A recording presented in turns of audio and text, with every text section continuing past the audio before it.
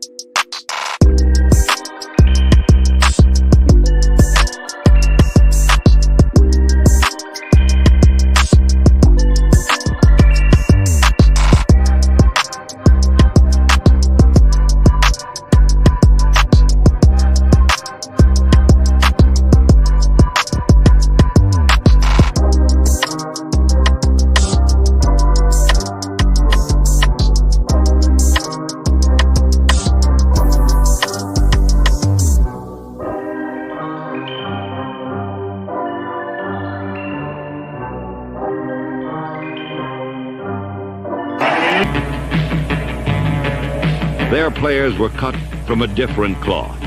Renegades with faces only a mother could love.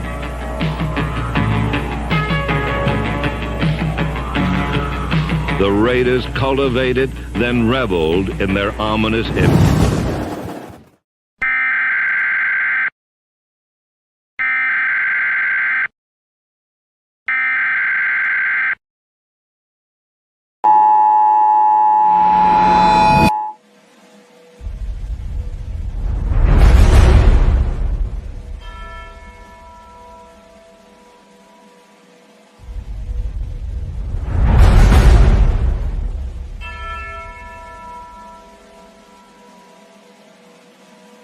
The king and his men stole the queen from her bed,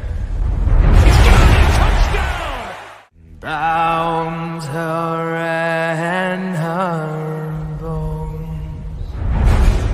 The seas be ours, and by the power where we will roam.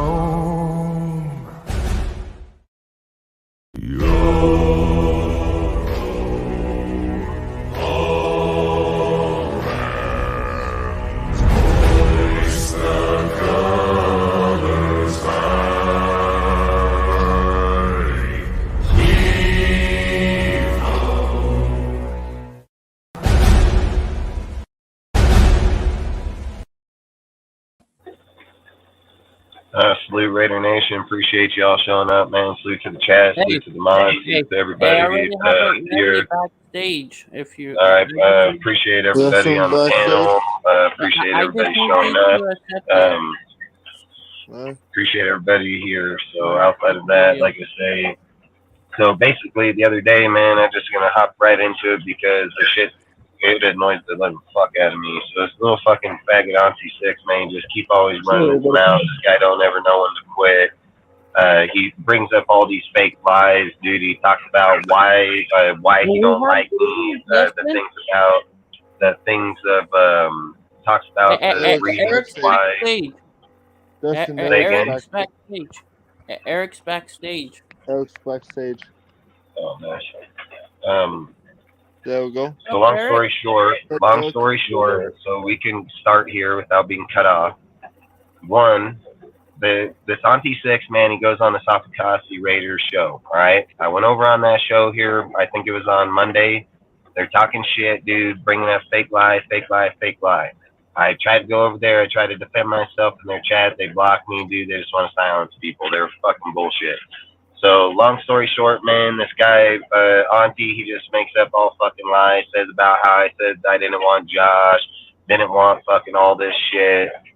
He come up on a live, and don't forget, we got receipts, and we're about to show this motherfucking live for the 10 minutes that this motherfucker on the panel, how he had his time to talk, and then what I had to talk on there. And not at one fucking time did this guy fucking have any argument, did any fucking bullshit, and he hops up off this motherfucking channel, and then he fucking goes, and it wasn't even on this channel, it was on Ozzy's fucking channel, and he hops off and he's a little crying bitch now, going around all these motherfucking dudes' channels. Now, I've said this, I don't want to go after people because that's not who I am, but you ain't going to talk shit about me.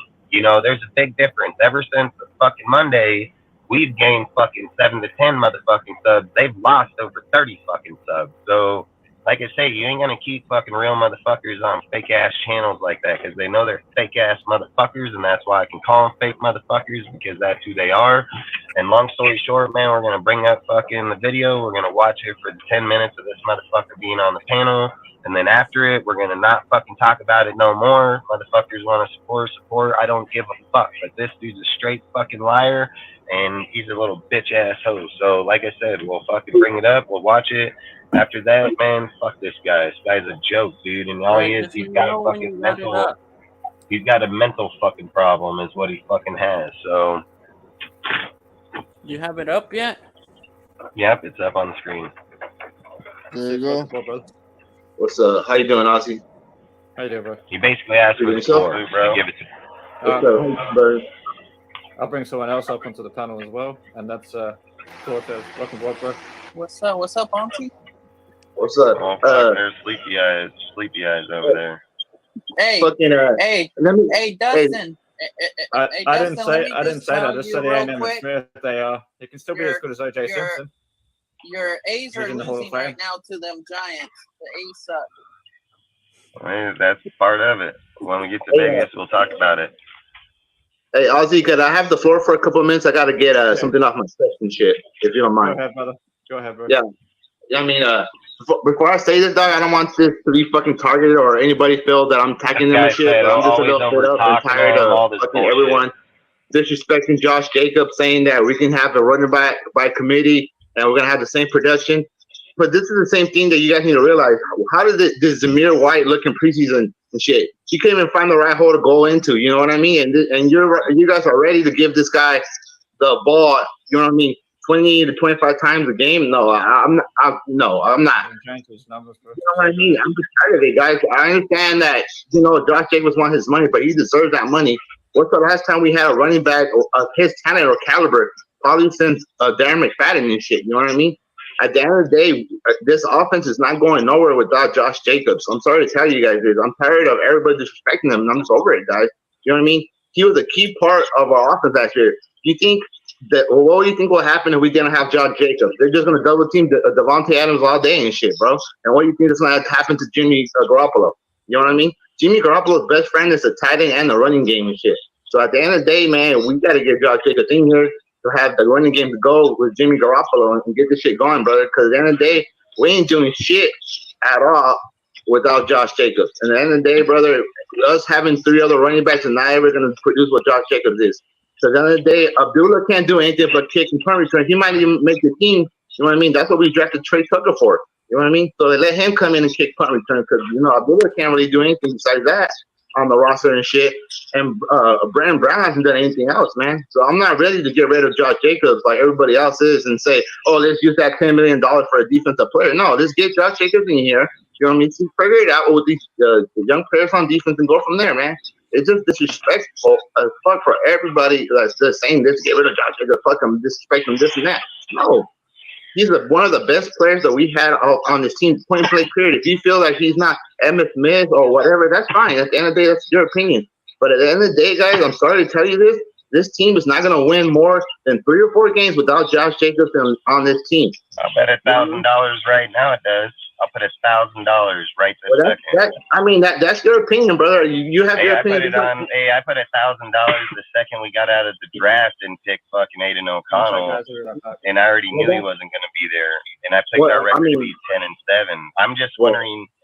What I'm wondering is if Josh ran for all those yards last year, right? And we only had 6 wins. Are we implying that Josh was the only reason that we had those 6 wins out of Devontae and everybody else? No, I'm not saying it was. But if we're sitting here, if we're implying that Josh is only going to win us 3 games because if he's not here, that's implying that Devontae is only good for 3 games, and that's implying that the offensive receivers didn't get better, the tight ends didn't get better, the line didn't get better. The thing about with Zamir, right? Yeah. Ziegler already said that Zamir is going to get 75 snaps. He already said throughout the year. So even if he took Josh at 340, puts him at 270, which is the exact same number when he was under Gruden, and even at 5 yards, you're still not getting what people are just saying the 16 or 2,000. All I'm saying at the end of the day, I'm not saying not bring Josh. Never said that. Never advocated not to sign Josh or not bring him here.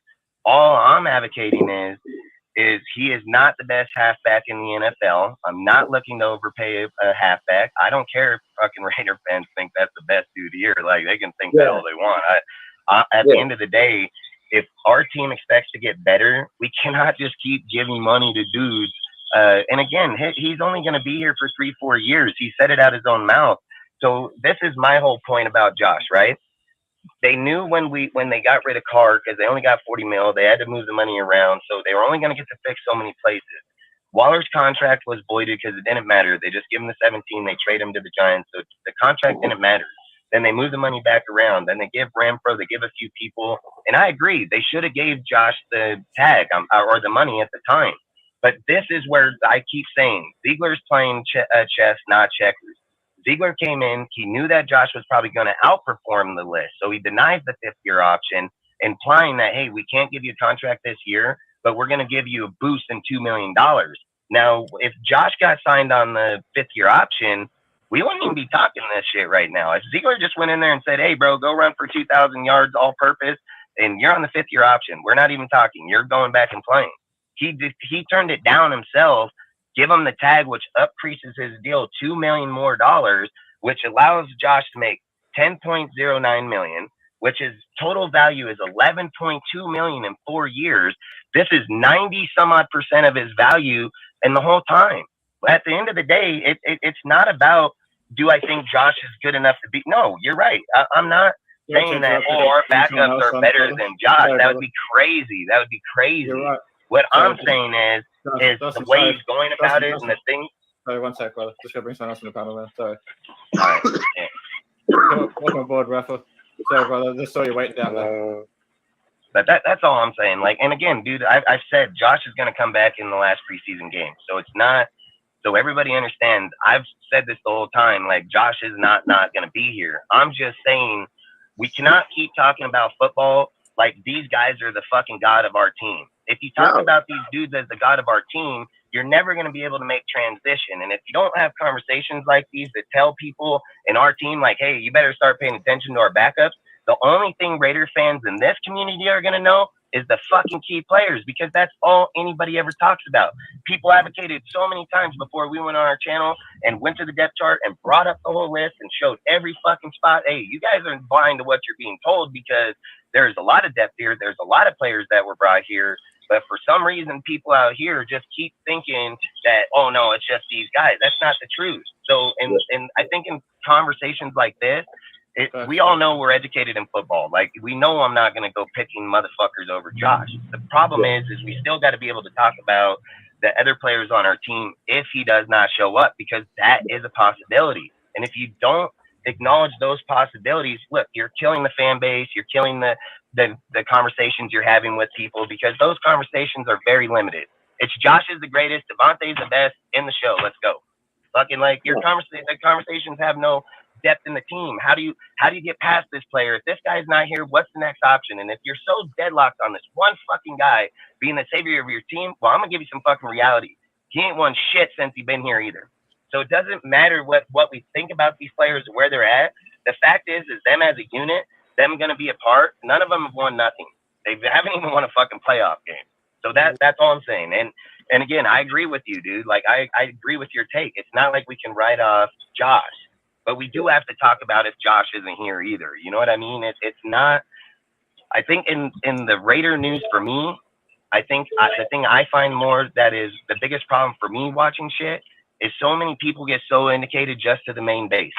That's not what football is about, man. Every single player counts. Every single player has a story. Every player has a purpose, you know, like, and if we can't value those people, we're only valuing 5 dudes instead of the Shield, and the Shield is over those players by a mile. So we gotta also keep in respect that we're respecting a player while he works under the Shield. It's not the other way around. It's not the other way around. The Shield is not working under the player.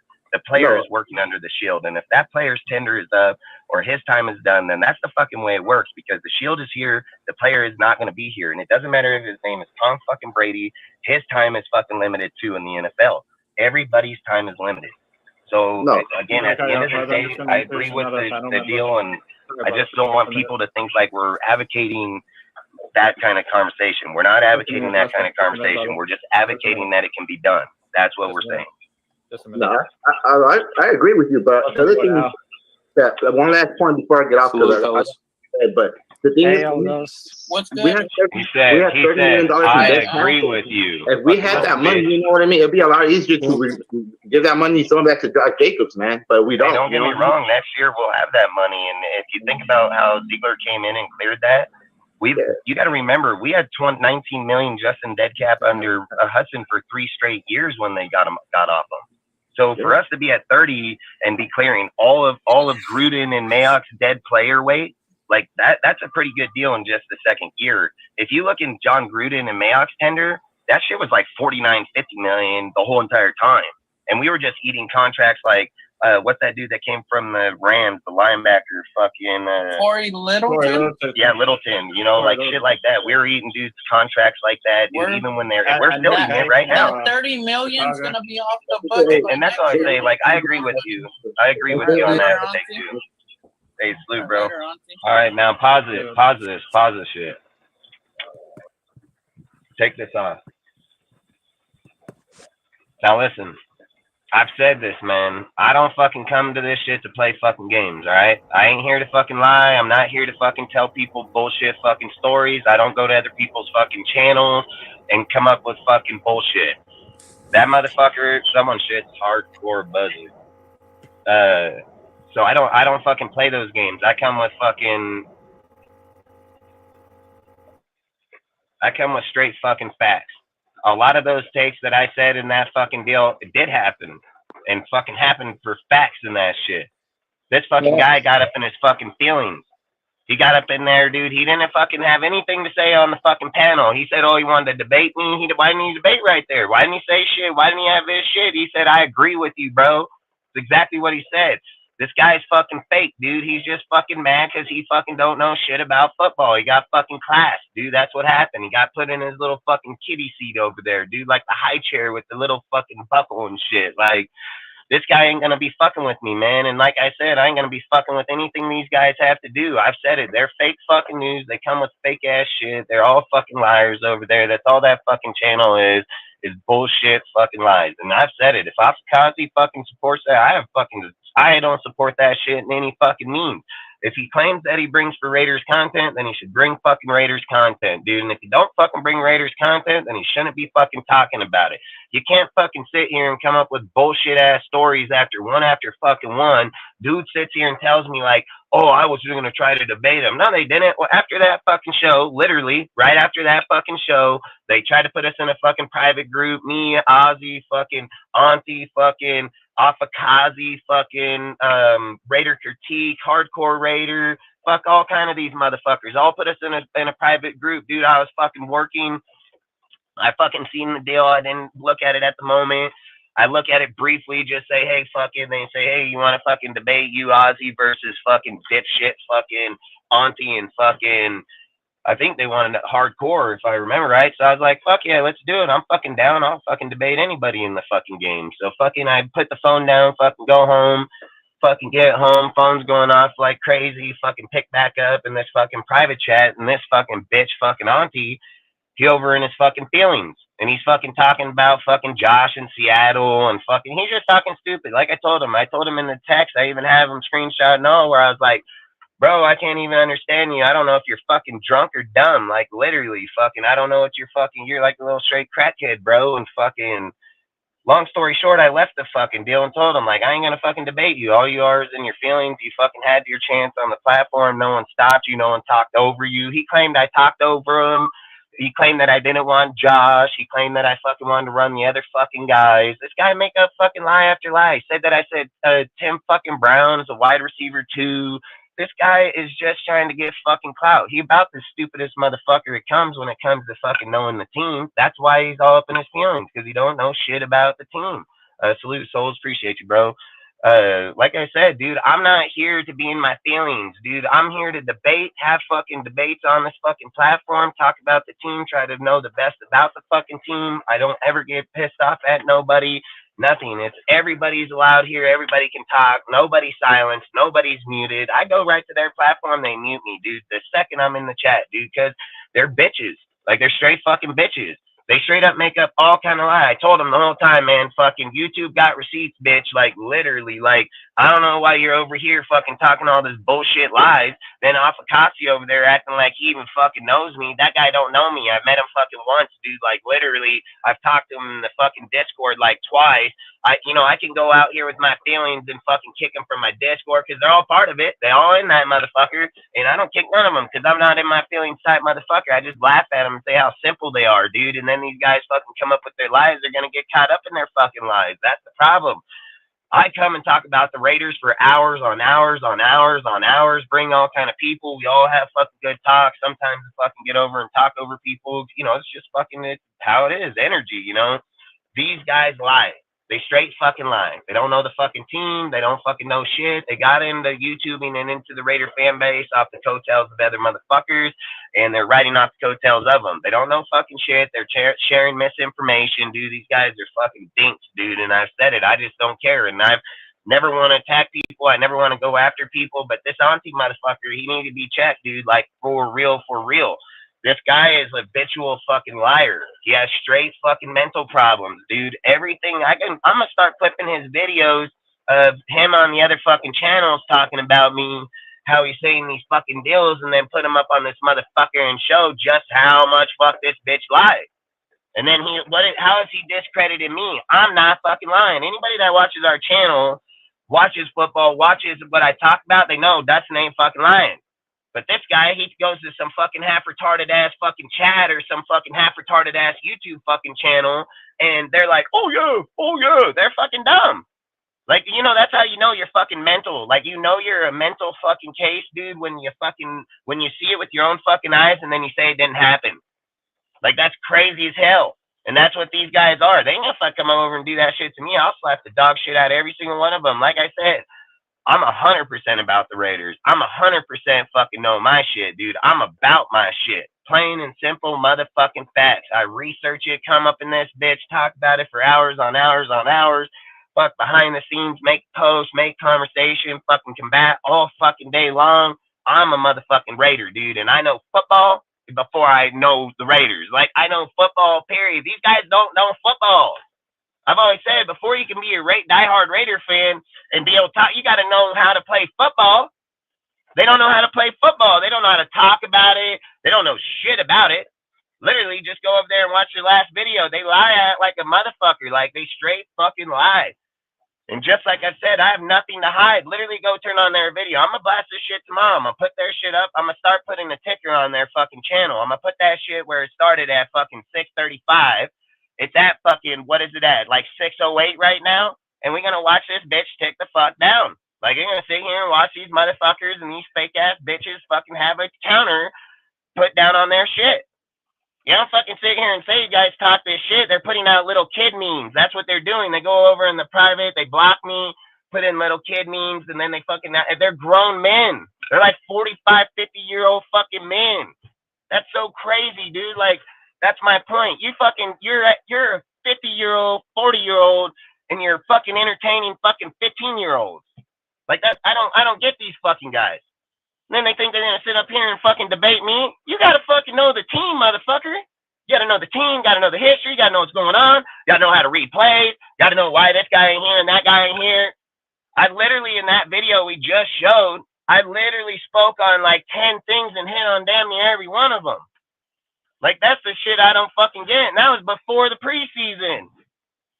Literally told him, dude, if he gets around 270 in snaps, he ain't gonna clear about 1,000 or 1,200. That's exactly where he's on pace right now. Why is this guy getting his feelings? Because he's wrong? Go fucking educate yourself, motherfucker. He tells me, oh, because you got this and that. Hey, fuck, go to school, bitch. Get an education. It's not my fucking problem. I've always said, fucking receipts here, man, is gonna guarantee you. You just a fake ass motherfucker. Your channel's fake. Your fucking followers are fake, dude. Like, you go over there with bullshit lies, and then they're gonna follow you. Like, oh yeah, this guy's lying. Yep, that's the Raider. You're fucking dumb. That's why you can't go around grown up fucking men or real people's channels, because you're fucking dumb. You're gonna be sitting on someone's fucking pad. You're gonna come up on my motherfucking panel and get called out. Like, where the hell did you hear that at? Who fucking told you that? Oh, did you get this? You get that? You can't fucking do that. You can't do that shit, man. You're gonna talk your shit, back it the fuck up. You know, the whole time people say, oh, Dustin knows that. He thinks I ain't sitting here claiming I do. I've literally said this show is just about my opinion. I've literally said that a million fucking times. It's just my fucking opinion. This is what I think. This is how I feel. This is what I'm thinking about the fucking team. I ain't here to ask someone fucking, hey, can you validate? I'm asking, hey, that's how I feel, how you fucking feel. I hit on my shit, he don't. He and his feelings crying on some dude's fake-ass channel with his fake-ass fucking people over there, and he ain't fuck go nowhere. That's the whole fucking deal. Like this guy, hey, if you're so good at what you do, why you block me in the fucking chat, bro? What, you scared I was gonna fucking dog on you in the chat? That's when you know you sad motherfucker. Like, I'll humiliate that motherfucker just from the chat. But you can't even do that. The second I said, hey, let me get up on that motherfucking panel, oh, block him. Let's block this guy. Fucking, yeah, bitch, it's all right for you to talk about me, but I can't get up there and fucking defend myself. I didn't even want to watch your bitch ass shit. Never even watch it. I've never watched it a day in my life until fucking Cortez told me, hey, this fucking guy over here trying to say, you say Tim Brown a wide receiver too. Like, what the fuck is this guy smoking? He said, I'm on fentanyl. Fuck, get the fuck out of here, you fucking meth head. Like, this bitch over here look like Mr. Clean fucking sweating in the winter. Fucking talk to me about fucking little crackhead, monopoly head, fucking cancer patient motherfucker. Like, swear, dude. Like, this guy, he don't know shit. That's facts. I don't give a fuck what he says going forward. He him and his fucking dink ass show over there. I'm gonna fucking watch. I'm gonna start posting on those motherfuckers. See, I got a platform that's probably gonna fucking help bring those bitches down. Fuck them. I don't give a fuck. Like I said, dude, I ain't over here asking for motherfuckers to follow me. I ain't here fucking asking for other people's shit. I said we're gonna come here, do DSR. We're gonna fucking talk Raiders fucking talk, and that's what we're gonna fucking do. You don't like it, don't come here. I don't give a fuck. I said it from day one. This motherfucker over here and his bullshit shit. Oh, hell, fuck no. Hell no. I've literally told him, this chat ain't fucking blocked. This fucking panel ain't blocked. There ain't nothing blocked over here, bitch. That's why when I show the video of him being on the panel and him having the conversation, he seems like a little fucking mutt dog. It's like, sit there, bitch. Like I said, hold my pocket, motherfucker. Like, literally. That guy's a fucking joke, bro. Give a fuck what him or any of his fucking buddies say. Fucking dumbass motherfuckers. I said it. This guy's a liar. That's all I'm gonna say. I put the video up, man. Hey, that's the only fucking reason he mad at me is that exact fucking deal. He don't like it. He can fuck off. I don't give a fuck. Motherfucker, fuck with them. I don't give a fuck. They can fuck off too. I don't care. I don't fucking roll around with fucking retards, bro. Sorry.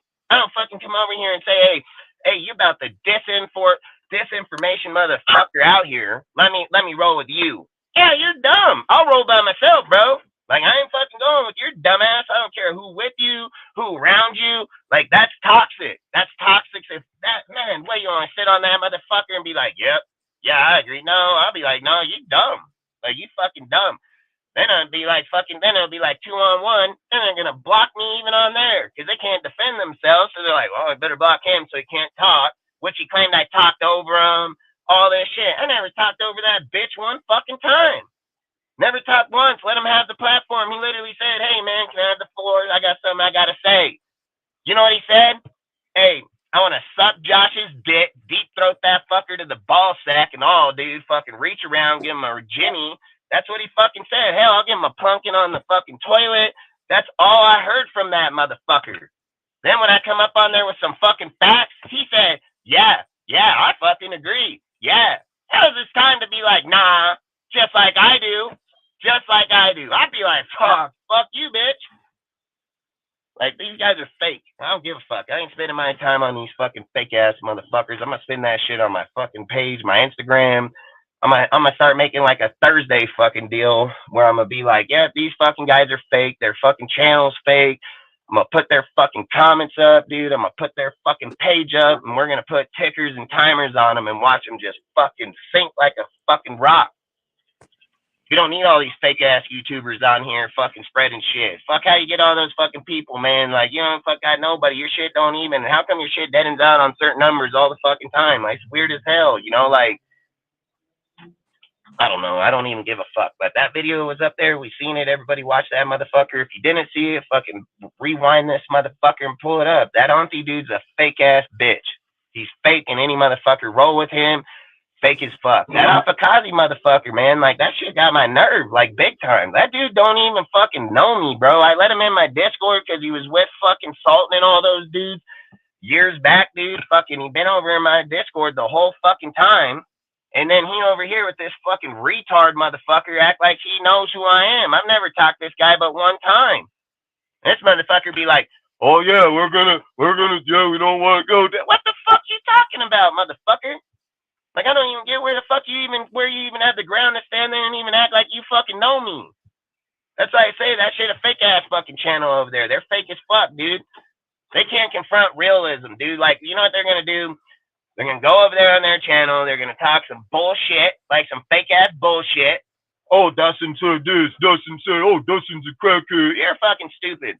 And any guy that fucking believes you, you're fucking dumb too. And I tell every one of them to their fucking face, they're fucking stupid too. Probably have already. So the only motherfucker over there be agreeing with that shit are a bunch of fucking retards just like them. So I don't give a fuck. And I don't care. I said it, dude. I ain't fucking scared of nobody in this bitch. I've been doing it for a long time.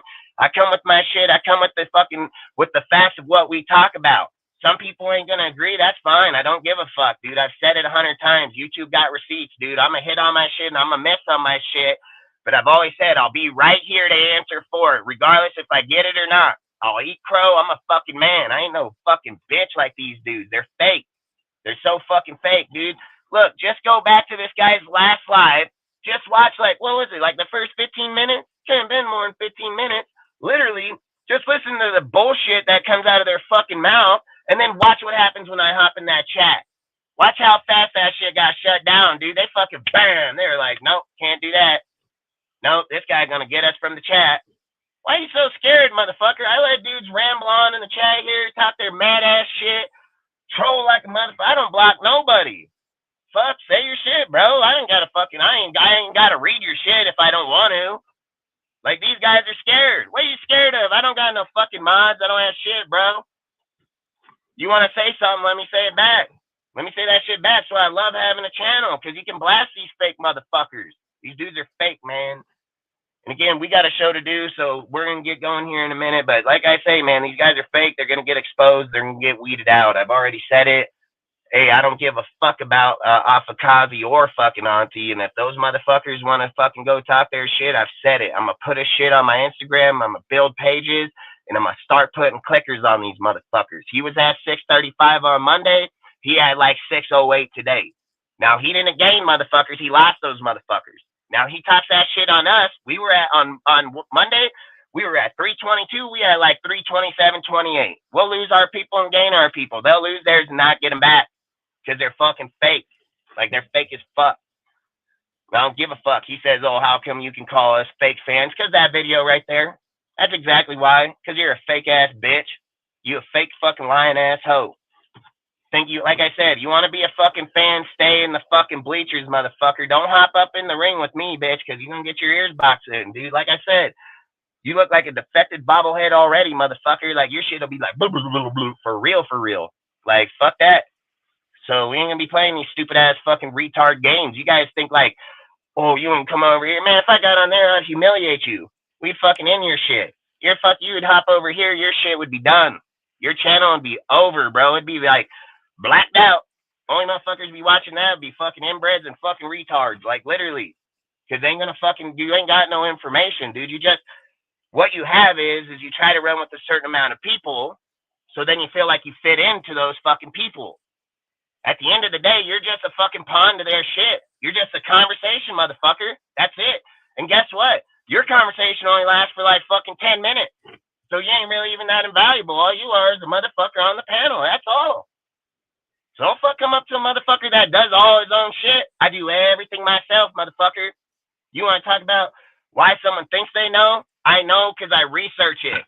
The video proves it, and all the videos for DSL prove that shit too. I will miss, but I ain't gonna miss very often. Outside of that, like I said, fuck them motherfuckers. I don't give a fuck. They can go on, bring up their shows, talk their fake shit. I don't care. Literally said it. I didn't even want to do it, man. I told hell people, nah, I don't even give a fuck, guys. Fucking retarded. Nah, bro, just put that video. That'll be the end of that. Well, it better be, because this fucking bitch, all he does is sit here and make up fucking lie. He gets his platform, he talks all this bullshit about silencing, talk over him, fucking said I wanted all these other fucking players, said I didn't want Josh. I literally told him right on that video 20 times over in it. He fucking even say, I know, I agree. Like, this guy's fake ass bitch. And this is what I talk about social media. I'm not fake. If I tell a motherfucker I like them and I'm fucking cool with them on this bitch and off this bitch, I'm the same fucking way. And every motherfucker here can vouch for it. And every motherfucker that knows me off this bitch can vouch for it. But for people like Raider Critique and all these fucking guys that gotta talk to me in a private fucking message, hey, it's cool, bro, blah, blah, blah. And then over here fucking blocking me on a fucking video so they can post a 15-year-old kid meme. I don't give a fuck about memes. I don't have a fucking complex issue. I'm not worried about how other people want to view me. I don't give a fuck. I walk this world every fucking day telling people to fuck the fuck off. That's why I'm where I'm at in life. I don't fucking worry about them and their fucking opinions and where they're at in life. I didn't get where I'm at in life because I was worried about those motherfuckers. You know what I did? I stomped on them and walked right by those bitches and laughed at them going by. There's a difference between me and those motherfuckers, and that's facts. I don't give a fuck how they come up on this fake shit, talk their fake ass lives. They're fucking fake. They're liars. They're fake. They're faking their own fucking home. They're faking their own fucking cars. They're fake. They're fake as fuck. You know what? I work like a motherfucker. Every motherfucking guy that does YouTube, regardless if Graf likes me, regardless of how, fucking, dirty life of the nation. I mean, fuck, I don't know how he views me more. I don't know. I don't care. But if you were to ask him and say, hey, where's Dustin all the time? They're going to say, hey, he's always in his tractor, bro. Fuck 11, 12 o'clock at night. Fuck be in the field working. Every single time I'm on this motherfucker, I'm in my truck because I'm coming home from fucking work. My kids are fucking home sleeping. I can't go there and talk Raiders like this. All right? So there's no point for me to go to my house so somebody feels good about themselves about where I'm at. I'm fine where I'm at. You don't fucking like it? Bye. Don't care. I ain't here to fucking impress motherfuckers. I'm here to talk about the fucking team. That's what we're here for. We're here to have topics. We're here to fucking discuss this, that, the other. Can we beat them? Is AP saying, is this the next coach? I don't care about your fucking feelings. I want to hear about your opinion. Like, there's a big fucking difference, man. These guys are too much in their shit, and then they come over to guys like me and act like their shit matters. It don't fucking matter to me. See, I cancel motherfuckers like that because I don't think about them. I don't acknowledge them. When a guy comes up to me and says, hey, Dustin, man, what do you think about this guy? I say, hey, man, fuck, I don't fuck with that dude. Like, that dude's fucking bullshit. Like, I'll tell him straight like that. Or I'll say, like, hey, I like that dude, man. I don't go over there, but I support them. They're good. I fuck, they're got same energy. Like, I like them. I fucking put the truth because that's who I am. And I don't care how dudes out here fucking view me. It's just like I said, I've had it with Graf. I've had it with all kinds still right here. And those motherfuckers will tell you, like, hey, this dude's a worker. Why does this guy go lie about what I do? He goes on his channel, talks about I ain't working. Every fucking guy here, or any guy that knows us or knows me, knows every time I call Dustin, don't matter if it's at 4 o'clock in the morning or if it's at fucking midnight, more time not, he fucking working. Literally. So why is he going to go on his channel and lie about what I'm doing when everybody know what I'm doing, literally on live camera? Like, I don't get people like that. He's just fucking mental, bro. He's mental as fuck. And then they think like, oh, how do you validate your channel and shit like that? You fucking ain't validating that shit with me. It was literally like I went, got that fucking video, said, all right, this guy want to fucking play a stupid-ass retard game, we'll end this shit real quick. Now everything this guy says, he's discredited right before he says it. Because you know why? Because real motherfuckers are going to start confronting people like this sooner or later, and they're going to be like, Auntie, bro, you were on the panel, you didn't say anything. Auntie, you had your chance, bro. How come Dustin hit on 9 out of 10 things in that conversation? How come you said Dustin didn't want Josh, and he clearly told you like 9 fucking times he did? Why the fuck you say all that, bro? Now you're going to get blasted on it. Before, I don't give a fuck. People, it's his opinion. He said, nah, fuck that. He's going to see that shit. Guy says overtalked, all this. No, these guys are fake. They're fucking fake. And then they wonder why they can't fuck around with me. They wonder why they can't roll with me. I don't fucking roll with fake motherfuckers. And again, man, like I said, dude, these guys are fucking weak. They're gonna get class, bro. Watch. I mean, I'm like I said, dude, you playing on fucking rookie level in Madden, bro. I'm playing on all fucking Madden. Like literally. And you don't want to go to that part of this game, man, because I've said it, that's where I come from. I just choose not to be that motherfucker. I choose it. I can be that dude that fast. I can go out here and blast these motherfuckers and clown them that fast. You know what I mean? Like, I choose to be bigger than them. Now I'm going to be like, fuck it, you want to play games? Let's play games. Let's see how fast your fucking shit grows. Let's see how fast your shit fucking gets demolished. Like, fuck. Let's see how fast the motherfuckers you fuck with save your shit. How about that? How about we play that game? How about we play the game that here's an anchor, hold on. Let's see how long you can hold on that bitch till you drown. Like, how about that? And then let's see how many of your friends can come over there and save your ass. Because then they're going to get weeded out too, because the minute they step in there and then we start pulling clips and pulling shit, they're going to be put in the same category as that motherfucker. Now people are going to be like, whoa, hold on here. Hold on here. I thought it was just this guy. What, it's you too? Like, come on, man. We can play this fucking game. I don't give a fuck. It's contagious as fuck. It's like cancer, bro. I told you, once you touch one motherfucker, it's going to go to all kinds. Well, guess what? Over here, we're cancer-free because we don't have that problem. We don't have motherfucker go over here, be a counterfeit motherfucker, say this, that. No, you guys got that. We don't. Like I said, we can play the game. I don't give a fuck. I'm good at the games, dude. I'm great at them. Like I said, I didn't get where I'm at in life because I'm not good at them, dude. Like, these guys are going to learn. And I don't give a fuck, dude. And I don't care if people don't like me. You don't like me, unfollow me, unfucking quit watching me. I don't give a fuck. I said it from day fucking one. I'm not here to be with fake motherfuckers. I'm here to talk shit with real motherfuckers. Outside of that, they can fuck off. I don't care if they don't follow me. Why do I want a fake guy to follow me? Do you think I need his opinion? You think I care about his opinion? I fucking don't.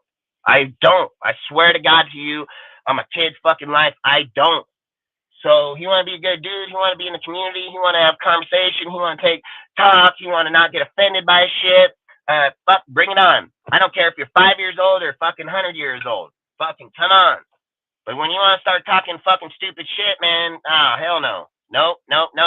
I've said it 100 times on this channel, man. I've literally said it, dude. If I'm standing by and I watch some fucking dude get beat up in the deal, I'm probably going to help that old dude and I'll whip them kids' ass. Like, I'm not about that life, dude. I ain't about that punk shit. And that's all these guys are fucking punks, dude. Like, again, I don't fucking got to put tattoos on me and shit to prove where I fucking come from. Motherfuckers know me, know where I come from. They know I'm about that life. They know I'm going to fuck his shit up. And they know that's facts. I ain't give a fuck. I talk high energy, but I'll back that shit up that fucking fast. So, like I said, man, when dudes are out here talking, oh, I'll fight, hey, I'll fight, then they hide. Motherfuckers like, who want to fight? And I'm going to push through the crowd. Like, let's go. Let's fucking go. Let's quit this shit. Let's go. Like, fuck, I ain't going to sit here and listen to you think like you a fucking big motherfucker. I ain't going to sit here and think, oh, I got my friend. I don't give a fuck. I'm going to beat your ass. That's what's going to happen. Talk about your friends. Talk about where, yeah, I'm going to fuck you up. Like, straight up. You ain't sit here and keep talking your dumb shit, and then if your fucking friend want to get in after I fuck you up, I'm going to fuck him up too. And we'll go as long until they all fuck me up. I don't care. But at the end of the day, they going to know I ain't fucking playing. Like, straight up. These guys play. They just play. Oh, yeah, we're fucking do. Oh, we're going to do. You ain't going to do shit over here, motherfucker. You're irrelevant here. You don't even fucking matter. You do not matter here. You fucking are non-existent here, dude. Like, you have fucking zero. You want to come talk? Feel free. No one's going to block you. Nobody's going to silence you. No one's going to be like, oh. Hey, what did he say to you today, fucking Seth? Didn't I hear you say that he tried to say mute you in fucking the chat you were in? Damn right. Muted. You're muted. Yeah, this guy's a fucking bitch. That's all he knows. Fucking, it's all right for him to run his fucking mouth, but fuck that, huh? Fucking little coward asshole. That's why I say that guy's a big bitch. Him and his little fucking cracker jack fucking look. All I gotta say is middle finger salute, man. Middle finger salute. Yeah. But either way, man, let's get going. It's been 50 minutes. I feel like I got my fucking 50-minute rant out with the video. Fucking, like I said, these type of bitches are gonna get fucking snuffed. These guys ain't gonna stand to me. They're just trying to get clout, bro. That's all it is at the end of the day. They want to go on a panel and feel like they're fucking irrelevant because they're like, oh, DSR. Why? Okay, here, let me ask you a question. If you're so fucking good at your fucking shit, why are you talking about my motherfucking channel? Yeah. Why do you literally bring up DSR, our topic? I don't bring up a fucking topic on any motherfucker's channel. I don't bring up shit about no motherfucker's channel. You can go back and watch every single fucking video for anywhere between 2 fucking hours and 7 motherfucking hours, 3 and 4 times a week. I have not one fucking time done it. That's how you know their shit garbage. You know they ain't even got content. Motherfucker get on. They're like, hey, bro, what content you got? What's your topic? Oh, let's talk about DSR and him not knowing that he wants Jacobs because he doesn't want Jacobs. Fucking moron. You're a fucking moron, bro. You literally advocated 15 times over. Dustin don't want Jacobs. He want to run Zamir. He want to run this. No, bitch. I literally said in that fucking deal, hey, I already know Josh coming. Literally said he'll be here at the last week. Hit it out of the park. Literally said he ain't going to get fucking no 1,600 yards. He on pace for 1,000, 1,200. Literally knocked out the park. Literally said that his fucking snap score was going to go down. He wasn't going to do good. Hit it out the fucking park. Where in the fuck was I wrong at? Where the fuck was I wrong in those conversations? Thought you said I talked over you. Didn't give you platform. Gave you the platform, didn't talk over you, let you suck his dick, literally let you fucking jerk him off right on the fucking channel while the fucking cum shot literally went right all over your face. Fucking moisture that fucking little pale ass white face. Get some sunshine, motherfucker. Like, you look like fucking powder, bro. Like, fuck over there, fucking look like he's dying, literally. Fucking, this guy fucking talking about his shit. Like, this guy literally get on everything he said, every fucking thing he said on that video debunks every fucking thing he says. Literally every fucking thing. This guy is a dipshit. I don't give a fuck if you don't like that I fucking told him about Jacobs. I literally said in the topic when we were talking, I literally said, we got to be able to talk about if he don't show up. Yeah. That's why we be talking about the other fucking players. But this guy, you know what they do, man? They just want to take a fucking... Look, I was even going to chop the video up in like fucking minute deals, so it wasn't going to take like forever. But then I said, nah, fuck that. Because people are going to sit here and say like, hey, he's cutting out shit. And I was like, no, we'll just watch it for 10 fucking minutes. I don't give a fuck because this guy's full of shit. And just like I say, he debunks his whole fucking self. And then the guys that roll with him are stupid as fuck too. They get debunked instantly because he's rolling with a dipshit. Like literally you're rolling with a fucking mental case. That's what you're fucking rolling with, and you're going to end up getting beat up for his fucking ass. This guy this guy looked like goddamn powder, like he ain't even been in sunlight. Like, it's probably rare, like John Gruden said about fucking Martavius Bryant. He probably like, hey, he like the white lion, dude, or the white tiger. It's very rare you see this guy fucking leave his home. Only when food stamp day is up, that's when this motherfucker goes outside. Like, like what the hell? These fucking guys, again, I don't really give a fuck about low life like this dude, but he got a real fucking problem. And I'm just saying it, man. I'll go to war. I love fucking fighting, man. Like, I love fighting. And if I gotta go out here and pick on some fucking mental fucks, then hey, let's go. Like, I've always said, you know, fucking, I don't sit here and mean when I say that towards handicapped people. I mean it against some motherfuckers that are twisted fucks like him. Like, literally, because he's a twisted motherfucker. So, outside of it, going forward, I don't care. I'm not going to bring him up. I'm just going to destroy that shit. I'm going to keep posting on that shit. I got the platform. I'm going to put it in my Instagram, TikTok. I'm going to put it in my Discord. I'm going to snuff this motherfucker. You watch, dude. Like, he can keep talking from a fucking chat. And then any guy, he can hop up on your panels. Hey, let him bring your shit down, too, because that's all this guy's going to do. This guy's a fucking cancer. He's going to get weeded out. I don't need their money. That's why I don't give a fuck if he came to this bitch and was like, Dustin, let me give you 25 bucks. You can keep your fucking, you can keep your food stamps, bro. I don't take EBT. Can't take it, bro. Sorry. Like, I ain't gonna do it. I don't fucking want your money. I didn't come to DSR for your fucking money. Like, you can go the fuck up out of this shit with your retard ass shit. And people may need this shit for their fucking money. He might contribute us $2 fucking, little cheap ass motherfucker. It's fucking $2 bucks. Fuck, go ask Graf. I gave Graf like 6,000. Like, fuck, ask Graf how he was fucking getting up on that shit when he was fucking get going. Fuck, I gave that motherfucker big dollars, dude. Like, nah, hell no. These fucking guys are jokes. They're fucking jokes. And that's why I say you ain't gonna fuck come over to a guy like me and think you're gonna fuck with me. You can't get in my head, bro. You never will. You're never going to. And then when it's time for me to engage, I tell you I'm gonna take every effort and bone in my body to fucking do it, and you're gonna get choked the fuck out, dude, snuffed out, literally. So I don't care. Like I said, I'm gonna try to start in the Thursday shit on my Instagrams. I'm gonna start posting on these little fake ass bitches. I always say I keep receipts, dude. I fucking get chat talks, fucking people talk, conversation talk, dude. I've always said, dude, YouTube got receipts all over the fucking place, and too many motherfuckers been getting away with it for too fucking long. Literally too fucking long. This guy been going on for days about all these lies. I could have probably just brought up that video a long time ago and been like, yeah, this guy's dumb. But I didn't think he was fucking that weird. I think this guy woke up fucking trying to suck someone's dick, like literally. So either way, man, let's get going. Fucking, let's get going. What Don't worry, topic you guys Dustin. want? We have the autism stamp of approval. Yeah, I mean, I don't mean it like that towards you. I It's know just you this. don't. I know you Yeah, don't. this That's sorry ass just why I bitch say ass you have the autism stamp of approval, Why? Yeah, I don't fucking mean to just go, but this guy, he got on my nerves, man. Like he literally got on my nerves. So totally fine. All right, so Eric, you still there or what? I'm back. Hello. All right, man. Sorry, but I just had to get this shit over, man. Oh, Like, nah, it's all good, man. this guy, he's weird as fuck, bro. He's weird as fuck. But long story short, man, so we'll get off. We're going to start with your topic, but we're going to kind of start it with, kind of blend it with, what was this?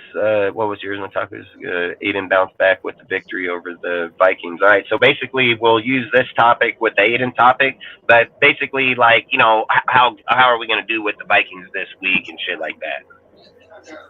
Okay, yeah. So, question is, can he bounce back? In my opinion, yes, because the secondary over there, I'm not scared of it. Rudy, I think your mic is fucking.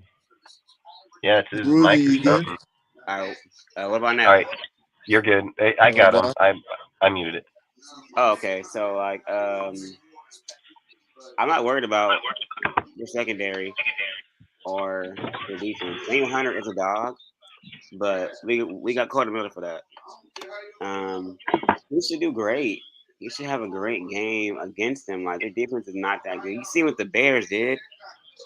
Dobbs threw, was it 4 picks and like 2 fumbles? I'm not scared of their defense. My main thing is can he get the ball to Devontae? Can he get the ball to Jacoby? And can he learn how to continue momentum? Remember the Chiefs, he was driving that ball down, even with pressure in front of him. So can he bounce back? In my eyes, yes. Will he win? In my opinion, yes. Other than that, I'm confident in his chances.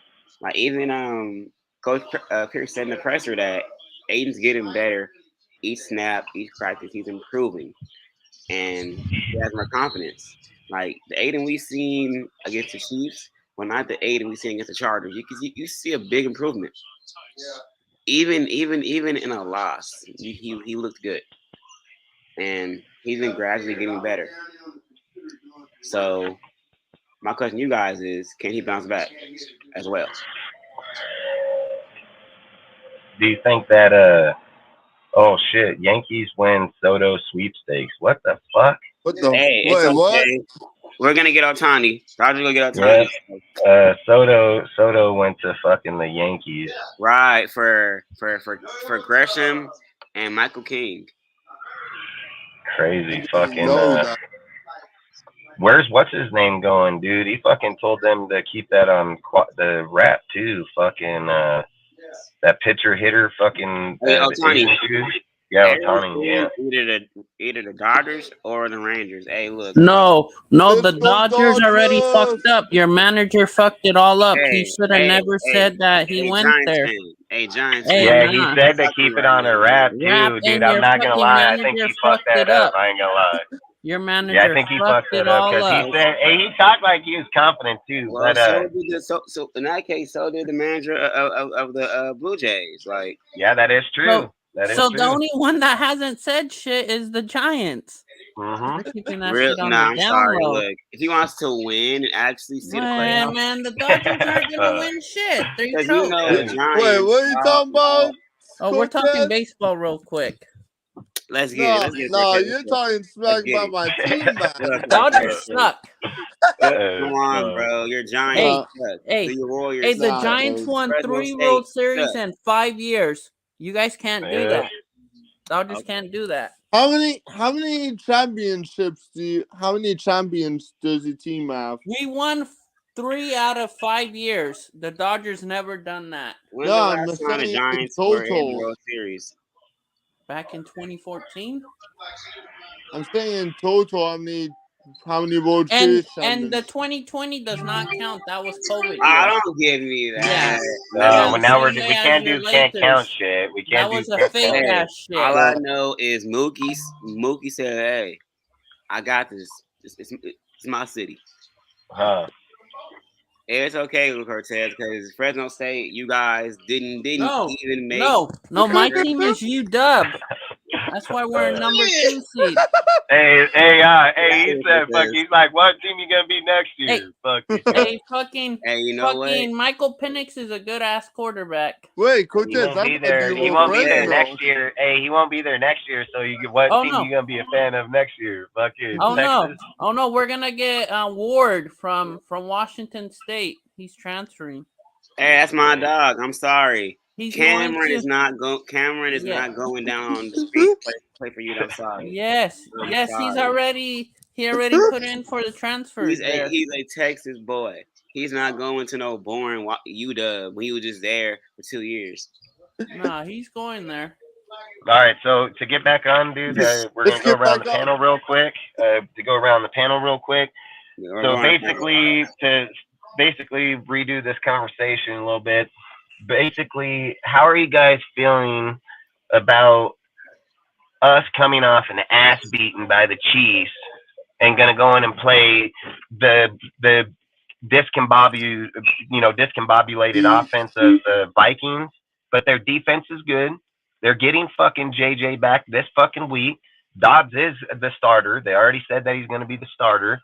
Dobbs is showing that we struggle against fucking run quarterbacks, which he can fucking run and he can fucking throw. So basically, how I'd say, and starting with you, Rudy, how do you feel? Do you think we're going to bounce back from getting 31-3 and the pretty much after the second quarter for the whole game? How do you feel about that? Do you think we're going to bounce back against the Vikings? And let's not forget, man, that's Brian Flores' defense, dude. That's a really good fucking defense over there. And they got JJ back, dude. I think the only play I would give them is the halfback, just because it's Alexander Mason, fucking Alexander. Is it Madison or something? Madison, fucking. But long story short, how are you feeling about us facing this team going into this weekend? Well, I look at it this way: that the Minnesota Vikings are in with their with their running offense, but they're supposed to get Jefferson back, yeah. And Jefferson hasn't played with Dobbs before, so it's going to be pretty interesting. But I think it's going to be a game of running the ball. Whoever has the most rushing yards will win the game. And if we're going to beat, well, I don't want to get into my topic too much, but I think that they're going to be tough to beat. I think that with Dobbs, he's a different type of quarterback than Kirk Cousins, and he struggled a little bit when he, took over for Kirk Cousins. I mean, he looked great with the Cardinals and all that. But like I said, we might make Dobbs look great. Then they'll think he's great, just like we did with Baker Mayfield last year, which was a joke, But the fact that Mad Max Crosby isn't going to be playing, they said I've been reading reports that he's out for the whole season because we don't have very many games left and everything. And if you don't get after Dobbs that much and everything, yeah, he's going to make you pay. And our secondary isn't that great, except for maybe just Nate Hobbs mostly. But I don't know. I think it's going to be a close game, but I think they might have our number. We'll just have to see, though. No, I agree. I mean, there's a lot to take into consideration, especially into this game, because it's like they've said. I've heard numerous reports about Max being shut down for the rest of the year because of his knee injury and everything that happened over the hospital and everything. But is that true? Is it going to happen? Is Max going to let it happen? I don't know. I've seen on his podcast. I don't think he's yet to talk about it yet. So I don't know. I don't know where they really stand on that deal at the moment. I know he's going to try to do every single damn thing he physically can to be there for sure. So I think they should shut him down, in my opinion. I just think until he's healed, I'm not insisting the rest of the year. I'm just saying, like, if it's the rest of the year, it is. If it's a few weeks, it's a few weeks. But you don't need to lose him long term to something that's not going to matter going forward this year. So for me, I would most definitely think about sitting him down for sure. Outside of it, no, I agree. I think fucking we got. What do you think, Yonder? What do you think? I think we have a slight chance, but not really a big chance. Like, we lost Max Crosby. Our defense ain't really doesn't have that big of players yet. That's Nate Hobbs, but still. Hopefully Tyree Wilson can do something. Hopefully, if not, then it is what it is. But our offense, I think we have a chance with the offense, but the defense for the Vikings are really, really good. Like, they're good. So I hope that we could win this one. I'm in the middle of between if we win or lose in this one. That's just hard to say. Really, that's really all I have. Hope it's all good, man. Freaking, no, it's gonna be a tough deal. What do you think, Ozzy? You got anything you want to add to it? Yeah, I just want to say that, like, when it comes to the Vikings, I think people are underestimating the Vikings too much, man, compared to where we're at. Like, if you look at this season, tell me what team that our defense that's had a good offense has stopped. Like, we didn't stop the Bills, we haven't stopped the Chiefs, we didn't stop Miami from scoring, and now we're going up against another mobile quarterback that, yeah, he might be a new quarterback and stuff, but he's looking like decent. And then, like you said, Justin Jefferson's coming back, just as good a wide receiver as Adams right now. So, like, they could literally torch us just like the Chiefs did, but we'll see what happens. And then as far as offense goes, what you were saying with Aiden, like, I'm gonna be honest, I'm not sold on Aiden. Like, he's doing some things alright, but tell me what game has that dude scored like multiple touchdowns where we've needed him to? Like I like the kid, but I just feel like I don't know if he's the franchise guy. I've often said, like, we could go quarterback or we could go like DT or corner in the first round, but it just all depends how this year plays out. So, like, until I see it on the field, I'm just not sold. Like, this game could go either way, but I'd say if I was a betting man, the odds are probably stacked against us. I mean, they've got a better defense than us. They've got a good mobile quarterback over there that can get their receivers the ball. They can also extend plays and shit. So I'd say it's like 60-40 at least in their favor of them winning the game. So, but yeah, I would say like the Aiden deal. You know, like, it doesn't matter if a guy has a good QBR for that week. If you don't have no touchdowns to back up that shit for the win, the QBR means jack shit. I mean, I've said it. Patrick Mahomes will have an 83 QBR and fucking have 3 fucking touchdowns put up. So exactly. Like, the touchdowns, you can't just go off of a QBR because of the guy. I mean, it's good that you had the 100 or 91 or whatever it may have been for that week. You still only put up fucking touchdown, bro. Like, and you've been doing that the whole fucking time. And then it's like I've said, QBRs are misleading like a motherfucker because he should have touchdowns with it. If you have like a great game and you're like batting like a 148 and you got 4 touchdowns or something, kind of like Purdy did against the fucking Eagles, then that type of shit matters. But when you're out here playing, dude, and you're fucking, you got 1 fucking touchdown and you got your ass whooped up on 31 fucking points and we scored 3, like, come on. No, that QBR don't mean a fucking thing. Like, it's good that you look pretty, man, but you got Devontae Adams, you got fucking Jacoby Myers, you got Tucker, Mayer, Hooper, you got all kind of good ass motherfuckers here. So I don't know what the hell's going on, so. I mean, like I said, it wasn't a Josh problem. This is a fucking team problem. I've been saying that the whole fucking time. It's not just one person's problem changed. Here. Like, offense hasn't changed one bit. Offense plays the same way. Defense plays the same way. Defense plays good against shitty teams where people want to talk about, oh, it's good, and then every time that we play a good team, we get fucking dusted on. They class us, and I've been saying that all year. Been saying it all year. So yeah, every time we play a good team, dude, they just fucking they beat the fuck out of us. They didn't just beating us; they beat the fuck out of us. Like And that's why the I'm Chiefs saying are they got so like fucking that us. discombobulated, but we're so bad we can't even stop their shit. Fucking guys, half their guys can't even hold on to a fucking ball, dude. They just come over here. They're like, oh, let's use Travis Kelce because the Raiders can't stop Travis Kelce ever. Fucking joke, dude. It's a joke. And yeah, if you look at the way this Vikings offense is, I mean, they've got that Osborne guy over there, they got Justin Jefferson. They got over fucking there. Hawkinson, dude. They got some badass motherfuckers over there. At tight end, yep. Like they got a good offense over there. Like, and like I said, the quarterback, even though like he's just a new quarterback, he's mobile. He seems to have like a decent arm on him, and like we've lost the worst of quarterbacks. So yeah, I ain't gonna lie. I think like fuck, we almost lost to Zach Wilson for fuck's sake. Like, if that dude was a little bit more accurate, we probably would have lost that Jets game.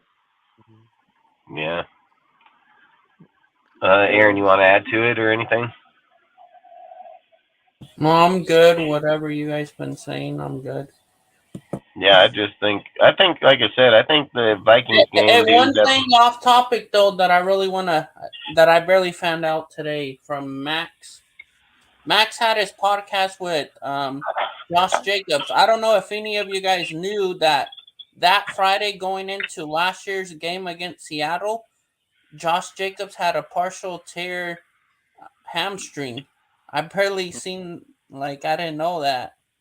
And supposedly he wasn't going to fly out there. They weren't going to allow him. And he was a game time decision. And then before the game, he called his dad and they prayed and was able to go. But that's crazy, Dustin. I didn't even know that. Yeah, I put that up on my channel first thing in the morning. During Friday's practice going before they left, he tore partially his hamstring. That was crazy. Yeah. Last year. Yeah, my bad. Nope. So fine. Fucking nope. That's like I say. I think fucking. Now I think the Vikings game is going to be. I think again it's going to be another test for fucking AP. I think it's going to be something that he's going to have to be able to learn. I mean, the Vikings game's not just going to be easy. I've said Josh Dobbs had one bad game, and that's why I think it's funny about how people look at football because they just say like, "Oh, this game he fucking did." Hey, that dude played over in Arizona, played pretty good football. He played over here playing pretty good football. Everybody has bad games here and there, dude. So he getting JJ back, that's gonna be a big fucking time deal over there. So it's not like it's just some little thing, you know what I mean? So for me, I think for me, this Vikings game, it'll be a little tough, dude. I don't think it's gonna be just a cakewalk. I mean, they got a lot of good players, offense, defense. So we're just gonna have to man up and see where it goes from here. So. Do you guys want to give what I think did you say your next one's a possible score prediction? Is that what you said, Eric? Yeah, it was a possible score prediction. All right. So I don't know if you've seen it on was it on was it on Good Morning Football? Pizzle, appreciate you, bro. I think it was like 27. Yeah, he put up 27-13. I forget what they all had, but they had us in the high 20s, like a potentially high scoring game, and that's very possible. Like if we could get to the quarterback and score points, putting up high 20s is possible. It's very, very possible, but it all depends on the play calling and if Aiden and everybody else is doing their thing. But I can see it being a high scoring game and what a W in the final. So what do you think the score is going to come out to be? Like, what do you think is high scoring? Like, is it going to be like a 30-32 and the fucking defense is getting interceptions? Or is it like Aiden's getting some, has a fucking 3-4 touchdown game here? Like, what are we looking at? This is a bold prediction. I say 33-21. 33-21 us? Yeah, of course. Nice. Uh, That'll be a good one. 33-21 Raiders. Why 33? Is it what, the field goal? Yeah, okay, yeah. Field goal.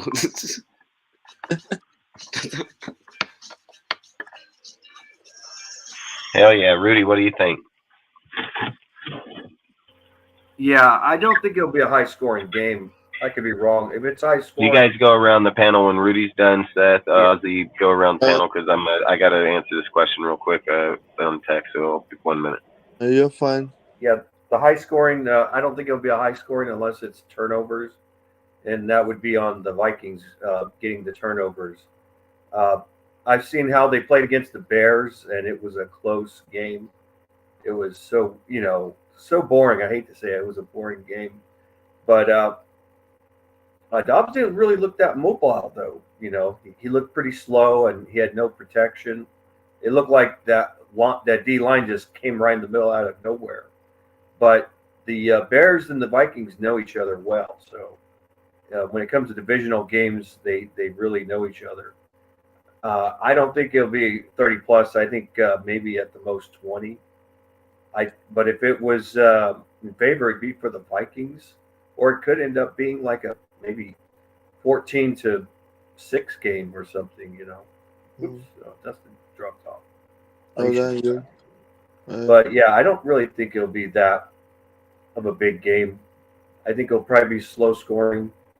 But if Kirk Cousins was there, and I think because Kirk Cousins knows the team very well, and knows the players, and Dobbs, he just put into the situation. That's the reason why he struggled. It's not because he's overrated. It's just because he's getting to know the players. But I don't think it'll be high scoring, and I don't think if we do win, I think I would call it 17-14 if we were to win.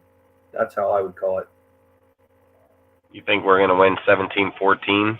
If we win, it would be 17-14. But it depends on the running game. The running game will predict. Do you think Jacobs is going to show up on there? Do you think Jacobs will be able to show up on there? Good. I think. Yeah.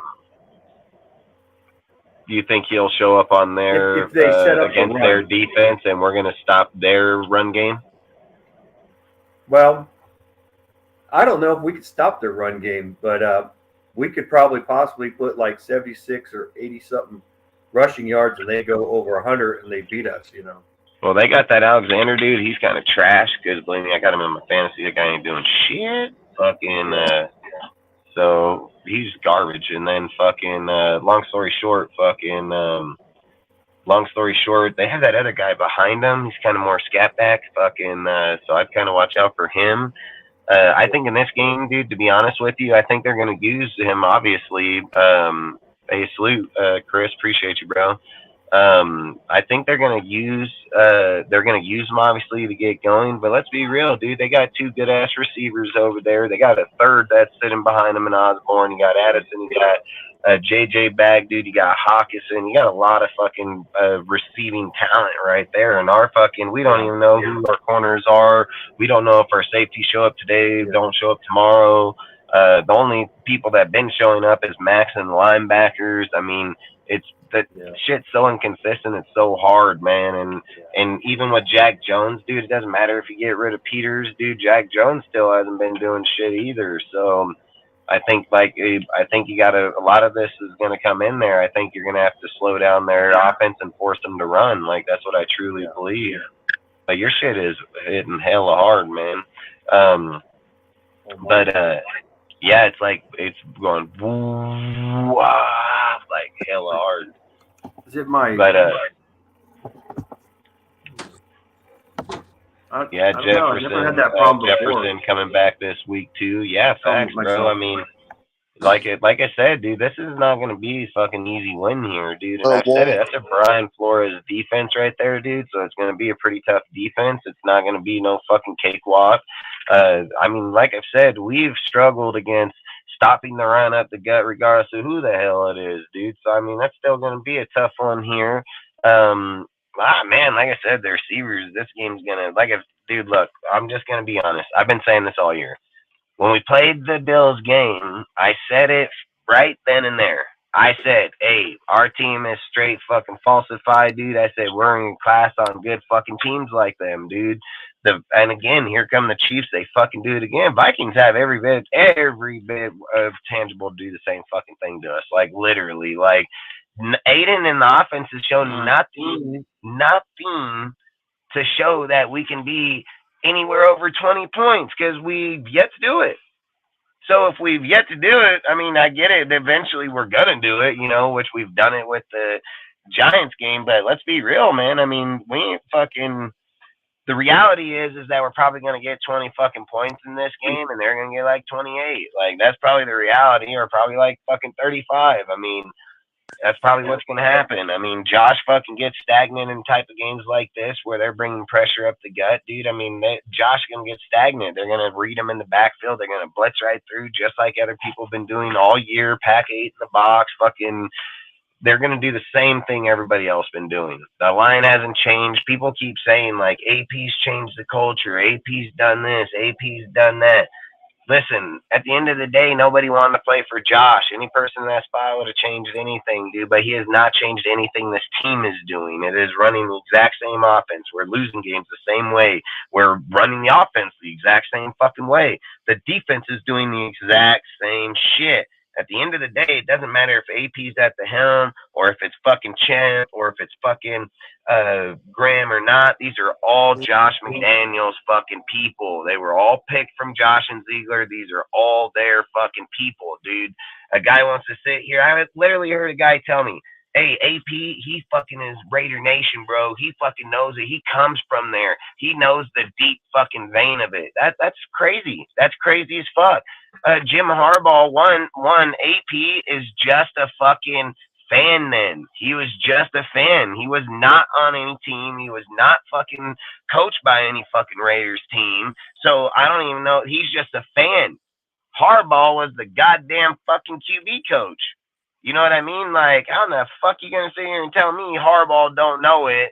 Harbaugh don't know, what the Raider way, this and that. That's crazy as hell. That's just crazy as fucking hell, because Harbaugh was here without fucking Davis. You know what I mean? Like, not just that. Hang on, not just that. Just to add to what you're saying, he was here when the team was actually still fucking good. Yeah, and to imply like he don't have the Raider way in him, but fucking AP that's never even fucking played a day for us does just because he comes from LA. That's stupid as fuck. That's why I say a lot of these guys are dumb as fuck when it comes to their topics or the way they talk about it. That guy has no credential outside of that. He comes from LA, Compton. That's it. Fuck, that's all. Motherfucking, he knows the Raider way, this, that. Fuck, so does Jim. He knows it just as well, if not better. He was here with Al, not fucking Mark, dude. Like, that shit's getting old. A lot of this, the way people talk about shit or dress it, this is getting old. They're dumb. They're dumb. Literally dumb. So, I don't really care. So, like I've said, fucking, for me in this game, to be back on the topic is like I've said, there's nothing offensively that's shown that we can fucking get over 20 points, and there's nothing defensively that says that we can stop a team like this. I mean, I spoke about the Dolphins game, dude, how they didn't win against nobody. The team wasn't even that well. They were only beating fucking bad teams. It was not expected like they were just going to come in and blow fucking lights off of us, So, like I said, there's a lot of things how people got to view things, and this game here just looks like it can probably end up the opposite way because they got fucking one of the best players in the whole entire NFL when it comes to fucking mossing motherfuckers. So, like I said, I mean, you got to prepare for shit like that, man, and that's all I would say. So, anybody else have anything they want to add to this topic or what? Yeah, are we still doing the possible score prediction? Yeah. So my prediction would be like 24-14 Vikings. Yeah, I think salute Al. Appreciate you, bro. What did you say? 24-14 Vikings? Yeah.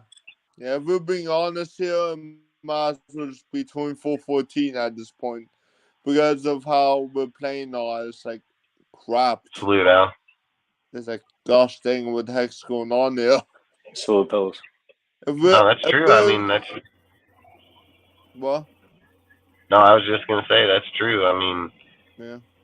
like I said, I mean, at the end of the day, I mean, do I think we can win? Yeah, I think we can win every game if it's coached right. I mean, Yeah. there's no doubt about that. I mean, the of us going in here, does AP have the firepower? Do we have the team that should be able to, beat a team that's been struggling all year, fucking losing 1 point game, one score games all year? Yeah, we should most definitely have it. So for me, like, I think it's a very winnable game. Do I think we'll win it? That's the other question. I mean, we make mistakes, the same mistakes we made under Josh. We're not changing the mistakes. I mean, people can be blind to it all they want. They can sit here and, view fucking topics to be delusional. That's fine. I don't give a fuck. I'm not. I'm not gonna do it, and I'm gonna talk about it because, like I said, the guy is yet to fucking do or prove or show any fucking thing otherwise to have him in that spot. And again, this will be another game in our dude. We're about to start hitting some tough walls, man. Like we're Yeah. about to go against the Broncos, the Chargers, the Chiefs, fucking the Dolphins again. Got a good offense, players.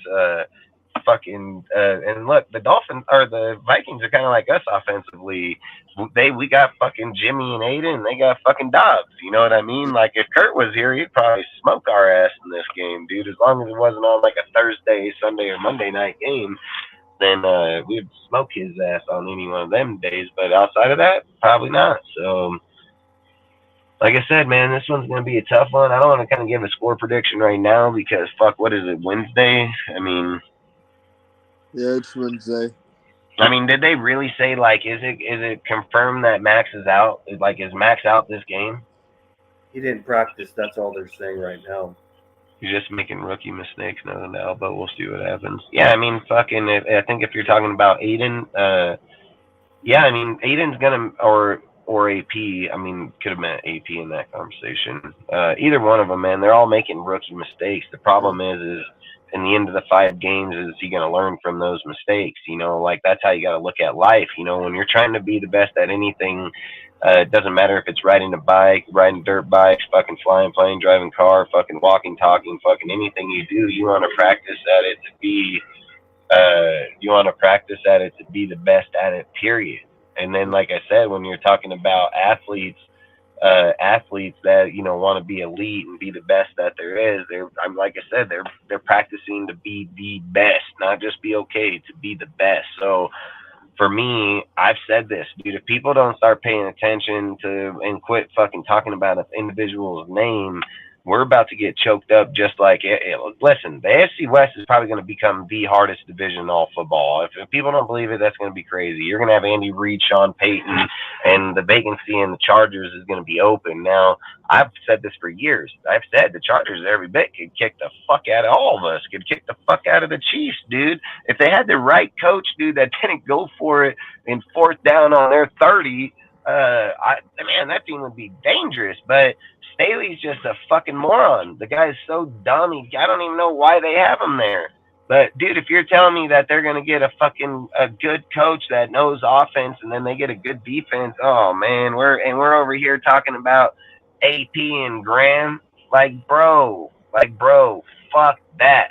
Fuck that. Well, if rumors are true, there's rumors Bill Belichick's going to the Chargers. If that happens, yeah, I mean, dude, even if you said Ben Johnson there, dude, offensive coordinator there, I mean, that team can change that whole fucking thing around massively. And the things that I'm looking at is like I'm not blind to that shit.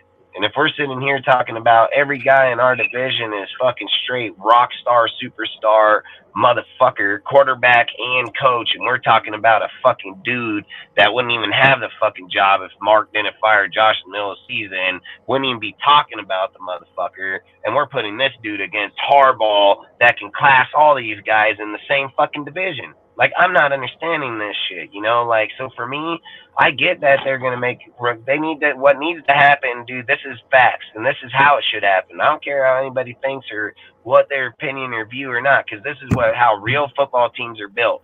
What should happen is Harbaugh should come in here, fucking AP should get an intern head coach fucking tag, and he should go back to linebacker position, and he should stay here, and we should give Harbaugh a 5-year fucking $15 million a year contract, probably come out to $75 million, And we should fucking wait until those 5 years are up. Let Harbaugh build the team. Let AP sit behind fucking Harbaugh. Learn fucking how to be a fucking play caller. Learn what to see how to build a team or even work with the team on that level. And then at the end of the 5 years, Harbaugh will be like 65, 70 years old. And then you can fucking move on to AP. That would be the right way to do it.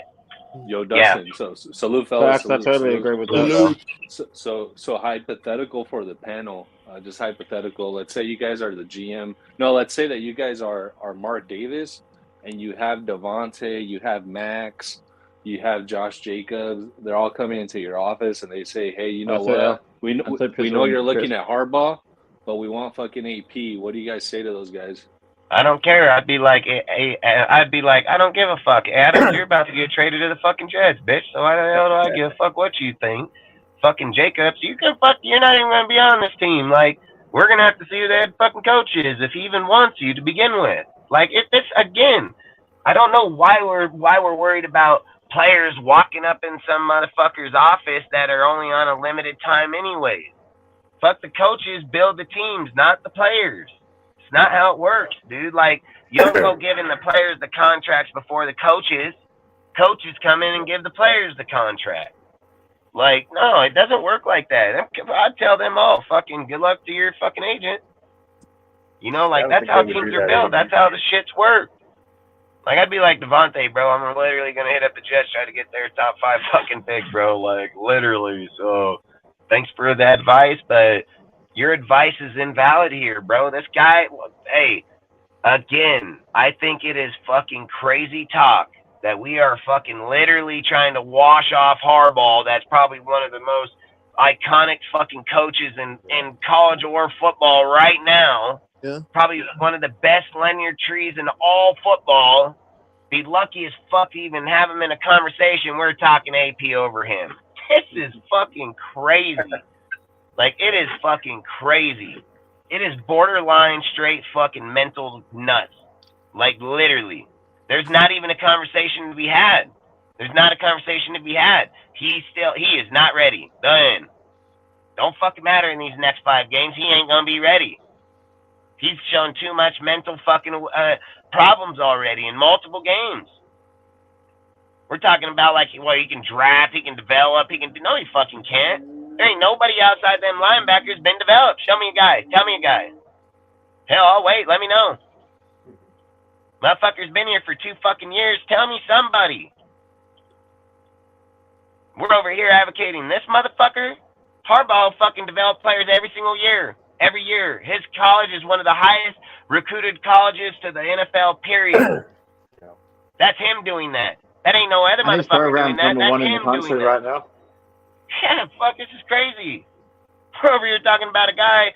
This guy, why is he even being talked about? Like, that's fast. Why is he even being talked about? This fucking guy getting talked about in Hall of Fame level class. I think there's a lot of how would I say, like, a lot of interest in AP because that guy has that swag, that Raider swag, right? They can go to the USFL or fucking XFL and fucking entertain him there. Like, fuck, that's nuts. We're in the NFL. We're in the motherfucking NFL. Yeah, and I think what ended up happening, why people are really excited about AP is because we had let's be honest, we had the previous head coach, right, Josh McDaniels. That dude didn't have the swag or the energy. So then you have a guy now who has the swag and the energy, so people are gravitating towards that. Why are they not winning more games then? Why are they not winning more games? How come they didn't win no more games than Josh won last year? How come they're not? What does the swag and shit have to do with anything if you still have the same fucking result? Just like I tell people all the time. Hey, you think you look good? Well, you just look good at sucking, bro. That's it. Yeah, I think to that point, right? Like, morale. There's only so much. There's only so much that swag and like motivation could take you. That's why I want to see these last 5 games. Because if this guy surprises me, right? He goes 4-1, fucking 3-2, and let's say he beats the Chiefs in Kansas City on Christmas Day. I think he's building the case at that point if he ends with the winning record of being a viable coaching candidate. But we can't evaluate that guy until the season's over and see where the chips fall. Because he can't. I mean, who knows, right? Weirder things have happened. Yeah, but I comes out will of the not. woodwork. So look, the only way that conversation can be valid is if when we go to Kansas City, they're playing their starters. Like 100%. Can't sit there and say, hey, we're going to play them on Christmas Day. They're already locked into playoffs, first round bye, and they're going to sit their fucking players. Like, we can't fucking say that. Again, we'd be taking our fucking teams playing against their backups and act like we were good.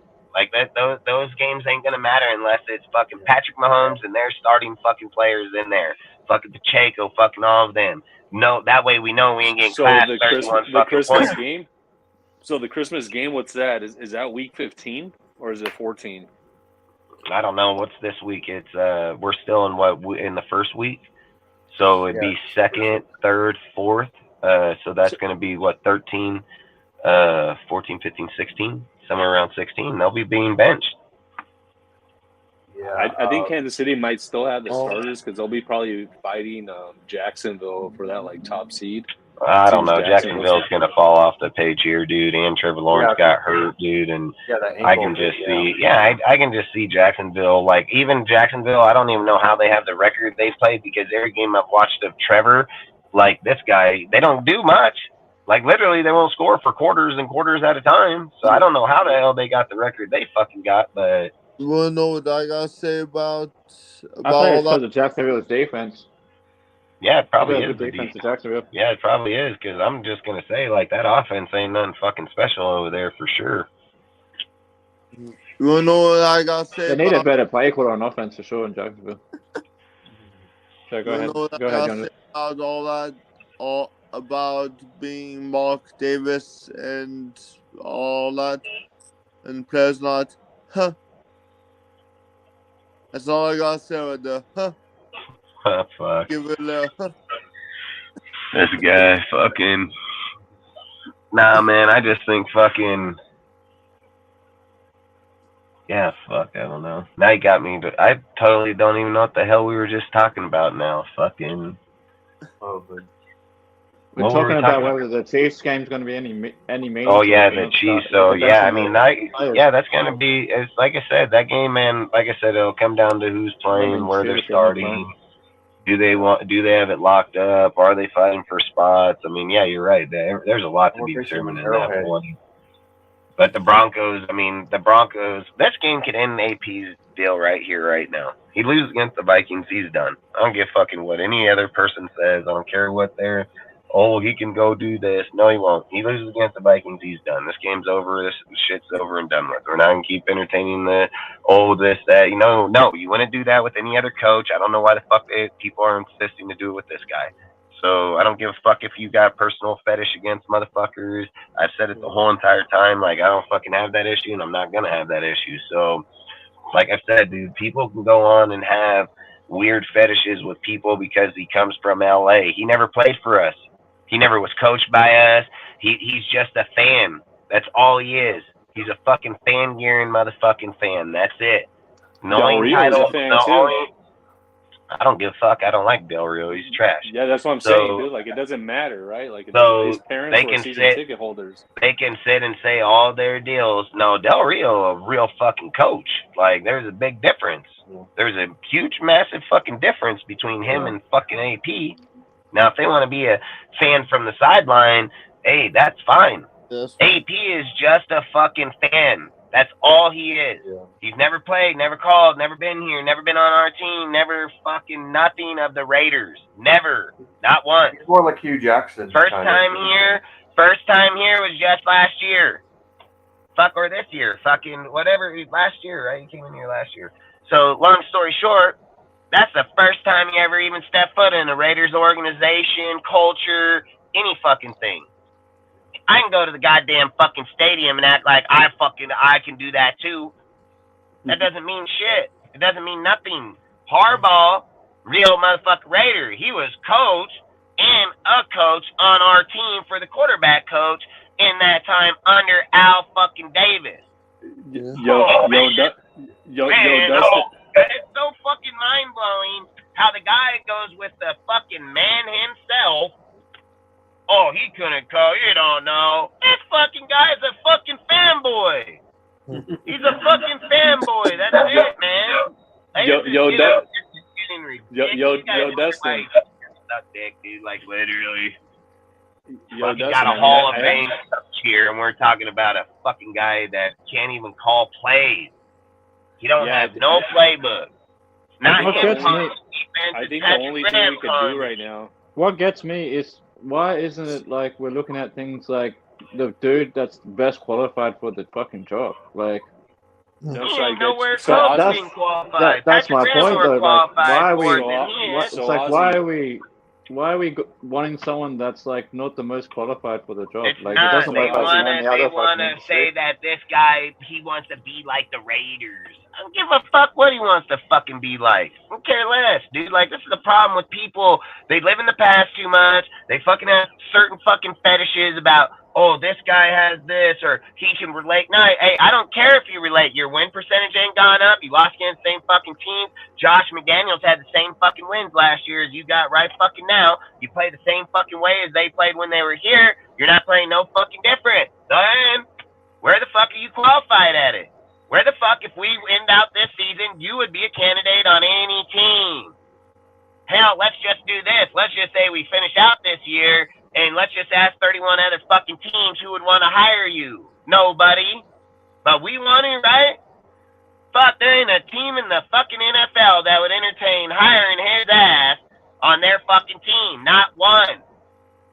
The only motherfucking team gonna consider hiring him would be probably like high school to be the head coach. I don't even know, even out of how many college fucking teams there are. Like, what is it, like over 150, 300? There's a lot. He wouldn't even have a head coaching job there. But we're talking about hiring him as the motherfucking Las Vegas Raiders head coach, right? Yeah, hell fuck no. Hell fuck no. There is not a guy that cannot convince me. There's nobody that can convince me of Jim Harbaugh standing right here in front of me, and then he put AP. Like, what the fuck? What the fuck? Yeah, I'm going to take AP. Fuck you. This guy's drafted, developed, got some of the best there are. Fucking been every place he's ever gone. Stanford, losing-ass organization, turn him into winners. Fuck, give him ground and pound run game, fucking balling-ass defense. That's what Harbaugh did. Still stands to this day. Fucking what did he do? Go to the Niners. Singletary couldn't do shit. Team failing. Fuck, he turned it into the same shit. Fucking ground and pound run game. Fucking and fucking defense. Still to this day. Goes to Michigan. Fucking same shit. Everywhere he goes, he's a fucking winner. Everywhere he goes, his shit's dominant. Anytime he comes available, every fucking guy wants him. Like, hey, and not just that. Dustin, people actually forget that Harbaugh actually was on Gruden's coaching staff. Yeah, right. So he has ties to the organization. Last time right? was fucking good. It was Bill Coward, to be honest. It wasn't John. It was Bill Coward when he was there. John wasn't there. And then he came after. Tampa Bay. Oh, was it 97? Wasn't it? Oh yeah, I guess it was the year before. He came in 2002. He came in 2002, 2003. John Gruden was in. John Gruden was in fucking 98 to 02. Yeah. Yeah, Bill Callahan. Gruden was here from 98 to 01. Coach of the game. 01, Gruden was traded. He was traded. Gruden was traded to Tampa in 2002 to Tampa after the playoff game. Yeah, after the fucking long story short, fucking Jim Harbaugh was under fucking Bill Coward or Callahan. That's who he was under. Yeah, the offensive line coach, right? Who then became head coach. Yeah, but he had fucking Gruden's playbook, everything, and fucking Gruden already had insight with him and everything, so it wasn't like they didn't know already. But like I said, it's like I said, we're over here talking about a guy that when he's going to retire, he's going to go down as probably one of the greatest coaches to coach in history, and we're talking about a guy that's never fucking done it yet. Yeah, this is why I don't like having conversations with people about shit, because in any fucking multi-million-dollar, billion-dollar company, that conversation would never fucking exist. That would never be a conversation at the table. You do not fucking sit and look at Harbaugh's pedigree and everything he's done and then talk about AP. Nope. The reason you put AP in there is so you don't have to have that conversation. That's why you put AP there. You put AP inside that conversation, so when you get to the end of the year, you're like, good try, peace out. Fucking Harbaugh, step in. There's no conflict. There's nothing. Fuck, this is Josh's team. Every one of you guys can go. So, like, straight up. Question for you guys. What would, in your eyes, warrant AP getting the job? I think we all agree we want him to – he should win in Kansas City. Like, that's a must-win game. Besides that, what else does he need to do? Obviously, winning record. All right, I mean, this is what I would say. The only way I would consider him is if fucking Jim Harbaugh and John Gruden are 1,000% off the table. So if their names are not in the conversation at all, then we can start thinking about whoever the fucking next guy is going to be. Because at that point, I can really give a fuck. So if it's AP, go ahead, give a fucking P. But until Harbaugh and fucking John Gruden's names are off that candidate, there's no fucking way you're convincing me that AP should have the job over either one of them guys. Period. Done. Are you guys cool keeping Champ Kelly as GM? No, why? No, they'd get Dodds. Head Dodds. No. Yeah, I mean, why are we advocating? Why the fuck? Harbaugh's going to get Ed Dobbs. I would just want to know why are we advocating Champ Kelly? I mean, what the fuck has he done to advocate for him over dude like Ed Kelly or Ed Dobbs? He was a GM at the Chicago, so he has done some shit. But what's he done? He would help draft that Chicago team Mac went to the defense. Where is it at? Where's that team at? Nowhere. Gone. Been decimated ever since they made those draft picks. Players can be good all they want. They ain't fucking that team garbage. Fuck, that team had a badass fucking defense over there, and it just fucking walked off the face of the earth, like literally, and then traded off Roquan Smith. Like, oh wow. Yeah, it's the Ravens and upgraded them more. Yeah. Yeah, I mean, don't get me wrong. I agree they do have good deals over there, but guys like him, man, I'm not going to say, and listen, he was part of a dual system in that deal too. So it wasn't just him. There's another fucking guy there too at the same time. So, like I said, a Champ for me, like I said, I think they all got to go, man. I've said it the whole time. Need to just blow this bitch up, move on from Josh, move on from Gruden's dudes. Keep Max. He's the core guy. Fucking keep some of the core offense. And that's where we need to stay. And there shouldn't be any other option on the table. AP can't break the team down. He can't hire fucking players. He can't hire people. He has no connections in the NFL. His connections is Tom Coughlin fucking coming out of fucking the grave. And we're over here advocating this guy's fucking resource list with Champ when you got guys like Ed Dobbs and fucking Harbaugh. I mean, these guys are the elite of the elite, and we're talking about the bottom of the fucking trash. Like, I don't concept the conversation, because on one side of the conversation, it's like these are what every fucking team would die to have, and proven as fuck, never failed. There's only been 3 years Harbaugh's ever had a losing fucking season, was 07, 08, and fucking 20, and every single season after that, he's just kicked everybody's fucking face in. If I'm not mistaken, all those seasons were seasons when he was rebuilding the team. Yep, all rebuilds. Exactly, all rebuild years. So to sit here and imply that we're just going to pass by the next greatest motherfucker that could even hit a team for fucking AP, no, I'm not on board with any dude that even thinks that. I think they're fucking crazy as fuck, dude, and there's nothing that's proven AP should have that job. There's no team that would give him that job.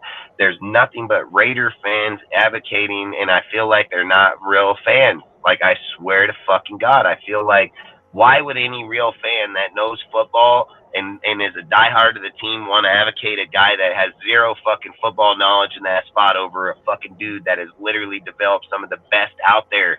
Fucking McDonald for fucking Baltimore, the defensive coordinator. He's considered a lock for us too at the fucking defensive coordinator for us to hire. Guess where he came from? Fucking Jim Harbaugh. Why the fuck I want the student when I can have the teacher? Like, these are things I'm not understanding why people keep on putting out these stupid ass fucking takes. There's nothing that indicates fucking, there is nothing that indicates AP is a fucking head coach anywhere. So why in the hell are we even talking about it? Like, why do we talk about it? Why do we discuss it? Where's his qualifications? What has he done to prove it? Where's his play calling? Where's his development? Where's any motherfucking thing? Oh, he has morale of the players. I don't give a fuck. Morale's not. I don't give a fuck. Their morale lost them games that they should have fucking won. Where the fuck was the morale then? It's easy to talk about it at a podium. It's easy to talk about it in the fucking locker room. Where the fuck's the morale on the fucking field? Because the morale looked like Josh fucking McDaniels' fucking team still. Yeah, it is. Exactly what it fucking looks like. So unless morale you're by itself, just riding this guy for no reason, what the fuck has he done that's shown he's done anything even better than Josh McDaniels? Nothing. They said defense playing good. Why do we get snuffed again? Mm-hmm. That defense ain't playing good, man. It's just playing good on shitty fucking teams. The Jets, that's not the team we would have played in the playoffs. It's been Aaron Rodgers' ass. They have a good defense, but a terrible offense. This is crazy how we're evaluating teams, how we're evaluating players, how we're evaluating our fucking coach. It's Jim Harbaugh over everybody in this motherfucker by a mile. Not even close. It's by a fucking mile. And until Jim Harbaugh's ass either signs back in fucking Michigan or says he is not coming to the Raiders, there should not be another candidate until that fucking guy is off the board. Dude, no way a guy gonna tell me, AP gonna rebuild the Raiders. Fuck off, dude. Go in the 1990s. Look up the story about that guy. They had the same shit. Talked about the same shit. Team behind them. Fuck all the morale. Blah blah blah. They went 4-12 the following year. That shit's bullshit, dude. What's actually like really bad for our franchise is this division is only going to get tougher, right? You have Kansas City, who's the cream of the crop of the division of probably the whole AFC conference. Then you have don't sleep on Sean Payton. Like, he's turning that shit around in Denver. He's doing it right now. Cut 2 superstar players and still kicking the fuck out of everybody. Dude, he's turning that shit around. The Chargers are gonna get rid of fucking Staley in the offseason. I pretty much guarantee that. Mm-hmm. They're gonna get a real coach. We're behind the 8 ball here. We're behind massively, the 8 ball. And we're advocating fucking AOC and we're advocating AOC and fucking AP. Like, what the fuck? We can have crazy. Harbaugh and fucking Jalen Daniels, dude. We can have Harbaugh and both fucking Knicks.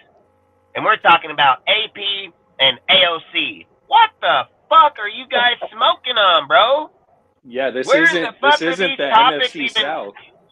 Oh, man, the AFC West is about to be the best team in all football. Mark it, bro. Mark it.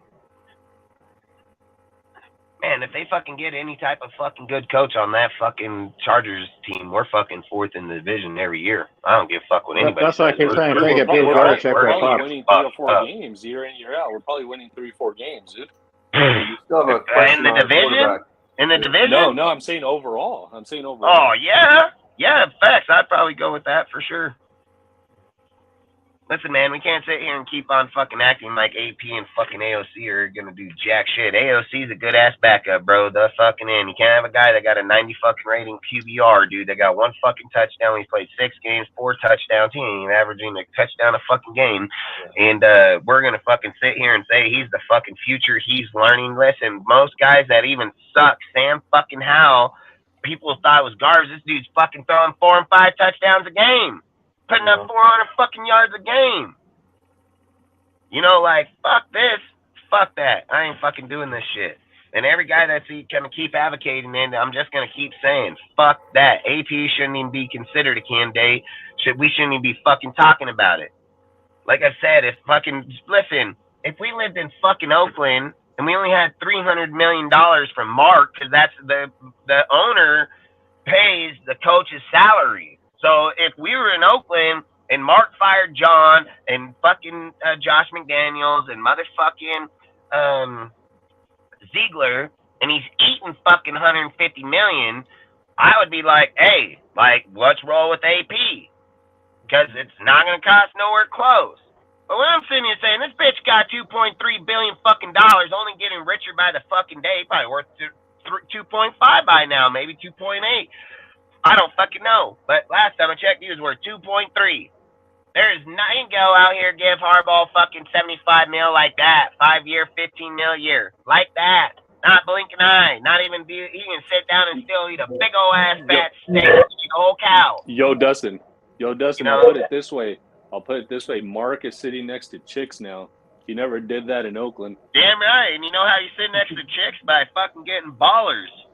He was sitting next to chicks under Josh, so I hope we're not advocating AP. Like, I really hope we're not advocating that, because if Josh or fucking Mark had that blonde bitch, why Josh was here?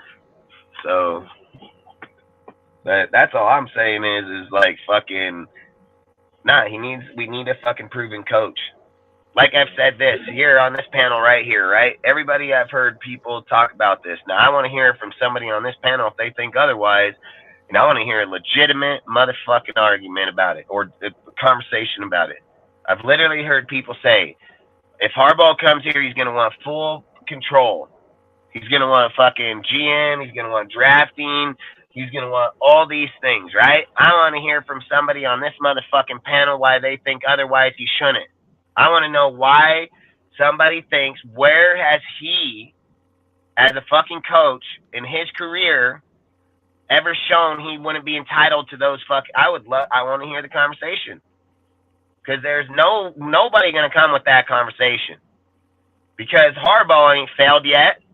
Harbaugh don't have failed drafts. He only rolls with the cream of the fucking crop. He's only developed some of the best players that are in the NFL right fucking now.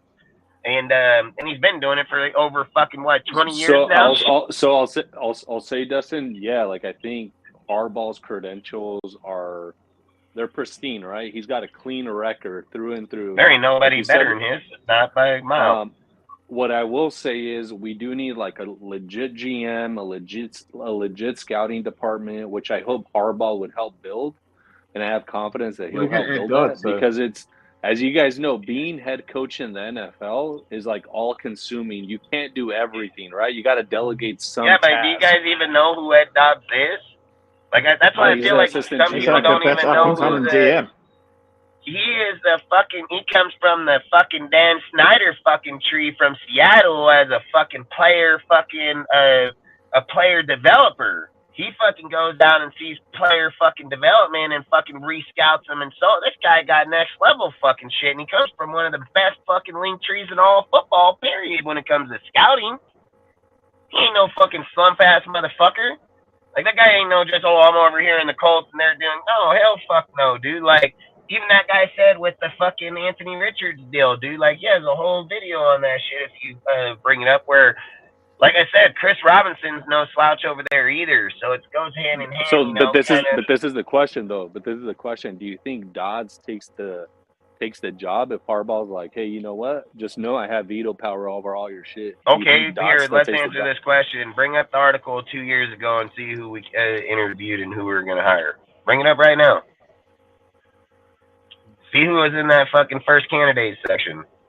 I mean, this things I don't understand. People are Raider fans. They should know the answer to these motherfuckers. I know right this fucking second. Yeah, we interviewed Dodds and fucking thingy before. We interviewed him and was going to hire him. Because we had the interview with fucking Harbaugh on the fucking deal. But then what happened was this Champ Ziegler and Josh deal came about. So I bet Mark was just like, hey, I'm getting 2 GMs and a fucking coach. Like, he felt like it was being better. We already had Dobbs here. We were already going to hire that motherfucker, period. So he was already here. Yes, dude, I've said this a million times. People like Harbaugh ain't where they're at because they don't have connections. People like Harbaugh don't make transitions from college to the NFL like that because they don't know nobody. These motherfuckers have lifelong packs, dude. I mean, this is my point about NFL, okay? We got to just quit talking like, oh, it's Raider, right? Because any motherfucking guy that knows NFL, period, would know the answer to these types of questions. It doesn't matter if it's fucking Raiders or not. It's just NFL. Like, straight up fucking NFL. Like, this guy has some of the best that there is. Him and his brother have been the only guys that's made transitional coaches for the last fucking 20 years. Literally. Motherfuckers are asking questions like, is he gonna get Dobbs? It's fucking one of his good ass friends. Fucking A he is. Every time he's come here, he damn near get him. Like fucking Vic Fangio. They got fucking friendship in the teams. He's gonna get him. certain motherfuckers don't care where they're at. They're gonna be like, yep, hey, sorry, bro, work why he wasn't here, but this fool guy here, I'm heading over there. Like, it's not like Gruden sitting 15 years out. Harbaugh's been in the lead of the league the whole time. Everywhere he's gone, everywhere he's stepped, dude. Fucking, I've said it, dude. Like, I've even said if Vic don't come here, it's going to be Jesse Minster. I'll bet anything on it. I'll bet anything I own on it. It's going to be Jesse Minster, Dobbs, and fucking Harbaugh, dude. Like, that'd be the rock starest shit that there could be.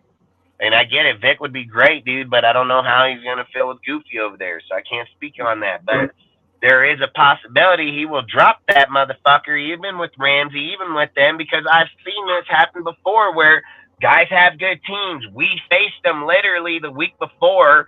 Fucking, we damn near beat their team, and then they leave there and come to us. So it's not just because names are names. It doesn't. If the team don't work, it don't work. It doesn't matter about the fucking names, you know. And I've said it. Our team don't have names like Ramsey and Holland and all them, and we damn near still beat them. And when you're a guy like Vic and you're looking at that shit is intriguing. They're like, they don't even have superstar names, and they still getting shit done. If we were to draft this or that, his transition don't give a fuck if it's the Vikings or if it's the Dolphins or the Raiders. The difference is right now he thinks his best option is the Dolphins. Harbaugh comes here, changes the whole game. Harbaugh stands across the line from Andy Reid. Andy Reid fears Harbaugh. Fucking AP stands across the line from Andy Reid. He laughs at him. He'll be like, yeah, I'm going to eat you alive, bitch. I'm straight eat you alive. You ain't offensive coordinator. You don't have one on your team. You are you're a bitch. That's what he's going to tell him. Andy's like this. It's not if, it's when, bitch. That's how they look at it. It's not if, it's when we get going. It don't matter if we get going until the second quarter. We're still going to put 40 on you. Like, these are the things we're not fucking sitting here looking at the real questions. We keep asking questions like, what if the fucking player don't build the team? That player's contract's up. Motherfucker might not be here even come next year. The fucking head coach might not even want them. Like, those are the things I'm not understanding, where we got away from the coaches build the team and now we're implying that the players are building the team. No, the fuck they are not. No, they're not. I've never watched a player in my life walk up into that motherfucking management and be like, hey, I'm gonna write my contract right now. That ain't never fucking happened. I know for a fact out of every fucking player I've ever watched get signed in my life, it's either by the owner or the coach. Easy fucking money, dude. Like, easy. So, no. Like, these are all crazy conversations. Fucking, we're talking about AP's credentials compared to fucking Harbaugh. That'd be like fucking asking, that'd be like saying Harbaugh's ready to go to space with NASA, and we're asking this fucking crackhead come off the street and just hop up over here. Maybe if we're going to kill you, bro, like, we'll throw you up in that bitch. But if we're looking for dudes that are qualified for the job, oh, he ain't. He's not. That's facts. So I don't even know where the fuck his name pops up in qualification, and then let alone as a Raider head coach. This is why we lose. This is why we're never going to fucking win. We're never going to win. People imply, oh, well, if we give management, he's built the players. What the fuck? Why couldn't he have them? Why couldn't he have the power? He built the players. He's going to draft those fucking players. Who the fuck does he need to talk to? He's the motherfucker did it. He played them. He got winning championship. These are his guys. You don't give a fucking what person's title they want. You think fucking Ed Dobbs coming here to be suffocated? No. It's not going to happen. These guys don't just give up their careers to be like, yeah, let me get here and be the next Ziegler. Like, that's not happening. You know what I hope, guys? I hope that Mark is talking to the right people and he's got the right folks around him who are advising him. And I'm talking about like guys like Tom Brady, guys that know football, guys who have been in the NFL and have succeeded. I know Tom Brady and fucking like John Gruden are both like, yeah, AP over Harbaugh. Okay. John Gruden most definitely in favor for Harbaugh instantly. He held all the cameras that came on our field during the practices and preseason. That was Harbaugh's idea too, fucking John Gruden. So he most definitely got tied with him by a mile. Fucking Tom Brady, Michigan fucking players. So is Charles fucking Woodson. They're all Michigan fucking players. They can go blue. Together. Fucking A, go blue. You know what I mean? Like, we ain't fucking, they're not gonna fucking go over here and fucking be like, yeah, let's get AP. So I'm saying this shit's crazy as hell, man. If we get AP, we're done. We're done. Like, literally, we're fucking done. I don't give a fuck. Like, what offensive coordinator are you gonna get, man? Do you think Bo's the truth? Nope. Like, you don't get an offensive coordinator to teach Bo Nix or fucking Jaden McDaniels. You're done. You're done. Give a fucking what names you put on this team. If you don't have the fucking coaches to coach those players, it's over. Done deal. Yeah, I mean, I think this division is just like way too tough where you can't skimp on things like that. You can't skimp on coaching. You can't skimp on all your staff, right? Like not just your coordinators, but like your position coaches, because those are the guys who are closest to the players and are developing them. And yeah, I mean, I think identifying the right coaching staff going forward is going to be super, super critical if the Raiders are going to turn this shit around. And we have to be realistic, right? Because let's assume Harbaugh comes in here. We can't expect immediate success. It's going to take a couple years for the guy to gut the program and build it the way that he wants. I think he can build it back in that year. I, honest to God, the same year? Fuck yeah, because look, dude, Harbaugh's not just done it once. So look, Harbaugh's like, okay, listen. When Harbaugh went into the Niners, right? They were fucking losing. He turned them around in the fucking 13 and 3 fucking team. Like listen. I believe Harbaugh's not coming into a situation where when he gets the team, he's just starting over from scratch. You know what I mean? Like, I don't believe that. I don't believe like Harbaugh comes here. If Harbaugh comes here, like, oh, we have to start all over again. No, I think Harbaugh knows he has cornerstone people here for sure, that he just needs to fill people around. He's going to know how to do that. That's all I'm saying. He has more resource to be able to plug and play motherfuckers and pick dudes out of this draft and then fill it out in free agency, because he'll bring his own players from Michigan because he knows how they play. I've always said familiarity is what changes shit, dude. It's people that know your shit. That's what matters. It doesn't matter that they're not going to have to change what they did in Michigan. They're going to come right over here in the same exact fucking system and probably be even better. So all I'm trying to say is like, I don't think it's going to take Harbaugh no 3 years. Like, Harbaugh is not no fucking big coach, man. Stanford, the only reason I feel like it took him longer in Stanford is he had to go out and recruit those fucking people. He didn't have he was just coming out of fucking the NFL as a coach, like a coach, So, like, I think that first years in Stanford, the reason that it took him 2 years is just because he needed to learn how to recruit people, like, literally. Because in college, that's what it's talking to parents. It wasn't like now with the portal. But, I mean, look at it, dude. In 2020 in Michigan, Harbaugh fucking took an L there, 2-4, and then he fucking come back, kicked the fuck out of people the following year. Harbaugh has the resources to make sure that he can get, like, listen, when you get a guy, and I'm just using a name for example, right? And then this ain't gonna happen, but I'm just saying, let's say if it was, let's say that Jefferson's going to leave the fucking Vikings, right? And before Jim was a fucking Raider, the odds is he wouldn't even look at us. He'd probably be looking like, Philly, just a team that's winning right now. But if JJ is getting ready to leave the Vikings, and then you got a guy like Harbaugh where they're like, hey, his success, look what he's done. He's taking less-ass quarterbacks, less-ass people. Look at his production. Oh, we become intriguing instantly. They're like, hey, I can probably do something over here. And with me and that team, man, we can probably open up the run game for real. Like, those things all become valuable because of him. It's not that, I've said it, we're not just faulted on one side of the ball. We're faulted on both offense and defense.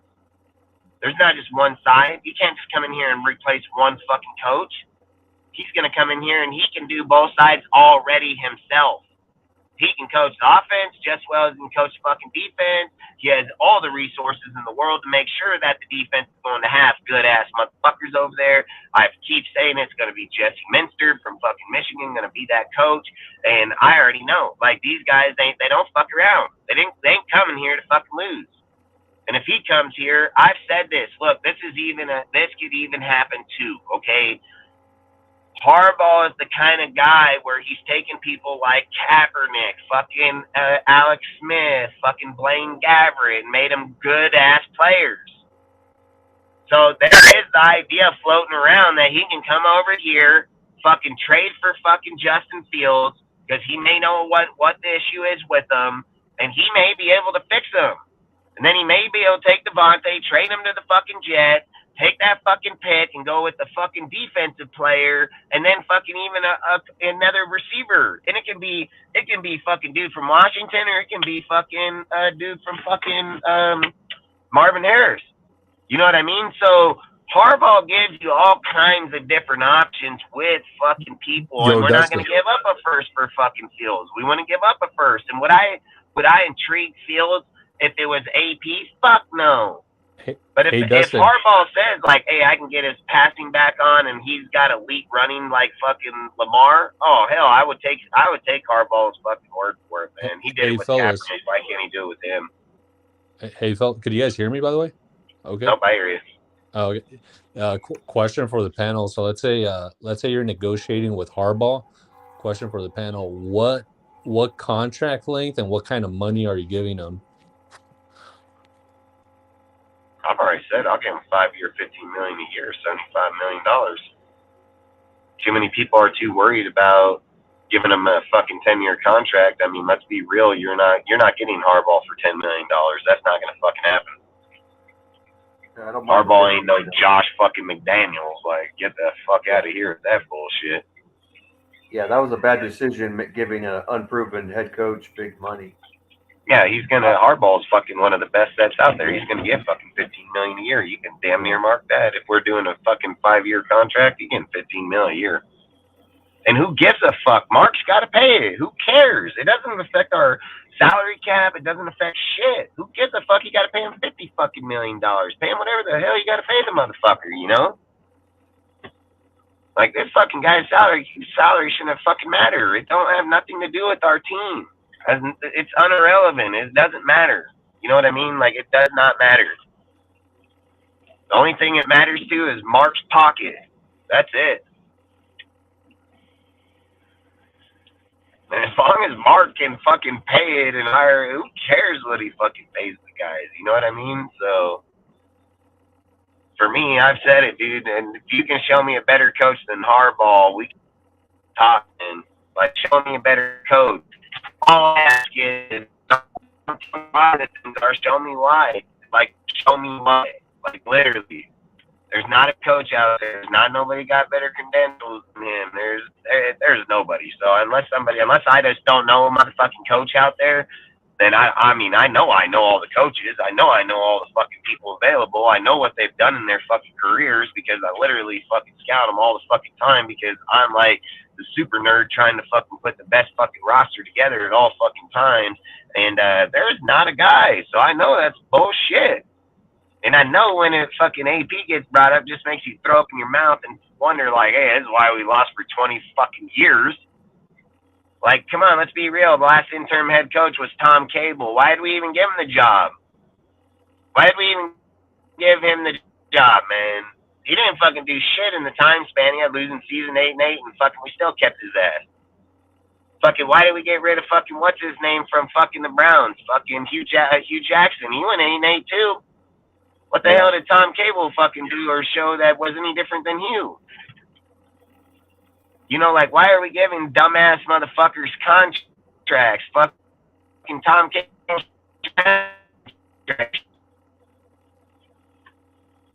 You know, like, those are the things I keep trying to say. Like, the higher guys, we just fucking either give them 1 year, fucking, and if they don't, we fire their ass. Like, that's crazy as hell. Then you get Harbaugh, dudes are like, AP, oh, shut the fuck up. Like, give me a gun. Like, I'm shit.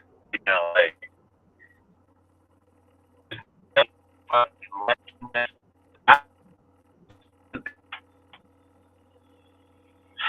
you're talking about AP ain't gonna go to the Hall of Fame, bro. It's not happening. Like, he ain't going there as a coach. Like, fuck with him. He ain't even a fucking play caller. How the hell he going there as a coach, man? Like, Guess who's going there? Fucking Harbaugh. We're like, fuck, man. You know, like, this is the thing. It'd be like back in the day when you had Joe Montana or like, yeah, fucking Steve Young, fucking Troy Aikman, all these guys. And we were like, yeah, we want Ryan Leaf. Like, what the hell? But whatever. You know, I've always said, dude, I'm not an advocate for AP at all. Not at all, man. So I don't care what people think. I don't care how they feel about it. I'm not an AP fan at all. I've said it. There's nothing that entitles him to that job at fucking all. Not at all. So we are debating, like, this is how you know it's fucking batshit crazy.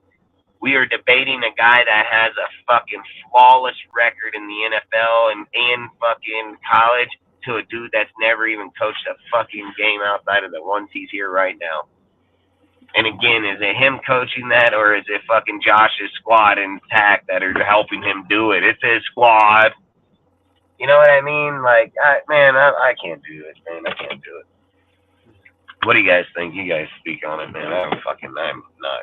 Yeah, I understand some people because of the morale, but the difference, like Jackman, he's like the same energy as AP. They're the same energy, but later on, when Hugh Jackman got a head coach job as the Cleveland Browns head coach, he didn't do too well because he didn't manage the team well. He was a great play caller and all that, but didn't know how to, you know, it's team management is what makes a great head coach, not about the play calling in general, which is what Josh McDaniels lacked, was team management. But then you have like AP, well, he's getting the players together, but he's not really managing the team. He's just bring them out, trying to get them to come together and everything, And like you said, the system's the same. It's just that they're playing at a better morale level. That's the only difference, because the players were not liking Josh McDaniels because of the treatment they were getting from him. That's why they were not doing too well. And, when you get a new head coach, like if you see Jim Harbaugh right there, you got to take that. You cannot let that go. But, the only thing I'm worried about Mark Davis is that he's made some really dumb decisions, where he just lets a GM and head coach do whatever they want, A owner has to put his foot down, and he doesn't do that until it's too late, Uh-oh. Hope Dustin comes back.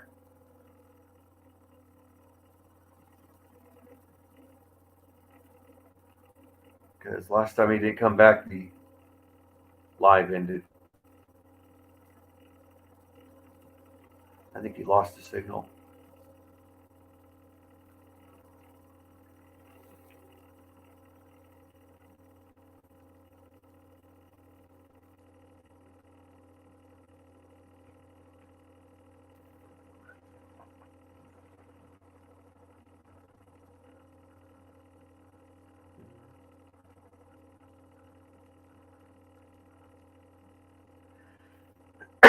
I guess I'll have to take over a little bit. I've done that before when the host lost their signal. And, I think it like this, though, with Josh McDaniels. His problem was he's a great play caller with New England, but he was not a good manager. He was trying to beat Bill Belichick, and I said that before. Uh-oh. Oh, no, I hope everyone's still there. And people dropped out. I hope Dustin comes back. I don't know if the live is killed. Let me see. I'll check the YouTube streaks real quick.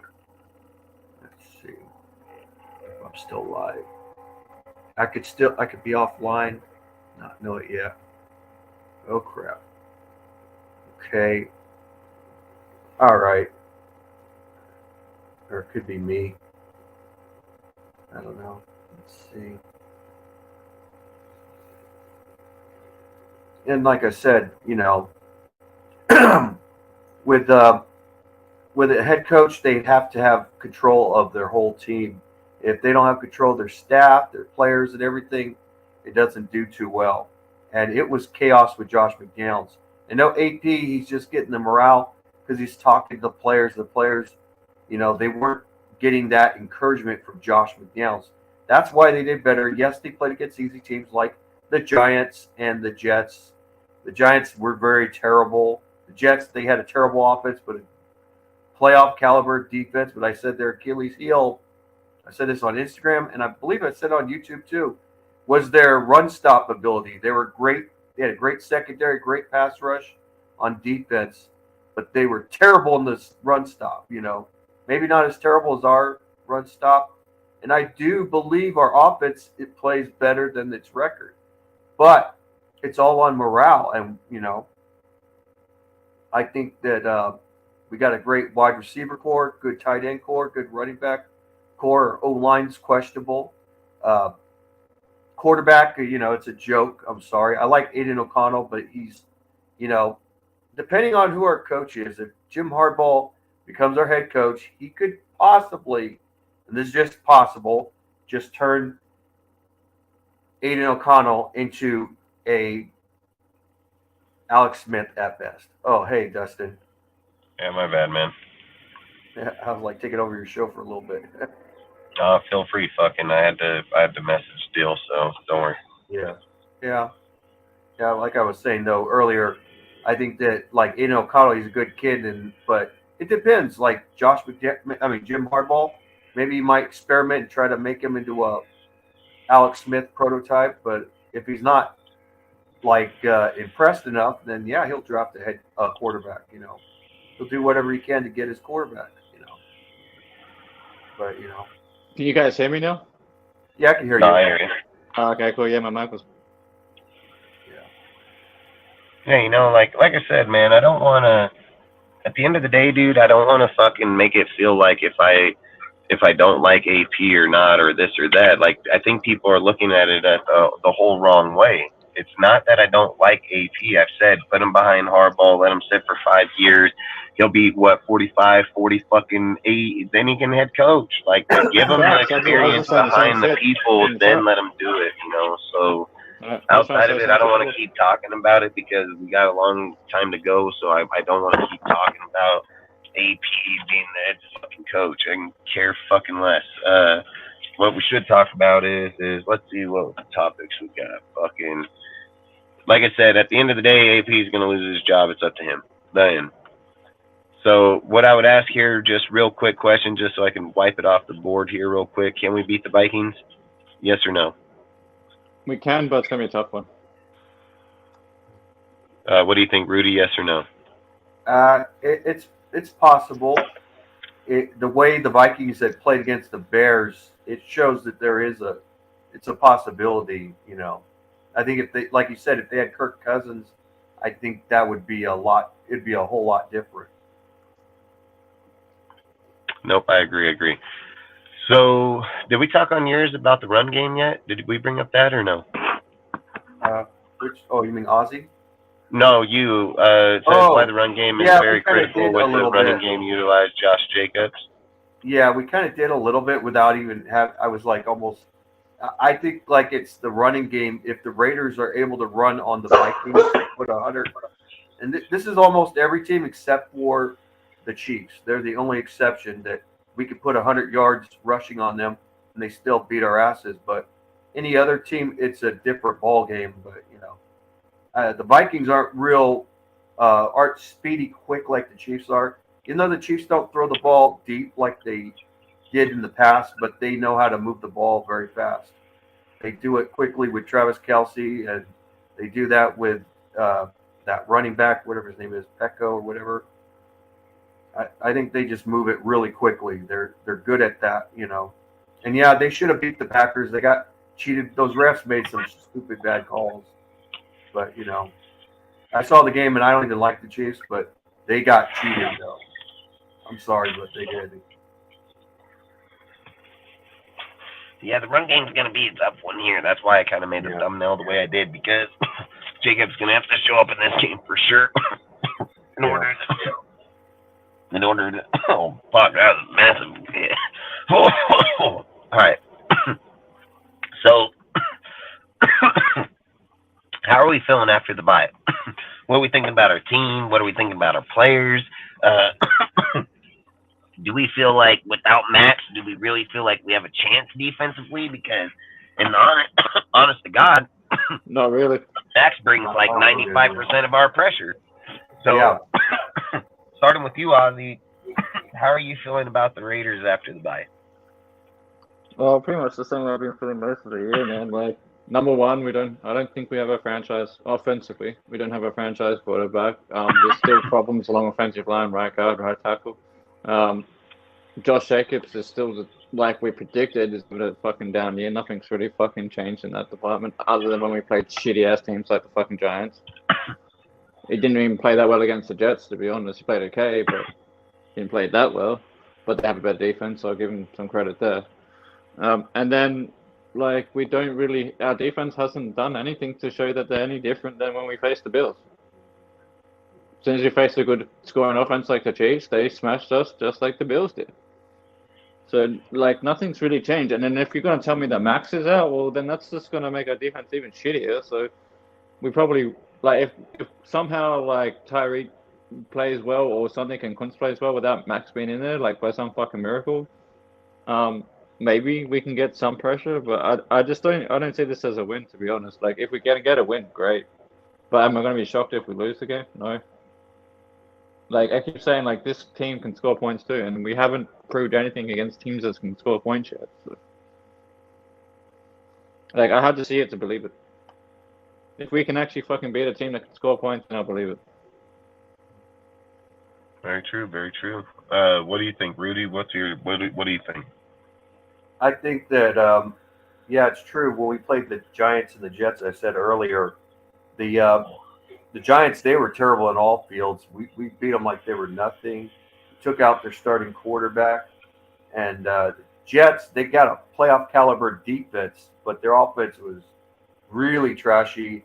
And I said this in my Instagram chats, that if we run the ball successfully on the Jets, we'll beat them, and we did.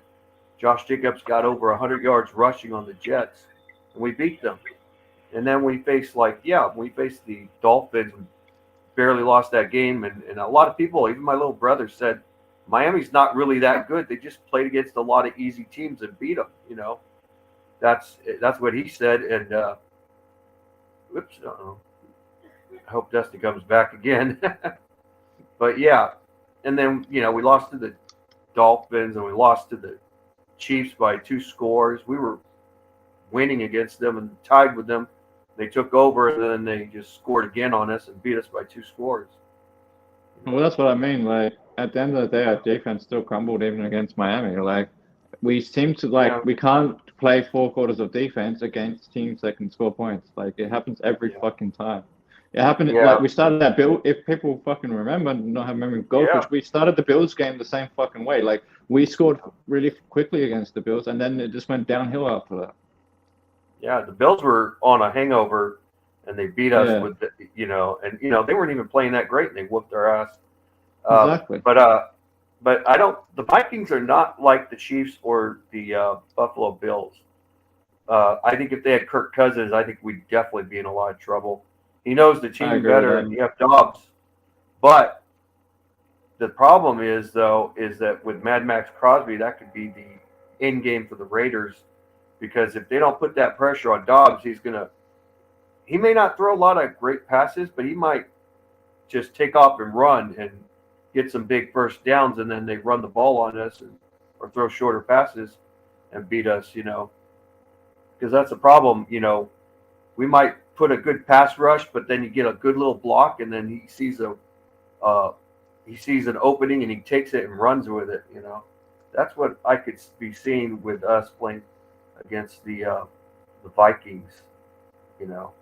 But they got Jefferson, so I think that even makes it even worse. But then again, Dobbs and Jefferson haven't really played around each other that much, So. Yeah, but I feel like the other thing we've got to look at is, like you're saying, Dobbs knows how to use his legs. And another thing on defense is we've really sucked against mobile quarterbacks. Like, even with Max out there, we've really had trouble containing mobile quarterbacks from getting out of the pocket. Like, that's another thing to keep an eye on in this game. Max was not 100% when he was going up against. He had that bad knee problem, True. He still got a hold of Crosby, but it's because of Malcolm Kuntz.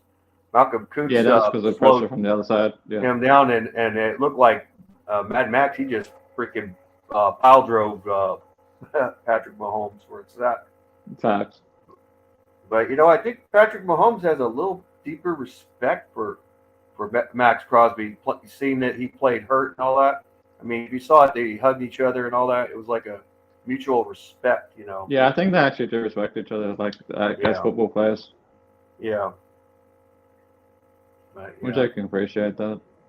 Yeah, I just don't. It's a lot of questions, and I think Aiden O'Connell, though, he's a young guy, but if he doesn't make a lot of mistakes, throws the ball with shorter passes like to Michael Mayer and Jacoby Myers, if he does those, we might have a chance. We might. But if he's starting to throw those balls like really deep, like deep balls to Jacoby Myers or Devontae Adams, which these guys are not speedy receivers, it's just not going to work. You got to throw those simple passes, not those daring passes, because he's not that kind of quarterback. He's not Derek Carr. He's not going to get those completions. He needs to make the more easier catch throws, not those difficult ones. Well, another thing I gotta say with Aiden O'Connell is if he really wants to, he's got to start scoring more than one fucking touchdown in the game. Less than one touchdown if you average it out, but. Like I said, the quarterback is the dictatorship of the quarterback is also by the play caller too. How the play caller puts the quarterback in a certain position. Yes and no, because the quarterback can always audible. Yeah, generally. And he's not an audibling quarterback. He's not Derek Carr. He won't. He's inexperienced. He'll. But I think that it's going to be in my opinion, it could be a close game, but I think that they probably have our number. Don't like to say it, but I hope I'm wrong. So let's go down a little checklist real quick. Can our offense? Can we get the offense going against the Vikings?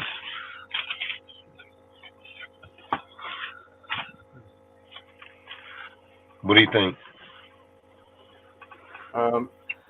I think we can a little bit. I don't think I think it's not going to be like what we expected to do it.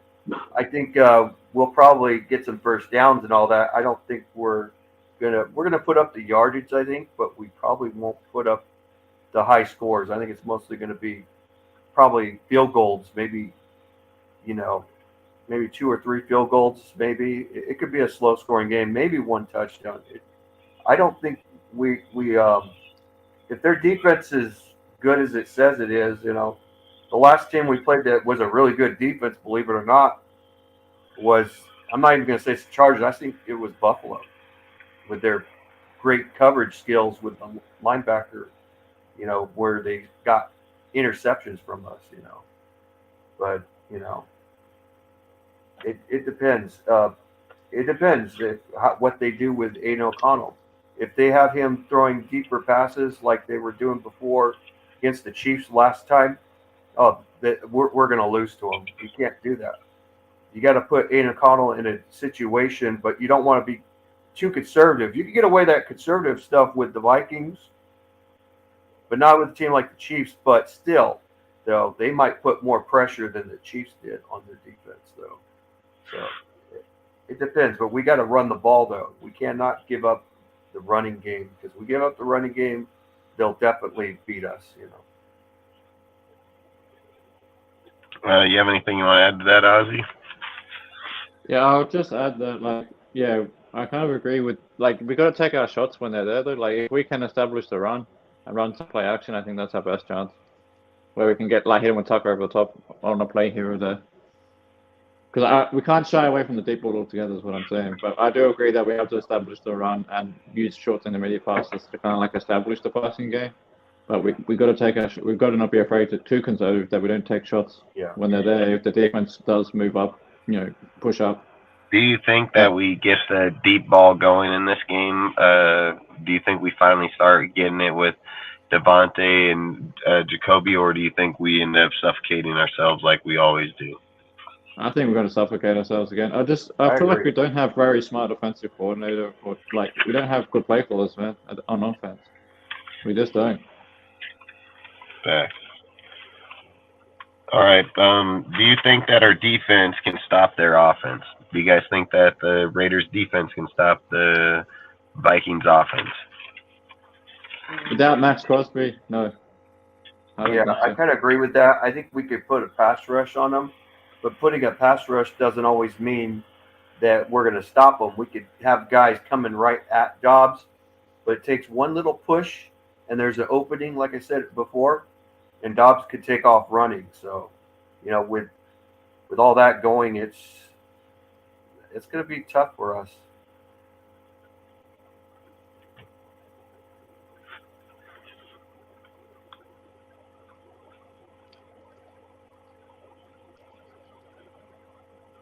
Yeah, I would agree. Yeah, I mean, like I've said, I think fucking Max Crosby brings so much pressure off that side. It's not even funny. That's what I'm saying. Without Max, nope. Yeah, we're talking about, we just signed up, what is it, Robinson. This dude's been in the league for like 3 years, played one game, which was the last game. He had like one fucking tackle. We've got Kuntz, that's the only one doing something. Tyree is, he's coming, but he's not. Hillary on the outside is really the other option. I mean, we don't have shit going on for us over there. So for me, I think if Max ain't in this game, that's massive. I mean, that's massive, dude, because Max is what keeps us competitive. I mean, his pressure rate and being that presence of him being over there is what keeps us in games. I mean, if you take that out of the game, you're fucked. You're like taking out. And that's why I say Max is a Hall of Fame player, because he's the kind of guy that can like make or break a game for our team. That's why you can have him in an MVP conversation, because he matters that fucking much, So that's why I said this shit starts to get dangerous, because in these type of games, it's something like I've been speaking about the whole time. These are games we should win, and these are games where I feel like we're gonna fucking putter out, dude. And it's always due to injury or on us or them. We're over. Like, this is like I was saying on Monday, right? I said if I was the Chiefs, I would make the Raiders think that they are good. Like, if the Chiefs were smart and they're at the end of the year, they would be like, hey, if we make these fucking guys think that they're better than what we are, they won't try to fix their team. And then they go into the draft thinking, oh, we're good, we just need a few other pieces. And then they come out next year and the Chiefs are better and they kick the living shit out of us. Like, sometimes you got to know your evaluation and shit, because just because of those type of circumstances. Like, you don't want to be putting them and then fucking, like I said, dude, listen, if we don't pay attention now, we're going to be fucking at the end of this list real fucking fast. Like, really fast, man. And that's not just, oh, hey, this or Dustin things. No, that's facts, dude. This fucking AFC West is about to become the hardest fucking division in all of football. I guarantee you that, man. And we're going to be in fourth place here. And we don't want to be doing that. And then not only that, it's just like I've said, like with this type of game here, right? That, this is going to, after I get done with this defensive question, we're going to go to the next question is like for the defense. They've indicated that they're good. They're indicating that, we're playing at such a good level with all these pieces.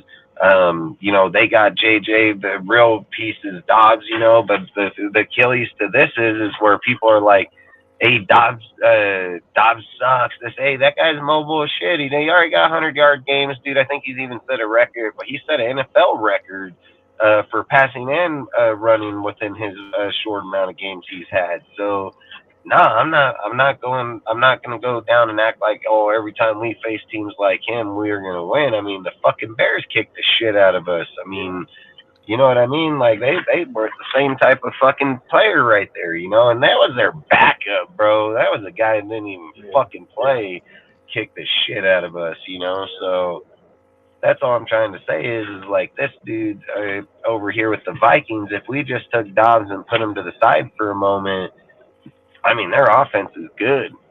They got 3 badass dudes over there, Addison, fucking JJ, and fucking Hawkinson. And then if you're looking at Osborne being in the back, dude, over there, I mean, we don't even got to talk about that back. I don't think they even matter. They just need to fucking touch the ball every now and again just to make us stay down there in the box. You know, like, the only thing, though, JJ, dude, listen, JJ ain't coming off IR to go have a 25-yard game. JJ coming off IR to be like, look, motherfuckers, I'm back, and it's probably going to be against us, you know? So, like I said, this game's going to be tough for the defense, dude. It's going to, again, this That's gets just going to be against us. I mean, our fucking defense is like the team. Like, you know, all their KC receivers were dropping balls before they played us. Hey, that's what I was just going to say is that even with Max Knight here is going to show just how weak fucking Graham's defense could be. I mean, look, man, I don't like bagging on Graham. He is what he is. The defense is doing what they're doing. I've just said, like, if Kurt was over there with that team, that he would probably class us in this game just because he's more familiar with that offense.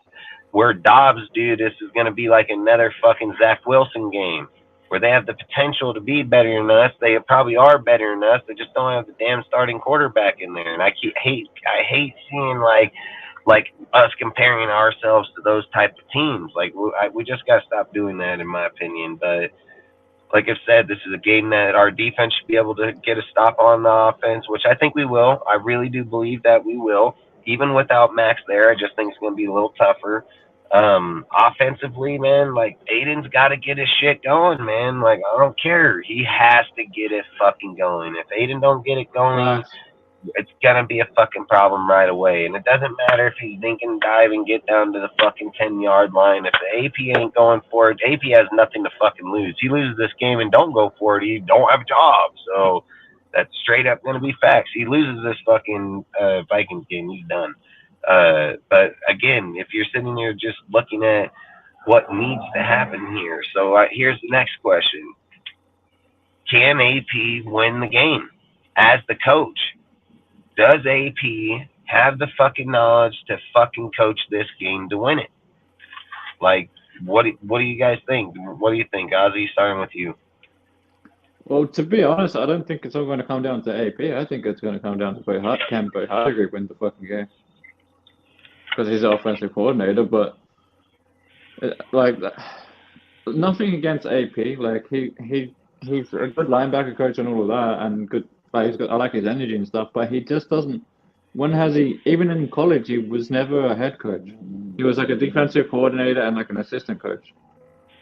So he's never been a head coach at any level. So I don't trust him to be able to make crucial play calls and stuff to win games. I think it's going to come down to him relying on Patrick Graham and Bo Hardegree to win the game for him. Like, I mean, that's just how I see it. So people can think what they want, but that's just how I see it for what it is. What do you think? AP. Oh, sorry, I'll just finish off. I just think AP was kind of like thrown in there at interim just as a way to like to please the masses, so to speak, because of all the shit going on with Josh McDaniels, him being fired. It was just a way to calm the fan base and shit. Like he's like the guy you throw in there to like calm people down and like be like, well, like yeah, Raiders again and stuff. You know what I mean? It's like a media fucking gimmick kind of thing. It's nothing against AP. It just is what it is. Yeah, because I think that's what I think too many people are looking at the wrong thing, how they're viewing AP. What do you think? What do you think, Rudy? What do you think? Can he win this game? No. And it does come down to him, just so people understand, you know, and just so you know too. I mean, yeah, you're right. It is going to probably be more put in the fucking Hardegree category, but he's the head coach. He's the one that let the clock run off in Miami. He was the one that allowed those fucking things to happen. That has nothing to do with the offense or defensive coordinator. Yeah, it's him. You know what I mean? So I think like at the same time, when you're looking at these, this is why I asked this question is why can he win this game for us? Coaches matter. You know what I mean? Like, they fucking matter. Yeah, like I said before, it's the managed bit of the head coach. Whether he's an offensive mind or special teams mind or defensive mind. He has to manage all his staff, and he's managing Josh McDaniels' guys. Salute the menace. Salute, Mr. Tech. Appreciate you. Yeah, they're playing on morale, and when you fire a head coach like right in like on Halloween or so, just around there, you're expecting to get a new head coach next year. That's just the way it is. You're not expecting to win or lose. Win. The AP could do what his best to try to win. That's all he could do, game by game. But it's just like Jim Morris Sr. would say, playoffs. You can't beat playoffs. We'd be lucky if we win any games. It's got to be like that. And I don't see it happening. We've got to get a new head coach next year. AP, I think he's just best as a linebacker coach. That's just where he's at.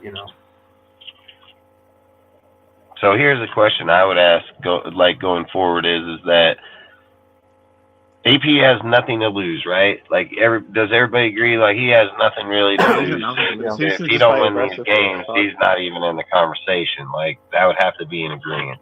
So here's the question I would ask. We're going to get to a point where these home games are going to go away. We're going to be playing in fucking away games and home games. Let's say that we're in the Vikings game here, right? And we're fucking go down and we start out the game, we get fucking 7 points, we get a fucking stop, and we get back down into the red zone. Now, let's say we're at the 10 fucking yard line, dude, and we go to a 4th and fucking 1. Are you wanting AP to fucking go for it or kick the fucking field goal? Like, at what point does AP have to show that he don't care at any point to start winning? Like, field goals are for people that have contracts, dude, that are safety. There's safety in their teams. There's gameplay. AP safetying it's gonna end up fucking backfiring, which has already happened. So it can only backfire on a guy one too many times before he's not going to be considered head coach material at all. So I think teams would start respecting people, or other teams would start viewing like, he doesn't have nothing to lose. He's down there in the 10-yard line. He got fucking 4th and 1. Go for it. Like, fucking go for it. You say that the team's playing behind you. You say that the team's got more morale. Go for the fucking goddamn first down. If not, then you keep saying your defense so goddamn good, they should be able to stop them in 90 fucking yards. You know what I mean? Like, at some point, you got to quit fucking kicking field goal, kicked off the fucking kickoff, and give them the ball at the 25 and 30-yard line. Instead of going 90, they just got to go 70 now. Like, fuck that, man. Like I said, I think at some point, AP's got to grow a sack. I mean, let's be real. Why was fucking Del Rio so considered in the first year? He fell off massively in the second year with that fucking strategy. But the first year strategy, the reason so many people got behind fucking Del Rio was because they call him the gambler. Fuck, he was willing to go for it, and he did get it, But that shit bit him in the ass the following year. So that type of mentality only works for so fucking long. You know what I mean? Like I said, dude, I think AP, he's gonna have to show a lot in these last 5 games. You're playing the Colts, you're playing the fucking Vikings, you're gonna be playing fucking Broncos, Chargers, Chiefs. I mean, these are all fucking gonna be pretty tough fucking games. They're not just all easy fucking walkover games, dude. And I've said it, if he goes out here and loses 2 more games, or even this Vikings game, dude, could be the end of his conversation of head coach, And at the same time, we can't sit here and just keep advocating, oh, let's take AP when he's trying to learn on shit like this. We're thinking like, oh yeah, he can learn this year. He'll have it all out of the way next year. What fucking tells you that? What fucking tells you that? This guy might have this problem his whole career. This might have this fucking problem all the way through the whole next season too. Like, hell, it might be a year, it might be 2, it might be just this year. We don't fucking know the answer to that. We're over here advocating our fucking time on our players. We're wasting fucking Devontae Adams' good years. Yeah, you are if you got AP as the fucking coach. If Harbaugh was here, Adams would be fucking valuable for it, dude. Like, he would most definitely get his shit out of Devontae. But fuck, not AP or fucking Bo, not anybody doing it, man. Nor is the fucking quarterback here, because They obviously ain't got somebody that can teach the motherfucker how not. Look, you know who's teaching them? Fucking Jimmy. That's why I keep saying this motherfucker just looks so much like Jimmy, man. I've said this the whole time. Like, the other night, people were trying to compare AOC. They're like, oh, AOC's like this. Fuck, I said he's like Jimmy, man. He's the exact thing as Jimmy, man. The exact thing, you know? So, Less mobile salute, version. AJ. Appreciate you, bro. But, yeah, he's just younger and got a fucking, can throw the ball deeper. That's it, dude. Yeah. But he's fucking Jimmy G, bro. And then now I said it, dude. I'm like, yeah, because he's teaching the fucking guy. Like, this is the whole problem. That's the whole fucking problem, man. Like, this ain't gonna work. This ain't gonna work for us, dude. Like, we can't do that. We can't Another do thing I that. want to add is when did the NFL become like the league where you put a guy in a head coaching job to learn on the fucking job? Ain't that what college and fucking high school is for? And then for the Raiders, why isn't 31 other teams fucking doing that? How come if we were to end this season and fucking say, how come if we were to end this season and be like, hey man, all this shit people are talking about AP, he must be fucking highly sought after in the NFL. What happens if we got to the NFL and just said, all right, hey, let's just put you out on the market, just see what you're worth, and then fucking not anybody's like, they're all like, yeah, I ain't fucking hiring that motherfucker. Like, then what? Then fucking what? We're gonna still be like, oh, let's hire him. He's from LA. Like, what the fuck? Like, what the fuck, dude? You can't do that. You can't fucking do that. Like, fucking that. It goes back to what we were saying before. That's like, we're going up crazy. against Andy Reid, Sean Payton, and possibly Bill Belichick, and you're gonna tell me we're going with AP? Fuck no. Yeah, the credentials ain't there, man. I mean, I'm all for about It's it. not. I have nothing against the dude. I'd love to keep AP on as a linebacker coach, or even an assistant head coach. The facts are 99% of coaches are either fucking offensive play caller or defensive play caller. There's no fucking going around that. So there's no fucking going around it. I don't see why we're saying this guy should just skip ahead of the line. He's not gonna be. He's not, dude. They did that shit on purpose. I kept saying it about the Rich Bisaccia fucking deal. I've said it the whole time, dude. They did that shit on purpose, dude. Like, they did that shit on purpose. They could have fucking put Patrick Graham in there and gave him a legitimate fucking chance at the head coaching job, which he has the credentials. He should be the fucking guy. I said this about Gus Bradley when they did it with fucking Rich Bisaccia. I've said this shit's intentional. They put dudes that have no fucking play call, no playbook. It's easy to fuck get rid of them. When you sit at the table, dude, they can come up with so many reasons why not to hire you. All they have to do at the end of this year, they don't even need to talk to AP. At the end of this year, they don't need to talk to him. They don't need nothing. The only thing that can happen is the agent can reach out and say, hey, the Raiders want to give you an interview for the head coaching job. If they don't want to do that, they don't even got to speak to him ever again. And he got to pack his shit and get up out of here. So that's the whole thing. Like, that's why I said I didn't want him there. I feel like it's crazy. And then the craziest thing I feel is the whole Harbaugh and him comparison. It is fucking mind blowing. Like, but it is what it is. Like, we're talking about the Vikings, so we gotta stay on topic, dude. Like the Vikings. So in this game, like I said, with the AP deal, you know, look it, man. I wish him the best. I've always said when the whistle blows, I'm for every Raider fan on the fucking team, dude. When we do our lives or we do our talks, dude, like that's our job to criticize where that needs to be criticized. It's our jobs to be able to see these things and talk about it. When the fucking whistle blows, man, I'm all for every guy on the team until the whistle blows again and it's over. So like I've always said, I don't go against any guy or where they're at on the team right now. I'm just saying some of these guys shouldn't be there and some of them shouldn't even be considered to be there. I've always said, like, I don't know how people indicate that Jim Harbaugh hasn't got the Raider way in him, but he was worked under fucking Al Davis, and fucking AP never has even been into the Raiders till here with Mark, you know, just literally last year. So people are just dumb educated. They're dumb educated on our history. They're dumb educated on the conversations. Their conversations make zero fucking sense when try to say that the guy's a super fucking fan of the Raiders versus a guy that's literally coached under fucking Al Davis for the Raiders. Like, you know what I mean? So for me, I can't get into conversations like that because in my mind, there's just an instant like straight bullshit button. Like literally, my mind can't even like you see, sometimes I can't even get the fuck off of it because it's like bullshit, bullshit, bullshit, bullshit. Like literally. So for me, like I said, I like AP. I think he's a great guy, but I've literally said the second that they hired him, I said, nope, I'm Harbaugh. I said it straight up, right on the live, everything. I said, I'm Harbaugh. I said, this is just a fucking, all this is a tactic to get people to be like, oh, we're behind them and all this. Like I said, it's only going to be a matter of time till they lose, and then fucking when they start losing, motherfuckers are gonna hop off that AP train real fucking fast, dude. And then when you're playing against Kansas City, that just they have purpose.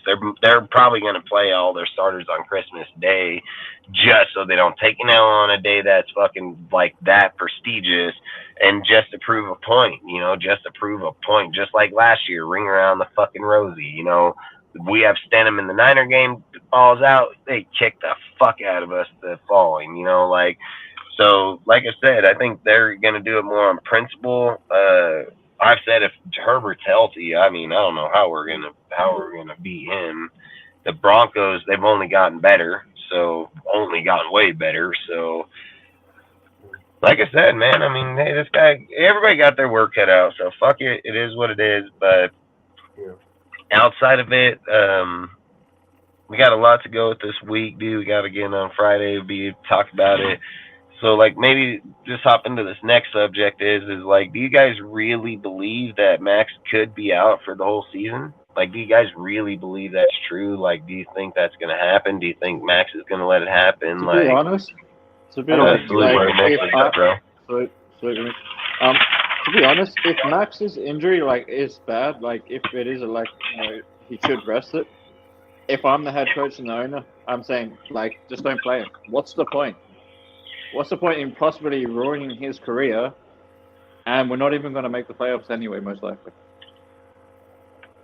Like, what's the point? Because, like, with knees, knees can end careers. Like, I wouldn't risk it. It's not worth risking a possible Hall of Fame player's whole career on a meaningless fucking game. Like, if it's bad enough that he should rest it, I'd say rest it. That's where I'm at.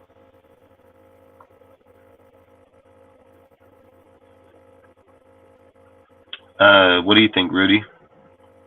Yeah, I don't think it would be a good idea.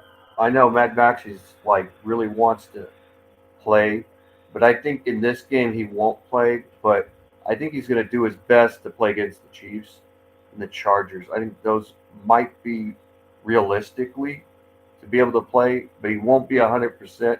But he'll do a lot better than he did against the Chiefs. I think he'll be a little more mobile, more explosive. But I think he'll more likely just play the Chiefs and the Chargers. I don't think he'll play in the Vikings game. Remix, do you have anything you want to add, or are you here? Can you talk or no? No, can you guys hear me? Yep, I hear you. Okay, cool. What was the question again? What was the question again? What do you think about Max's injury? Is he going to play? I don't think he should play, mainly because it's a knee injury, and if he aggravates it even more, it could be more impactful for his future of his career. So I would say just sit him out for the rest of the season. Honestly, like at this point, we're not really playing for the playoffs. We're pretty much playing for a good spot on the draft. So yeah, then that's pretty much what I was saying. Sorry to cut you off. That's pretty much what I was saying, because like when I played Aussie rules, that's what I did. I fucked my knee up, and that's why I couldn't play anymore. Like so this results back.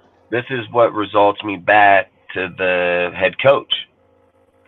At what point when we're trying to build a player indicates the coach fucking team, right?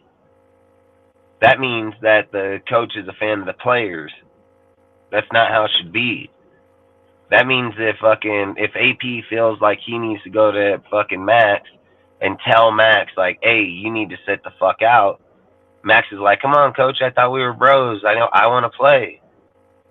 Like you can't have that type of relationship, dude. You got to have like a John Gruden mentality where John sits and says, "Hey, man, you're fucking me. You can end your career here, bro.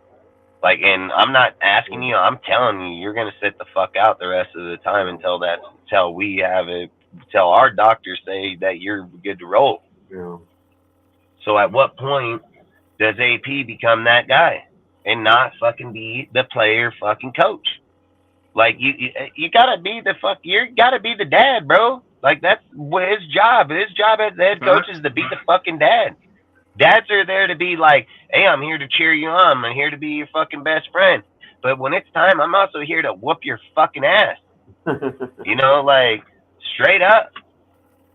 So I mean, at what point does AP? And this is why I keep saying that there's so many areas, dude, that he lacks in massive deals, dude. Like, what did he say in the conversation before the Chiefs game? What did he talk about Max?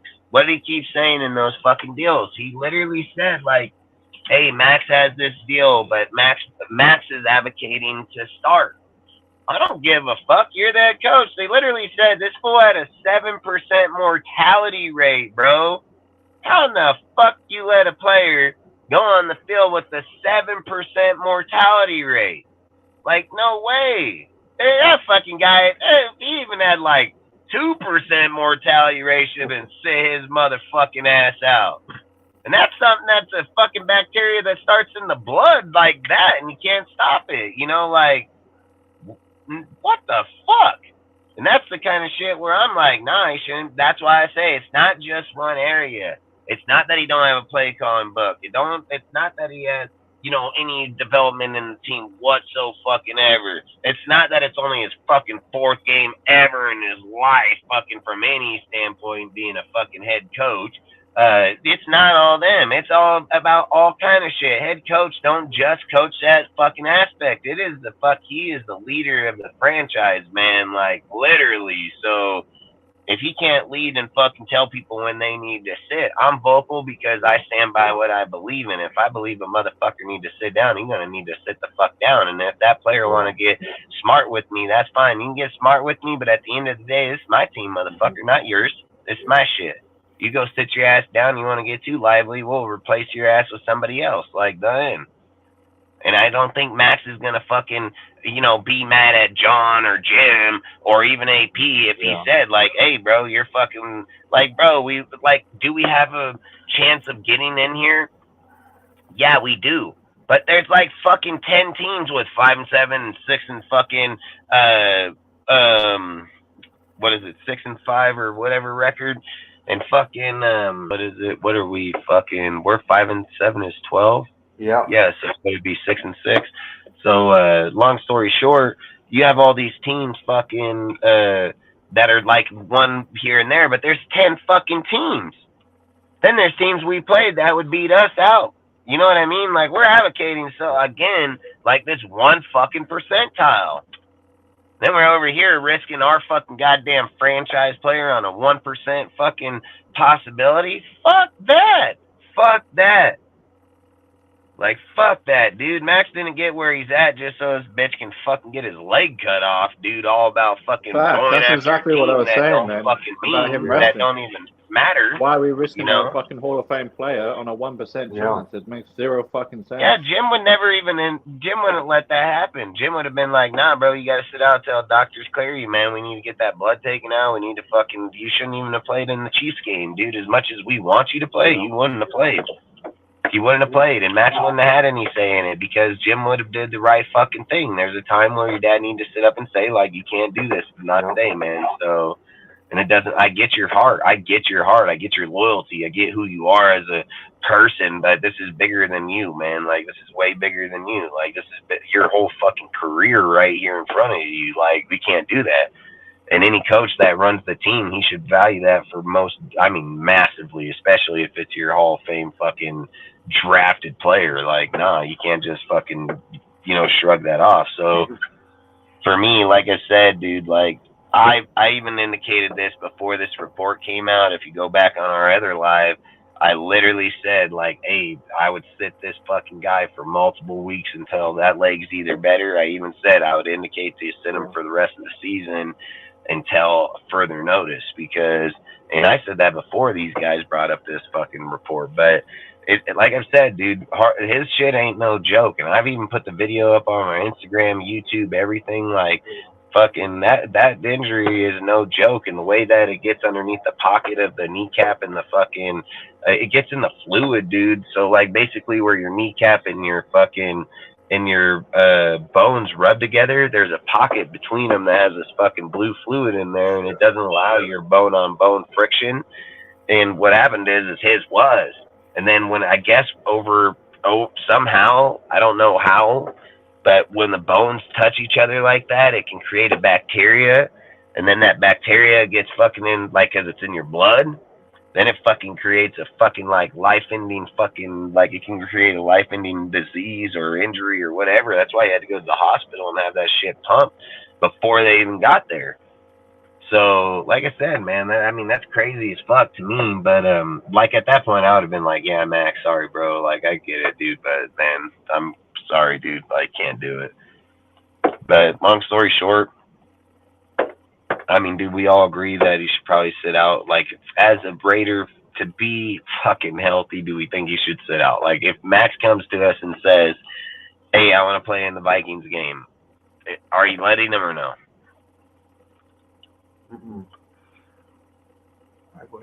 Like I said, I say no. It's not worth it, because, like, if we win that game and say we get beaten by the Chiefs, which we probably will, and say we beat the Chargers and the Broncos and the Colts, it's still a very slim chance of even making the playoffs. And then even if we make the playoffs, there's just going to be another first-round exit. Like, well, it's just not worth risking his career over it. You'd have to win every single game at the end, no matter what. Exactly, like, that's what I'm saying. It's why it should be without question. There's no point in risking Max's fucking career and his life, even, especially fucking in such a meaningless fucking game. Like, he's got a wife and a baby daughter to think of. Yeah, exactly. Like, they shouldn't even play. Like, from what you're telling me, they shouldn't have even played him in that Chiefs game. I think that's bullshit. Yeah, and then if you amputee his fucking leg, and how do you justify that? You know what I mean? Exactly. $125 million ain't gonna justify your leg not being there and you being out of the NFL. Facts. And that like, not just that. Like, if that was the case, I don't even understand how the doctors. That's my point. That's my whole point. That's weird, dude. The coach should have fucking been like, nah, and he talked about it in his presser before that game. Like, that's what I'm saying. Like, it's just flag after flag for this dude, and nobody's even catching it. Like, nobody's even paying attention. They're like, yeah, fuck no. Exactly. We need a coach that can understand, like, looking after the players as well. Like, that's another point yet again of why he's not qualified to be a head coach. I've said I don't hate on AP. I wish him the best, dude. I really do. I wish him that he can fucking get it together in years to come, but he's not ready right now where we need to be. We're not here to keep fucking running with dudes learning. We need a motherfucker here that knows his shit. Like, that's what we need. We don't have a team that is running on all cylinders for the last 10 fucking years and the guy's about to retire. You know, we're not the fucking Baltimore Ravens where they're good offensively and defensively, and fucking Jim's going to retire, so they just need a defensive coordinator, defensive mind person, and they can replace him easily. No, we're a fucking dysfunctional fucking organization that don't got defense, offense, fucking in management. And no, that shit's not just that easy of a fix, dude. I keep saying a guy like Ben and them, and don't get me wrong, there are guys that would come in and change the history. You don't know when it's going to happen, but history has shown that it can happen. Like, a coach can be here at the right time when a team is failing and just have the right players here at the right time, and they can switch it right around instantly. The odds of it happening is slim to zip, but it can happen. It has happened, and it could happen again. So those scenarios, it's not like it, but what I'm trying to say is like you're wishing on a scenario that's like so fucking far and few between of happening. That's not what you shouldn't be banking on that. You should go like what we should be sitting here saying is, at the end of the day, we should be sitting here saying, okay, what coach is going to save our players? What coach is going to turn our shit around? What coach has the development? What coach has the resources for scouting? This, that, the other. It's like Harbaugh checks every single one and some. Harbaugh don't allow Max to take the field for safety reasons because it's his team, not Max's. Does he allow Max to call it is? Does he allow Max to say this is my team out here? Yeah, he fucking does. But at the end of the day, if Harbaugh wanted to be a fucking dick, he can literally walk up and say, nah, bitch, at the end of the day, this is my motherfucking team. You're just part of it. Like, that's exactly what he can tell him. And if Max was like, yeah, but no, I'm a Raider, he can be like, yeah, tomorrow you're going to be shipped off to the fucking Cleveland Browns or somewhere. You know what I mean? Like, that's exactly what he can do. So that's all I'm trying to say is you can't misconcept somebody telling you that, hey, they're saying he's allowing them to say that. Like, he's allowing them to do those things. Like, at the end of the day, it's his team. There's no debating it. There's no arguing it. It's Harbaugh shit. And that's all I'm trying to say is you have a guy that when he walks into the room and says, hey, man, you're risking your future, hey, Max is going to listen to him a little bit more. I said this, I said this about player coaches. Like there's a difference about a player and a coach respecting each other, having fun, respecting who they are. But there's also a point where coaches, they don't need your respect. They need to, sometimes they need to tell you when you don't want to hear it. It's just like I said about Ruggs and Damon Arnett and all these people were talking about, right? When John was here, John was friends with them. He was cool. But they also knew, like when Ruggs would be at home with his wife, because he was here for multiple years with fucking Gruden already. Yeah. He literally said, like, his wife already asked about going to the fucking bar and casino numerous times. But you know damn well what Ruggs said. He was like, babe, I ain't fucking going and listening to John. There's no fucking way. There's no way. He probably got in straight arguments with his woman about straight up, like, I'm not going to fucking town. Like, it's not happening. Like, if I show up to work tomorrow, babe, he's going to have me run 50 fucking laps around that place. Like, he's not good. You know what I mean? Like, so Ruggs is already telling his woman, like, nah. And then Damon Arnett, even with the street thug fucking mentality or how he wants that, oh, I'm this, I'm that, he still fucking had the fear behind, like, hey, Gruden, I have my ass up off this team in a heartbeat. So I can't get all crazy like that with Gruden. But guess what happened the second that Gruden got up off this team? Oh, Rich, you're so cool, bro. You're my best friend. You're like my brother, bro. But this, that, the other. Ruggs kills a fucking girl. Arnett pulls gun, starts talking. No, that's the problem with player fucking friendly coaches, dude. There's not the line of this is mine and you're part of it shit. Yeah. It's just like any person that goes to work, bro. You know you're an employee to that company. You know when the boss come out, you ain't the fucking boss.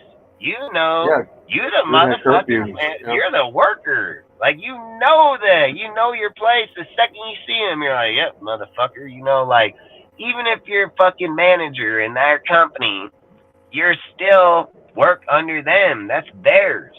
You know, so like I said, for me, man, I've said it, I gotta just hardball it, man. I think I've said, like, my piece for it, because I've said my piece on this topic by a mile, because Harbaugh is going to tell the players. Harbaugh is going to make the players are going to respect him. They're not going to fucking go against him. And they may not like him, but they ain't going to fucking. A lot of people didn't like Bill either, but he got 6 rings over there. So it doesn't matter if they like him or not. It's, do you want to win championships and do you want to fucking win? And if you don't, you can get the fuck up out of here. And Bill made that clear, and he's literally made that clear time and time again. He don't care what the fuck their name is. So, like I said, people are talking about Bill going downhill, right? And they're saying that he don't have it no more, this, that, the other. Well, I disagree. I think he's every bit still has it, because his defense still a damn good defense. His kids still know. He knows this shit. His offense is where fucking Zeppi and all these guys are just fucking the pooch. But if we were to literally say, like, hey, Bill can reset with the Chargers, And we're acting like Bill's gonna have the same outcome as he has over here with the Patriots right now. Oh, hell fuck no. Hell no. One, Bill can coach defense. So when he get fucking Joey and motherfucking Khalil Mack, what is Khalil Mack up to 15 sacks now? You know, like you're not fucking no. Hell fuck no. Bill gonna kick the fuck out of people with that defense, and Keelan Moore gonna just light up bitches with that offense, putting up 40 a game, just like he been doing. Like there's gonna be a whole different ball game with that type of shit. Bill's days ain't over yet. Like he ain't indicated one part of this shit's over. It's just like I said. It's just like I said. Man, you'd be probably surprised just how much Josh McDaniels mattered to Bill winning all those championships. Bill good in the defense, Josh good in the offense, man. Like, that's just facts. So, like I said, I think that's why that tandem's worked for so long. And damn, I think that's why that tandem.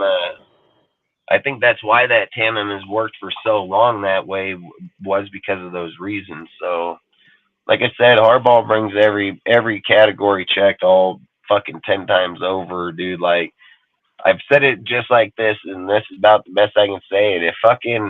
If John Harbaugh walked into a press conference room with 24 tables long, dude, and whipped out his dick, it's gonna go right in fucking Mark's mouth on the other end of the table. Like, literally just unfold that bitch all the way across that fucker, right up him, and just deep throat him. But if AP pulls his dick out, you're going to need a magnifying glass because he doesn't have nothing. There's no resume. There's no backup. The only thing we got is a super fucking fan, because that's all he is a super fucking fan. And he played fucking linebacker for the fucking Giants when they won a Super Bowl. That's fucking it. That's it. He's been assistant coach behind fucking numerous, Paulie fucking, fucking Arizona, fucking numerous plays, but he's never been the guy. And then we just bypass all that because, when Josh McDaniels hired him, he fucking hired him to be the linebacker coach. Like, he didn't fucking say, oh, hell, let me have you as my fucking assistant coach or this or that. He was like, hey, you got good traits over there. You can develop linebackers. We're having an issue. Bring them over here. Like, what the hell? Like, that's why I just think it's crazy as hell. I mean, if we're just being real, and evaluation and people, what's his name? Gerard Mayo. He has way more credentials to be a fucking head coach at that position than fucking AP. Why in the fuck wouldn't we go hire fucking him? Like, oh, I know why, because we need to hire a super fucking fan. He wasn't even on our fucking team when he was younger. He just said, I come from the NWA era, and we're just like, fucking hire him, suck his dick, get on your knees. Like, holy fuck, dude. This is it. Like I said, it's crazy talk. It is fucking beyond nuts talk, dude. Like I said, I thought my woman was crazy, but that's crazy. Like, it's just crazy. And then people want to argue or debate it. Like, I get the debate, I get the feeling, man, but you have to go through you have to go through it. I've said it, 99% of the coaching staff, 99% of the coaches have all been play callers. Like, there's no fucking doubt about it. So, outside of it, man, either way, fucking, I think Max, at the end of the day, they should tell him to sit, regardless. He needs to sit, he needs to just sit for the rest of the season or until further notice.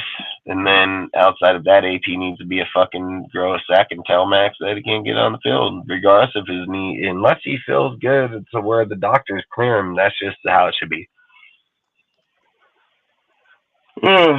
So, do you guys have any other topics you want to talk about? Anything you want to bring up, or? Yeah, I'll just add one thing to what you were saying with the whole AP thing. One of the craziest arguments I hear, because it's not even true, is when people say John Madden did it. I'm like, no, he didn't. He was a head coach in fucking college first. Like, John Madden was literally a head coach in college first before he was head coach of the Oakland Raiders. Yeah, and again, when he got brought here, Al Davis was the fucking defensive play caller. So, I mean, fact, exactly. It's apples to oranges when you're talking about things like that. Al Davis was on the motherfucking coaching staff, and he wasn't in. It wasn't like fucking Madden was just coming here and being thrown to the fucking fish. There's not a guy on this defense, offense, fucking coaching staff that's got any type of qualification Al had at the time. So there's a massive fucking difference. You know, like, you can't just compare, oh, this guy come from there and here. Yeah, that motherfucker had a guy right behind him to most definitely teach him what he fucking needed to know. Yep. So, and that's why I keep saying, that's why you need to bring Harbaugh, and that's why you need to tell AP, like, hey, fucking coach out the rest of this year, take the experience for what it is. We'll give you an interim tag, and then we're going to revert you back to the linebacker deal, and we're gonna give you a 5-year contract, just like we're gonna give Jim here, but you're not ready. And I don't think. Listen, if Antonio Pierce is a true life fucking diehard Raider, he he would not fucking disagree. He knows he ain't fucking qualified to Harbaugh's stature, and if he wants the Raiders to truly win, and for him to truly get the best knowledge he can, that's what he needs to do. That's exactly what he needs to do. And I said it. If he's a diehard Raider, he should have no fucking problem doing it. Is he just using diehard Raider so he can get in this bitch, or does he mean it? You know what I mean? Like, show me you mean it, motherfucker. Fucking inner gangs, anything of those factors, you gotta prove shit, dude. They ain't just gonna fucking let you get up in that motherfucker. And that's what I'm saying. Like, we can't take a super fucking fan and just act like, oh, he drives a 64, he come from fucking Compton, and he's never fucking played a day in his life for the team, the franchise, nothing, no coaching, he don't have no fucking tie here whatsoever besides Josh fucking McDaniels. Fucking Jim Harbaugh fucking coached right under fucking Al Davis, 2002 and 3. Fucking dude, fucking, hell no. Again, I don't even care, so I can go on and on over it. Do you guys have anything else you want to talk on? Do you have any other topics or anything you can think of? No, I'm good. What do you think, Ozzy? You got one in here? No, I'm good, man. I think we covered everything today. We kind of talked about. Actually, I think you had one other topic, didn't you? The 2024 draft is. Oh yeah. I was going to ask. Do you want to bring that up now or later? I mean, fuck it, then we can talk for a few more minutes and then hop off here.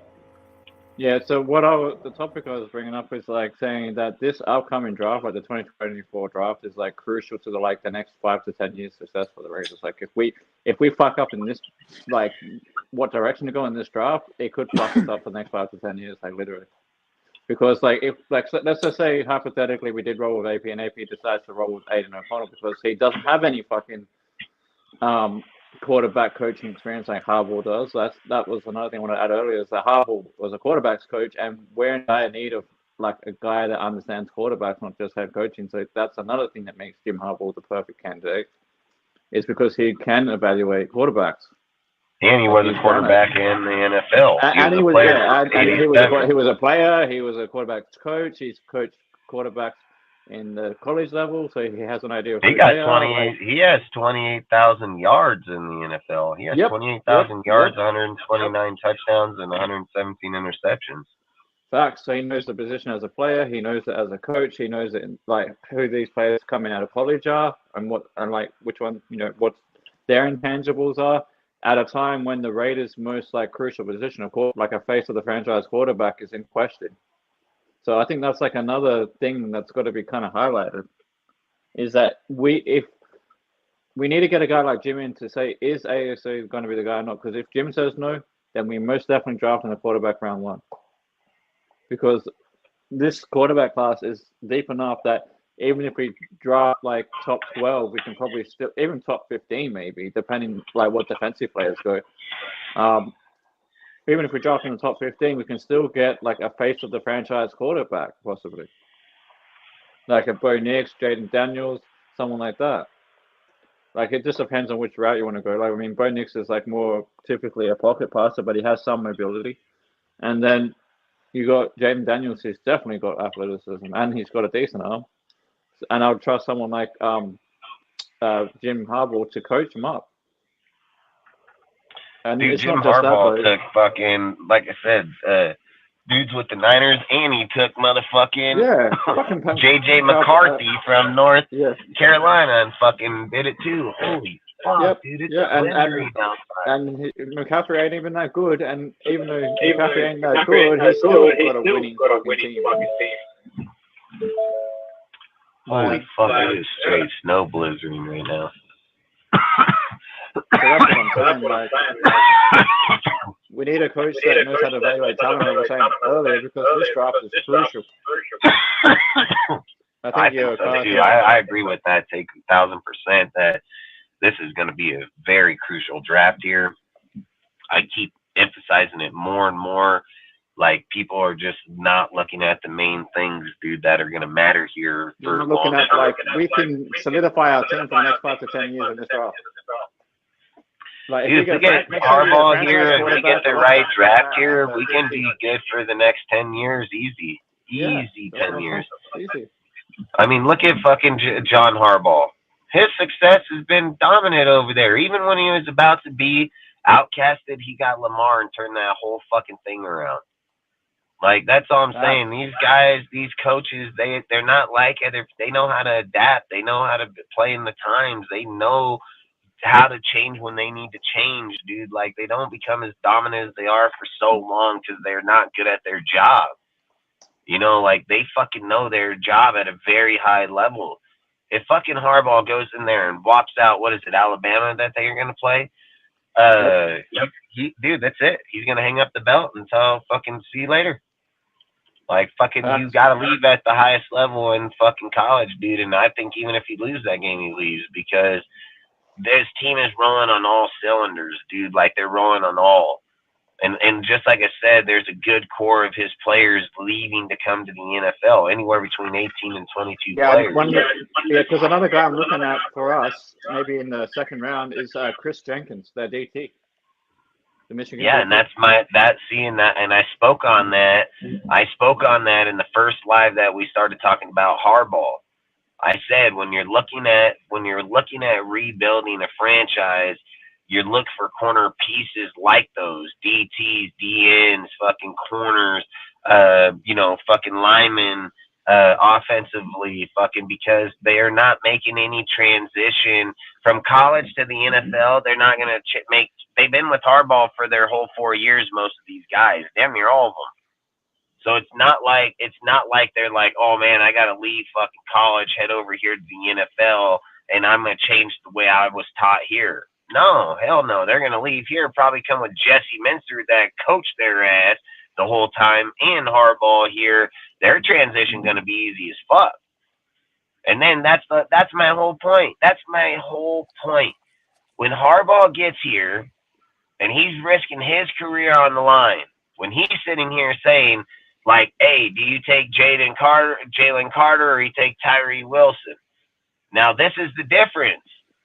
When Harbaugh looks at Jalen Carter and then he looks at his player from Michigan, there's the possibility he takes his player from Michigan because he says, hey, I know what this guy's done in the run stopping game for my team when it mattered.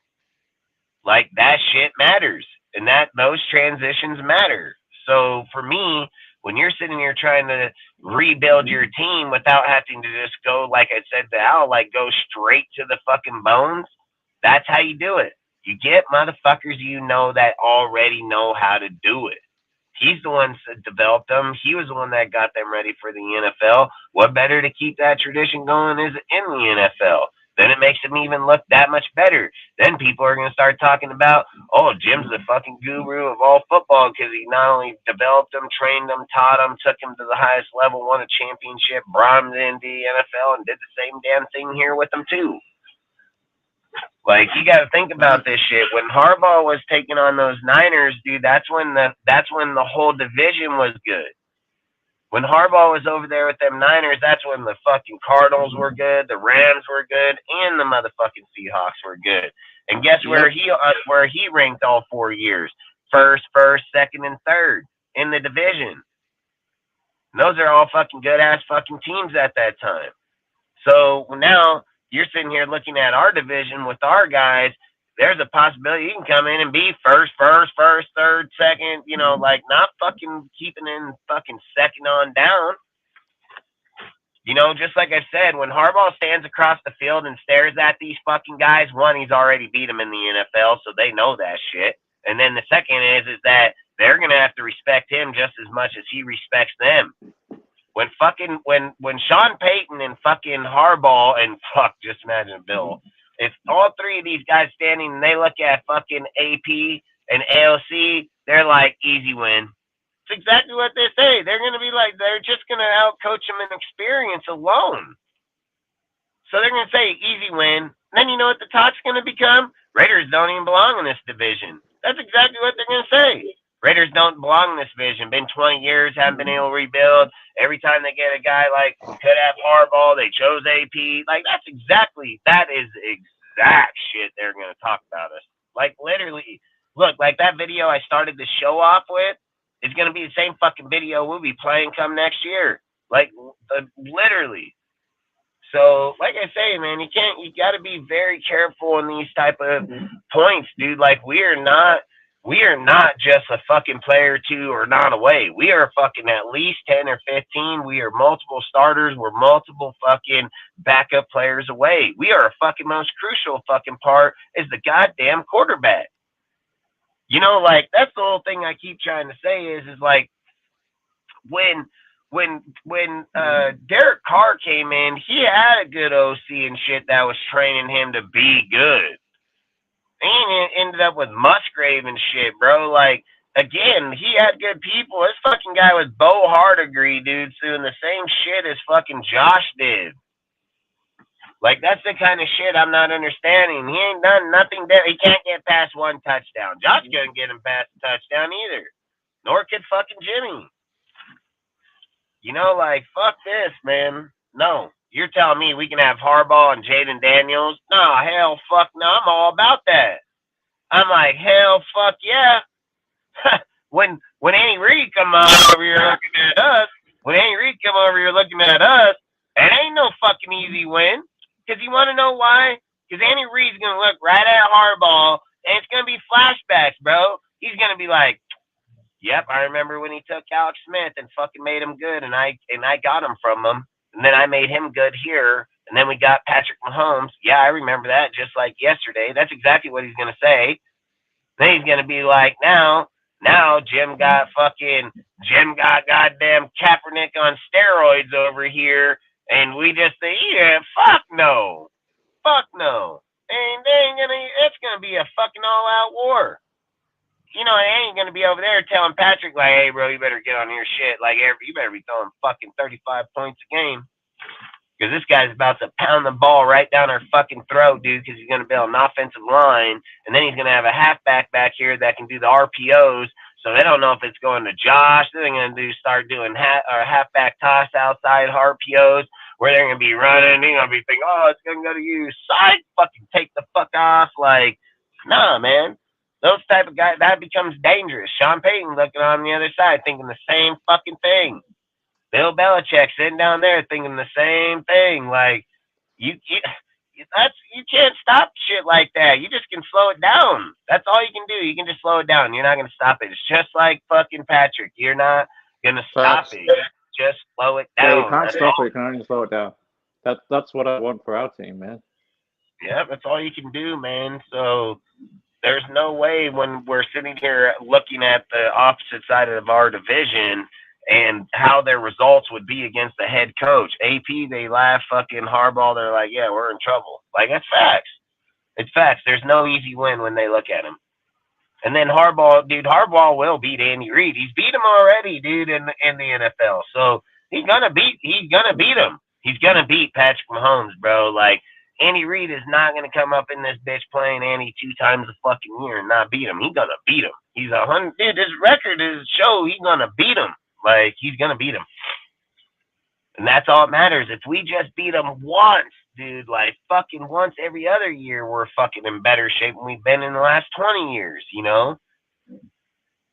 Like I said, this Broncos shit gonna come to an end, dude. Like, we are not gonna stuff the Broncos 2 times a year anymore. Like, I don't give a shit what anybody says. Like, one, the Broncos they are fighting to go make the playoffs for sure. their team, fucking, like I said, they literally got rid of 2 fucking good ass players, and they're playing better. Like that's even nuts. But like I've said, that defense is good, dude. And a lot of things people don't know is Sean Payton is a really good defensive-minded coach too, man. He's not just offense. That guy, he got a really good defensive mind on the defensive side too. So, like I said, man, I know it's going to be a lot of talk. I know we're still in week 13, but dude, I'm just telling you, I don't gotta wait till the end of the year or things like that, dude. I said this, people remember when they came in the first live of the season, they were like, "Oh, we're already talking about a quarterback." Said, yeah, I said, watch, they're gonna fucking switch off this fucking Jimmy's garbage ass, dude. And then, just like I said, after we watched AOC play, I was just like, yeah, I don't see it, man. Like, there's a lot of guys where you're like, hey, he's got that zip, or he's got, this. Man, this fucking guy overthrowing the fuck out of people, dude. He's getting pressured. He turns his back to people all the time. He just put in too many deals. To me, I'm just like, hey, fucking put him as a backup, get him for 4 years, let Jaden and Harbaugh come here. Harbaugh develops both these motherfuckers. One, we can probably trade Aiden for fucking draft stock in the future, or if Jaden ever goes down, we have a guy that can win games. So, I mean, for me, I'm all about it. I don't care if Aiden goes backup. It don't hurt us any. It don't hurt us at all. I've been saying that for a while now. Like, just keep Aiden as the backup and grab Bo Nix or fucking Jaden in the draft. Yeah, and then at that point, fucking, look, if you got Daniels or fucking Nix, dude, it's gonna be murdering, bro. Like, or Drake if there's some way, but Drake, we ain't get Drake. But yeah, the only reason I don't say Drake is because I just don't see us getting him. I mean, I put him in my top 5 on my. I would take Daniels over. I do like Drake, so I put him in my top 5, but I just don't see it. The only way I see us getting a Drake is if we traded Devontae Adams to the Jets. Then maybe. Yeah, and then we traded up, dude. Yeah, for sure. Yeah, because that's the only way. Because, yep, nope, I agree. Because he's going to be first or second off the board. He's just consistent. He's good. Hell, people like him. He's most definitely going to be first, second off the board. Not just that. I mean, that's why I'm mind blown when people keep talking about fucking that Jaden could even make it to us. I'm like, I don't even know how that's possible, but I'll fucking take it in a heartbeat, dude. So. Yeah, because I think right now Jaden's projected like top 15, just because of where certain defensive players are going to go. Because they're projecting that guy out of Illinois, the D tackle. They're projecting him around somewhere in the inside the top 10. So there's going to be a couple of defensive players numerous times in mock drafts, dude. So. Like I said, I would not be against it, dude. So if we can get either one, dude, with fucking Harbaugh there, I mean, like I said, we will win. We are gonna kill it. We're not just gonna win. We're gonna kill it. But yeah, I've said it. I think if Harbaugh comes here, I would think he'd go with the Bo Nix type guy. But the other part of me sits here and thinks, like, man, I don't know how you pass on Jaden Daniels because that guy is. The reason I say you can't pass on Jaden, we need a guy that can stand plays when the play breaks down. Fuck yeah. You need a guy that when they say hike and there ain't nobody open, he can just run up the gut for 15 fucking yards because he's fast, dude, and he can still get past people, and he's still got a good-ass arm, dude. Like, he's got all of it, dude. Like I said, I think Penix, dude, is going to get exposed in the NFL, and then I don't want him to be on our team when that happens. So, and if not, then oh well. But dude, I called that Stroud all day. And I'm telling you, I'm telling you, I think it's fucking Daniels and fucking Bo. And I've said it the whole time. I think it's Bo. I've said I think it's Bo, but like I said, Harbaugh. I think Harbaugh will determine that if he gets here, if we get him. Yeah, I'm more of a Jaden guy to a Bo guy, but Bo's my second choice for sure. Remix or anybody, you guys have anything you want to add or talk about or no? Can you hear me? Pre-play down. Hello? Yeah, I hear you, man. I hear you. Okay, cool. I mean, on the draft choice for quarterback, I mean, it's pretty stacked for the first round, and judging by the spot that we're currently in, I don't see how Jaden Daniels wouldn't fall for us. Like, the other teams ahead of us that need quarterback, like, they're going to be in, like, the top 5. Like, they're obviously going to go for guys like Williams, May, Even Penix, I don't know why I see him going before Daniels for some odd reason. Maybe for the mobility, which Daniels still has it, but I mean, if It'll be Daniels because falls he gets the Heisman. It'll be because he gets the Heisman. Heisman. Yeah, probably. But I mean, at this point, like, kind of going back into the topic of Max Crosby, I feel like if the Raiders lose out, that's not even a bad thing because we get first of all we get rid of AP, which would be it would suck, but at the same time it would be a dub because the dude is not head coaching material as we all know it. Um, and we would also be able to get Jim hopefully and finally get a good quarterback that doesn't decide to throw the ball when he's getting sacked for it to be caught for a pick like O'Connell did because who the fuck does that, right? But I mean, no, like I would be okay with any quarterback that we get from that draft, like Bo, like pocket passer, and then you have the mobile guys like Williams, May, Penix, Daniels, and even JJ McCarthy. Like he would still be a good quarterback for the team. Mm-hmm. Like there's so many like a second rounder. You'd probably get him a second round instead of the first. Yeah, second. Yeah, and I was gonna say that would work for us if we got someone like what's his name from Illinois, the fucking D tackle out of the fucking. I was just talking about him the other day. Fucking Jazan Newton. Like if we got Jazan Newton in the first and then got fucking McCarthy in the second, that'd still be a good fucking draft. No, yeah, absolutely. That would be a cool draft. But at the end of the day, I feel like the most important position in football, it's always going to be quarterback. Like I know people are going to say like defensive players, but no, quarterback is the number one piece of any team. Like, and let's be real. Let's be real. What's the best quarterbacks in the NFL right now? Damn near all mobile.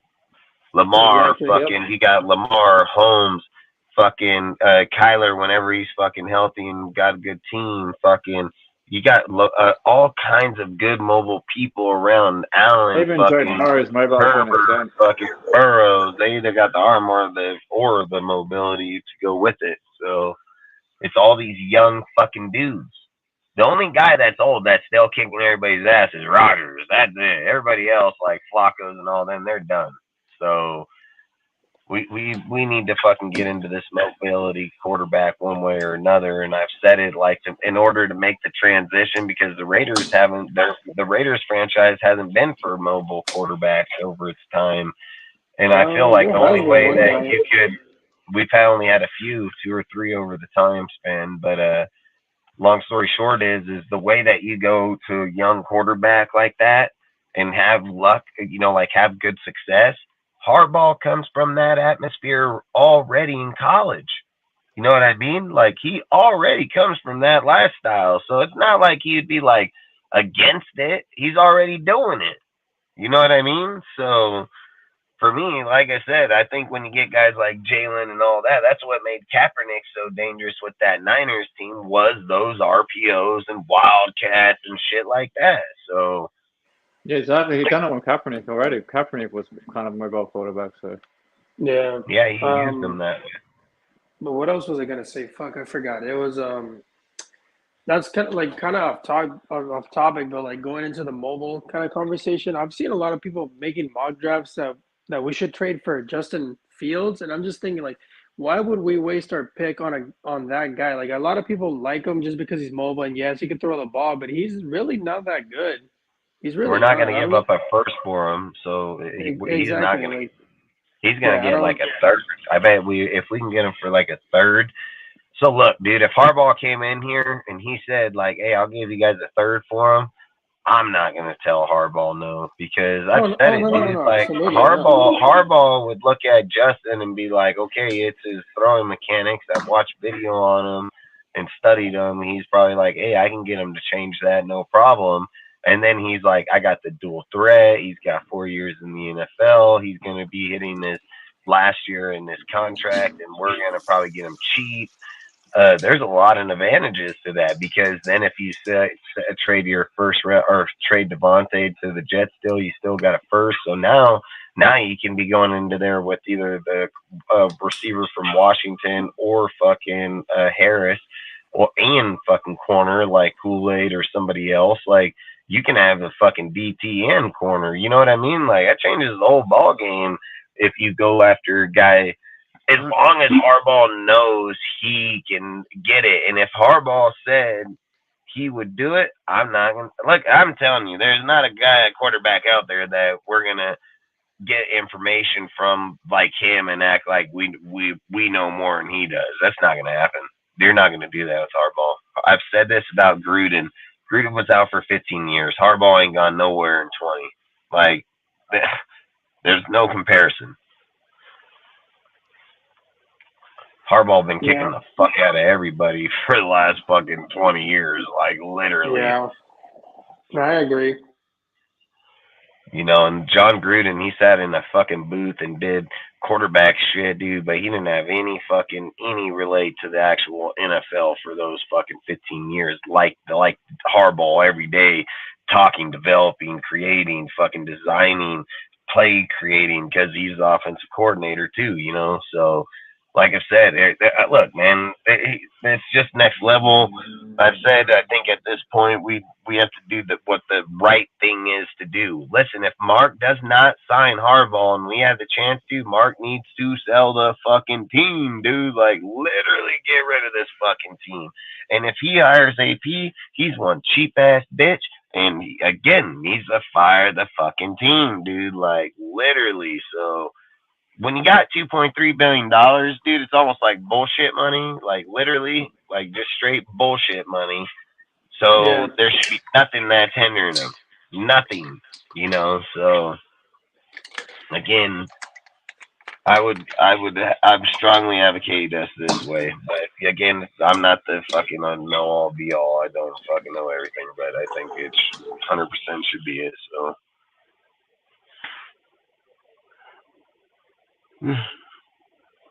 His credentials just go fucking so far, man.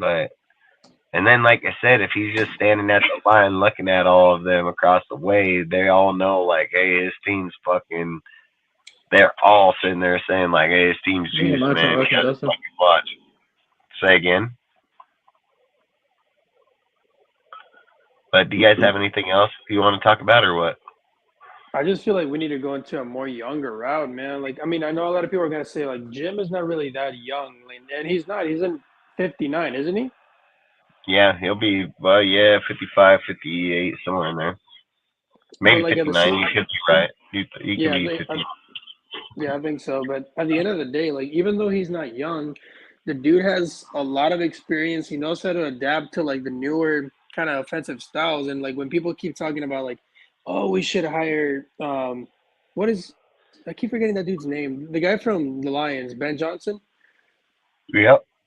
I'm thinking like, yeah, like the dude is killing it with the Lions, but what makes you think he's gonna have what it takes to build a team when it comes to defense and all that good stuff? Like he might be good on offense, but what makes you think he's gonna be good for head coaching material? Kind of like with a situation with AP. Like, yes, like he's a player's coach, woohoo! But what has he done before to prove that he's worthy to be a head coach? Nothing. Facts. So what happens when it comes down to the wire and he needs to become that coach? We're fucked. Yeah, exactly. Like, look what happened with Art Shell. People liked them, and they brought him back, and the dude went 2-14, and then they shipped his ass right away. Jim in that Dolphins game would have been over there fucking screaming, time the fuck out in that fucking game right there. He would not have let that clock tick down from 43 seconds, 13 like that ever in a day in his life.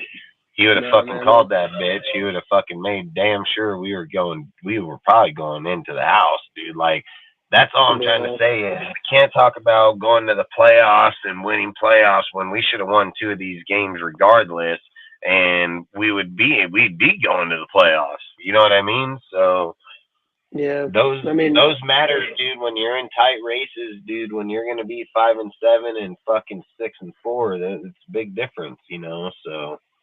Yeah, no, like some of those things that AP, if he wants to be a head coach, he needs to work on it because going for a field goal when you're on 4th and 1 on the opponent's like what was it, like 10-yard line or 20? Yeah. Like that's what kind of head coach are you? Like you're going up against one of the best offenses in the league, which you are gonna have to go blow by blow, and then you think, oh, I'm gonna put some points on the board, and you don't. Now look what happens. We choke and we go 31-3 after the second quarter. Like ridiculous. It ends up backfiring on you. And whenever Yeah, you got to start playing like that, you start second guessing what you're doing, your strategy, your conservativeness, all these things just start getting questioned. So, yeah. like I said, for me, at the end of the day, man, I just hope we can figure it out sooner than later. And I hope Yeah. that they make the right choice. Like, I really do. I really hope to Yeah. God they make the right choice. Yeah, I mean, even if it's not our bug, like which I'm praying to God that he is, there's not that many head coaches that I would love. I don't even know who would be like the good option. I mean, for me, like the only one that would be able to like fit the role, just because he has a lot of experience, it would be I keep forgetting his name. It's Robert Dan Quinn, Quinn. the defense. Yeah, Dan Dan Quinn. Quinn. Thank you. Dan Quinn. There you go. That would be my only candidate. From aside from that, I maybe Gruden, but I know that's a bridge that's never gonna get crossed. Yeah, because I'm telling you, if it ain't Harbaugh, I would advocate John Gruden in a heartbeat, and then fucking I would advocate him pretty much in a heartbeat, and then fucking if not him, then let's put up all the players on the board and see who's gonna be the head coach. Like that's how I would do it. Because I don't give a fuck. Outside of Harbaugh and Jim, there are not motherfuckers qualified to build the team like we need to have done. So I don't care.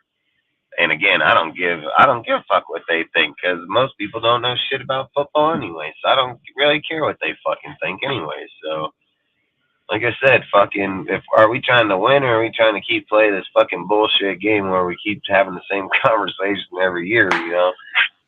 I mean, it's been going on since 2002, man. So I'm Yep. assuming that's still gonna go on.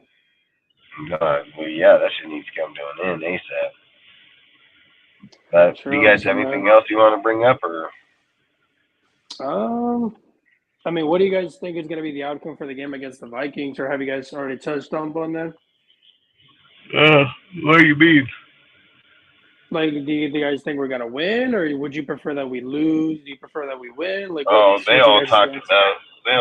about it. They all said lose. Okay, yeah. I mean, I don't know. Like, I mean, I would want us to see us win because obviously, like, you want to see your team win. But at this point, I'm just, Oh yeah. if we lose, like, I don't care because at least we get a better spot in the draft to potentially get a good player. But if we win, cool. But I would much rather lose. I want to win, but I'm with you. I said a while back I would just tank this bitch out, go get the best fucking players we can, and fucking go from there. Because again, if you have our ball, dude, he's gonna develop them, dude. He's gonna develop the players, man. Like we're finally gonna look at a team and go like, damn, look at the results that are coming from this motherfucker. Like we'll finally be able to look at our team like a real fucking team. Like that shit matters, you know. So.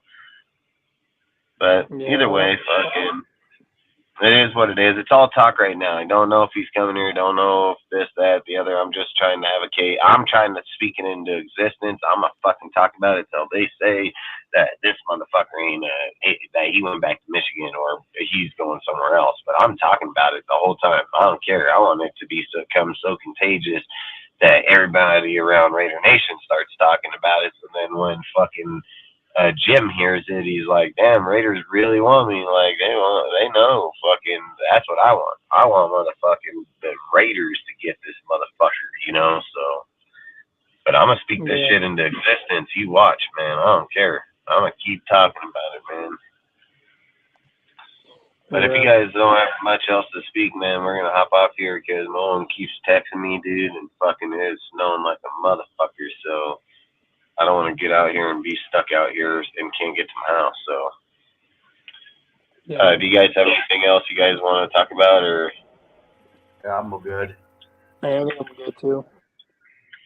All right, well, hell, dude, we'll be back on Friday. I always say, man, appreciate everybody here. Appreciate the mods in the chat, dude. Appreciate everybody in the chat here on the panel. If you guys showed up late, man, go back to the beginning of this video because basically I just fucking put up the video of me and Auntie Six, dude, where this guy going around talking all his fake ass bullshit lies. So basically, when we started out this live today, I basically just put up the video of us on the panel when he was on the panel with me. where he talks about, he said I overtalked him. He said that I never wanted Josh. He spoke on all kinds of lies, dude, just on Monday's show and Afakasi's show. Like, Afakasi's show is fake as fuck. Like I said, that dude and Auntie are just a joke, man. Like, that's straight facts. So, like I've said, dude, I don't have any reason to hide or fucking lie about things. I'm not here for the same reasons a lot of these guys are. I've kept saying that they're just riding the coattails of other people. That's how they got here. Guys like Auntie is a dipshit. That guy's a fucking dumbass. He don't know shit about our team. So long story short, if you didn't watch the beginning of this show, go back and watch it. I literally posted the video where we were all on the panel together. He was talking about Josh. I was talking about Josh with him. This guy, he's just a fucking habitual liar, dude. And that video proved that he is. And like I said, every time that people go into their shows anymore, or this dipshit speaks up, you guys need to call this dumbass out, because in the beginning, you guys, I get it. You guys will be like, well, I don't know what happened here. I don't know what happened there. I've always said, YouTube got receipts, motherfuckers. Like, YouTube has receipts, dude. Like, these guys are going to be held accountable, and I'm going to be that motherfucker that holds them accountable, because they sit here and talk about, oh, how come you can call me a fake Raider fan? Watch the video. You'll know why, because that's why, because they're fake as fuck, dude. Like, I literally hit on my topics. I literally have the conversation with them as legit as it can come. This guy's a coward, dude. He fucking just hides behind shit and just comes up with bullshit fucking lies. And I've even said with Afakasi, he don't even fucking know me. The guy don't know me. The guy has nothing to do with me, you know? So, all this fucking dipshit fucking Auntie Six, dude, fucking, he's just a fucking dumbass. And he go be going around talking all this mad shit on, like, Afakasi Raiders channel. And fucking, yeah, he fucking was over there trying to tell people, like, oh, I fucking was, like, I was trying to say that Tim Brown was a wide receiver too, and said that I said I didn't want Jacobs, and said, oh, this guy just make up all kind of lies. And then I was sitting here thinking, I was like, yeah, right, bitch, we had that live on fucking Ozzy's show, and he was on the panel, and I was like, nah, fuck you, the lying ass motherfucker over here. He kept trying to tell them, like, I wouldn't let him talk, dude, that I just talk over him. I don't know what I'm talking about. I wanted fucking to go with Zamir, this, that, the other. I kept telling him that was only because we were talking about if Josh wasn't coming here. I literally told him in that video, like, before the preseason, dude, I was literally telling him, like, hey, bro, fucking Jacobs will be here by week 3 in the preseason. Told him the whole time, like, you'd be crazy if you think I didn't want Josh here in that video. This guy's a dipshit. He's just a liar. He's just a piece of shit, dude, and he's a habitual ass liar. And like I said, that fucking Afakasi, his fucking channel is gonna be just tainted as that motherfucker, you know? So that's all I say, and that's why I put that video up. Like I said, if you guys didn't watch it, man, just go back to the beginning, watch that fucking video. That way, when you see him in chats or somewhere, you can just call it for what it is. And quit being pussies about it and be like, hey, bitch, fuck, we literally watched the video over here. That's not what you said when you're up on that motherfucker with him. You say shit, what's he going to say? Mute him. Somebody mute him. Like, this guy's a joke, bro, and you guys can't allow that shit, man. Like, I want to allow it to you guys. I want to let some motherfucker come over here and tell me somebody in my chat or some of my shit. I'd be like, nah, man, I know that fucking guy. You want to say that? Oh, fucking guy's telling bullshit lies, calling on his fucking lies, period. Done in. It's not that hard. Motherfuckers type in the chat all the fucking time. I have no problem to go tell him. The problem is the fucking bitch-ass motherfucker mutes me, so I can't fucking talk. Literally told him, like, let me hop up on that panel, bitch. Fucking let me get up there. Fuck, I'll slap your ass right here, right now. Nope. Block him. Don't let him talk, man. Don't let him talk in the chat. He might fucking get us. It's a joke. So like I said, man, I post that video. You can watch it with your own fucking 2 eyes, dude, and take it for whatever the fuck you want. But I've said it. We're here for Raiders content and building a community. We're here for the right reasons. They're not. So it is what it is. And I don't want to keep ranting on these stupid ass motherfuckers. But long story short, man, like I said, if you didn't see it, rewind. Outside of that, if you guys don't have anything else you have anything else you want to add or talk or? I think I'm good, man. All right, man. So outside of that, Ozzy. All right. So what? I was just saying, yeah, and like I literally went on bench and trying to point that shit out to their face too. Like what you were just saying about on six, I literally went into bench and fucking tried to point that shit out. What you were just talking Yeah, on. to some people you're not gonna. Some people will never figure it out. So it doesn't matter how many times you keep on fucking saying it or putting it out there. I'm just gonna put it out and then ignore them because I'm not gonna play these fucking dumbass games. I'm not fucking dumb. I'm not retarded. I ain't fucking got no mental ass fucking problems, dude. Like I'm not gonna fucking intrigue that game. I'm not even gonna play that fucking game, and I don't need nobody's fucking validation and how the fuck I'm gonna run my shit, like straight up. So. Like I said, I put that video out to show that that dude's a straight bullshit fucking liar.